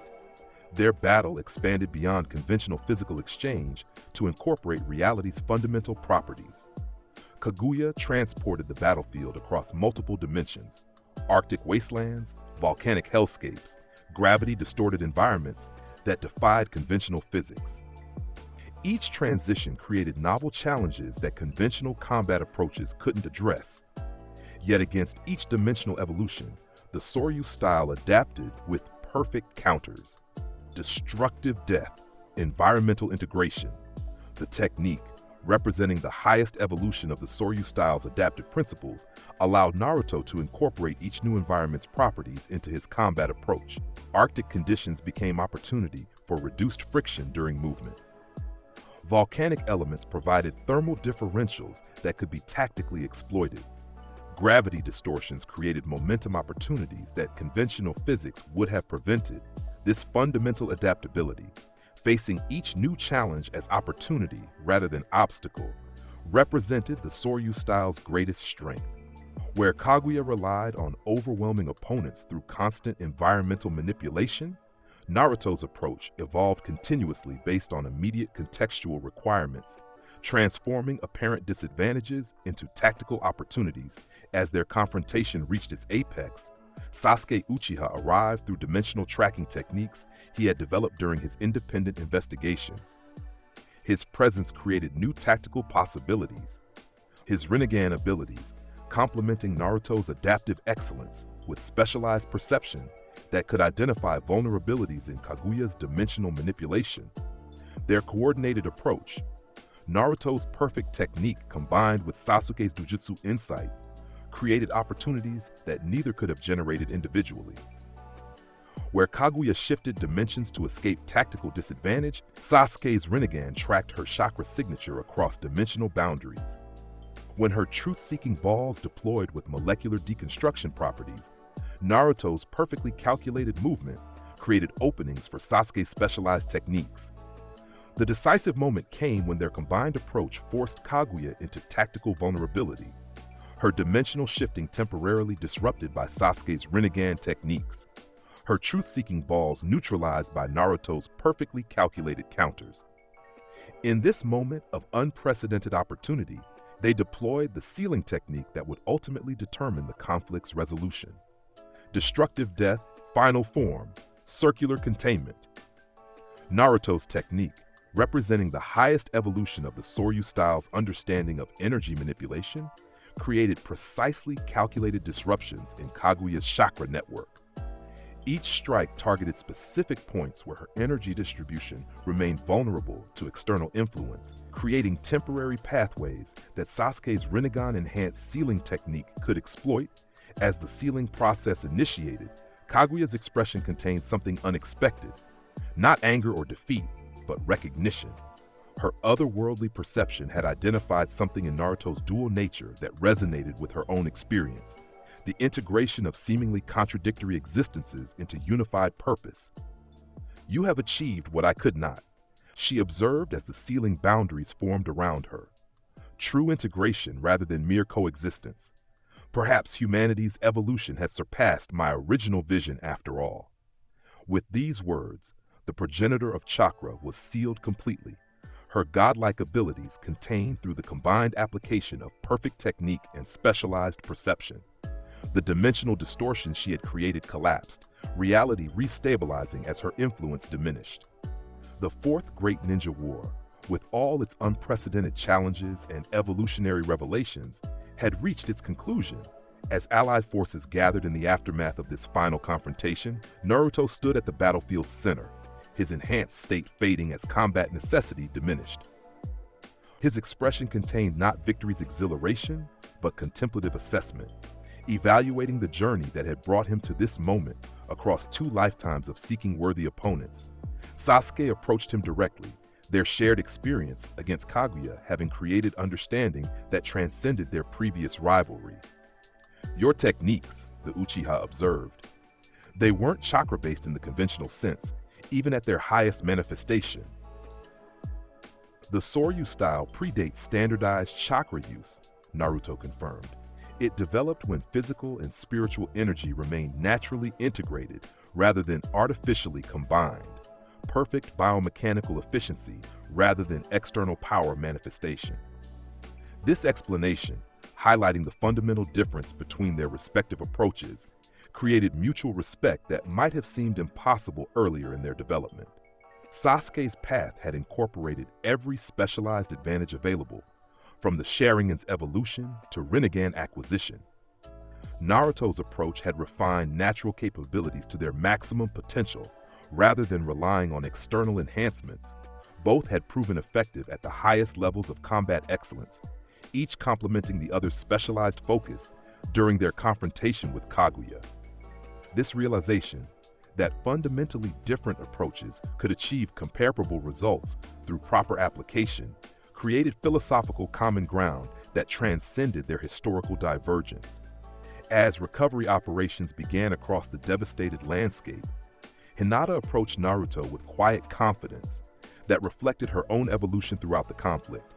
She had demonstrated combat excellence during critical engagements, her modified gentle fist techniques incorporating Soryu-style principles to devastating effect against even reanimated opponents. "You achieved what you sought," she observed, her voice containing neither judgment nor excessive praise, simply acknowledgement of accomplishment. "The ultimate test for your techniques against opponents worthy of their full application." Naruto nodded, his typically intense expression softening slightly. Each worthy challenge revealed more of the Soryu style's potential: Madara's historical excellence, Obito's integrated Biju capabilities, Kaguya's primordial chakra manipulation, perfect opportunities for technical evolution through practical application. This assessment, evaluating the war primarily as combat opportunity rather than existential threat, might have seemed callous from anyone else. Yet Hinata understood the warrior philosophy that defined Naruto's existence across lifetimes, recognizing that his appreciation for worthy opponents represented the highest form of respect he could offer. "And now?" she asked, the question encompassing possibilities beyond immediate recovery operations.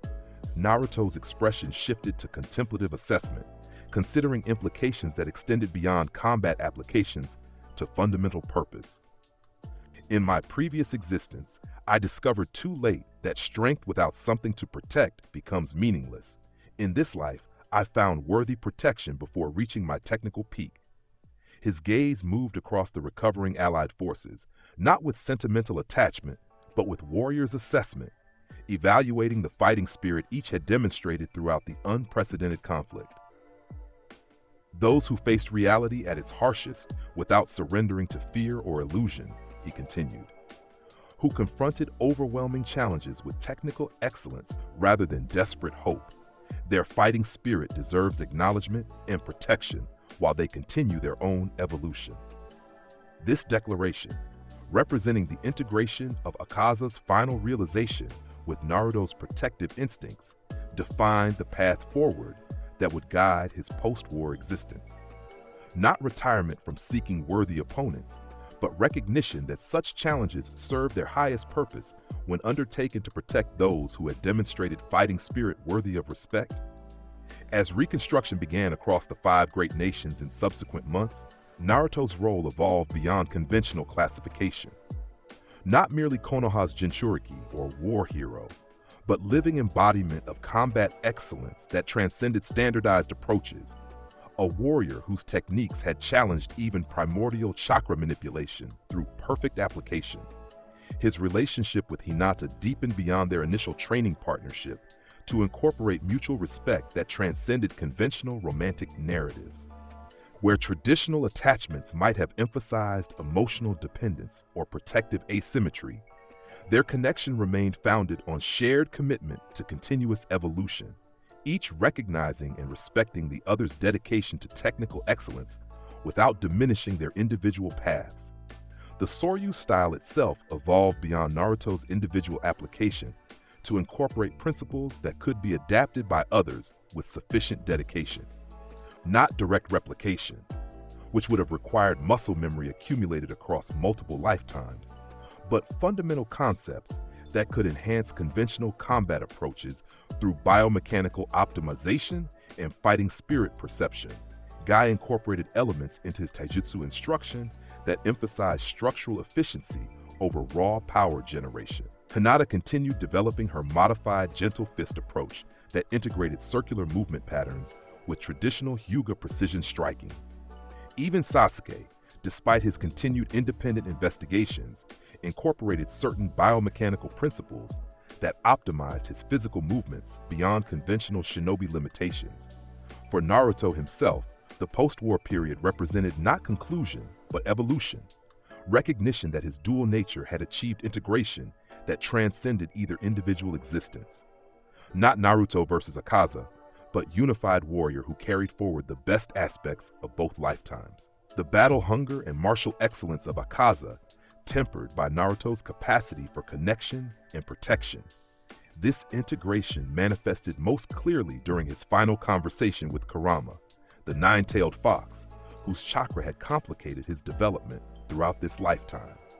The Biju, having witnessed Naruto's evolution from privileged position within his consciousness, offered observation that encompassed both their unique partnership and the broader implications of his dual nature.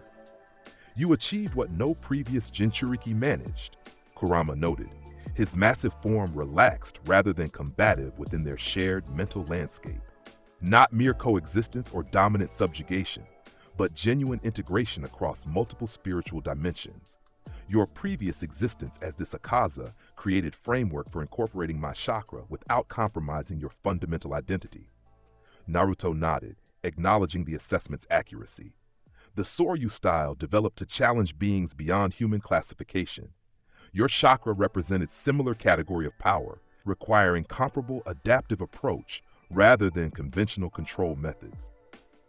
This exchange, highlighting the fundamental difference between Naruto's integration approach and traditional Jinchuriki methodologies, created mutual respect that transcended their historical antagonism. Kurama had witnessed firsthand how Naruto's dual nature had achieved what previous hosts couldn't have imagined: perfect synchronization between natural human capabilities and Biju-level power through biomechanical optimization rather than forced chakra manipulation.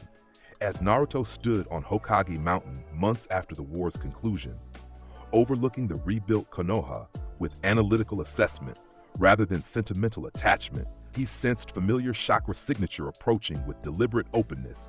No attempt at concealment, simply direct acknowledgement of presence. "Sasuke," he greeted without turning, his compass needle sense having identified the Uchiha's fighting spirit from considerable distance. "Your travels have been productive, judging by the evolved chakra flow patterns." Sasuke moved to stand beside him, their historical rivalry transformed into mutual respect through shared confrontation with challenges beyond conventional classification. The dimensional distortions from our battle with Kaguya created opportunities for investigation beyond standard limitations. There are worlds beyond this one with their own evolutionary approaches to power development. This information, suggesting possibilities for combat evolution that transcended even their current understanding, triggered Naruto's characteristic response, not dismissal or skepticism, but immediate analytical assessment of potential applications for the Soryu style's continued refinement. "Interesting," he replied, genuine curiosity in his voice. Different environments would create novel challenges requiring adaptive counters beyond current parameters. Perfect opportunity for technical evolution through practical application. Sasuke nodded, understanding the warrior philosophy that defined Naruto's approach across lifetimes. "I came to extend invitation. These explorations would benefit from multiple perspective analysis, particularly approaches developed before standardized chakra use." The offer represented perfect continuation of Naruto's evolutionary path, opportunity to test the Soryu style against challenges beyond even what the Fourth Great Ninja War had presented. Yet his response reflected the integration his dual nature had achieved, encompassing considerations beyond mere combat opportunity. "Temporarily, perhaps," he replied, his gaze shifting momentarily toward the Hyuga compound visible in the distance. "I've established connections in this lifetime that deserve continued investment alongside technical refinement. The balance between seeking worthy challenges and protecting those with fighting spirit worthy of respect." This response, acknowledging both his battle hunger and protective instincts as equally valid motivations, demonstrated how completely Naruto had integrated the lessons from both existences. Not Akaza's single-minded pursuit of worthy opponents at the expense of all else, nor conventional shinobi attachment that might have abandoned combat excellence for emotional security. Instead, balanced recognition that both paths served their highest purpose when properly integrated rather than artificially separated. As Sasuke departed with arrangement for future collaborative explorations, Naruto remained on the mountain, his analytical gaze surveying the village below, not with the detachment that had characterized his earlier years, but with warrior's assessment, evaluating the fighting spirit each inhabitant had demonstrated throughout unprecedented challenges and continued to develop during Reconstruction. His path forward had achieved clarity that transcended either individual existence that composed his dual nature. The battle hunger and martial excellence of Akaza would continue seeking worthy opponents to test the Soryu style's evolving potential. The protective instincts and capacity for connection Naruto had developed would ensure those technical refinements served purpose beyond mere combat satisfaction. This integration, perfect balance between seemingly contradictory motivations, represented the ultimate evolution across 2 lifetimes of seeking strength's true meaning. Not power for its own sake, nor protection without capability to enforce it effectively. Instead, recognition that each served its highest purpose when properly aligned with the other. Strength that protected worthy fighting spirit while continuously evolving through challenges that pushed its boundaries. For Naruto Uzumaki, practitioner of the Soryu style and Jinchuriki of the Nine-Tailed Fox, this integrated path represented not conclusion, but continuation. Endless opportunity for evolution through worthy challenges undertaken to protect those deserving of respect. The journey that had begun in another lifetime as Hokage continued through demonic existence as Akaza and found new expression as Naruto had reached not its end, but its true beginning. The ultimate martial artist, reborn across lifetimes, had finally discovered strength's perfect application, continuous evolution through worthy challenges undertaken with clear purpose rather than meaningless pursuit of power without protection or protection without capability. In this balanced integration, Naruto had achieved what neither individual existence could have accomplished alone: the true meaning of strength across multiple lifetimes of seeking it. That's how Naruto became the ninja world's ultimate predator, combining Akaza's battle lust with the power of the Nine Tails. If you want more insane what-if scenarios that completely transform your favorite characters, hit subscribe and let me know in the comments which character deserves the ultimate power-up next. Don't forget to like if you enjoyed seeing Naruto become an unstoppable force of nature. Thanks for watching, and I'll see you in the next one where we break even more characters beyond recognition.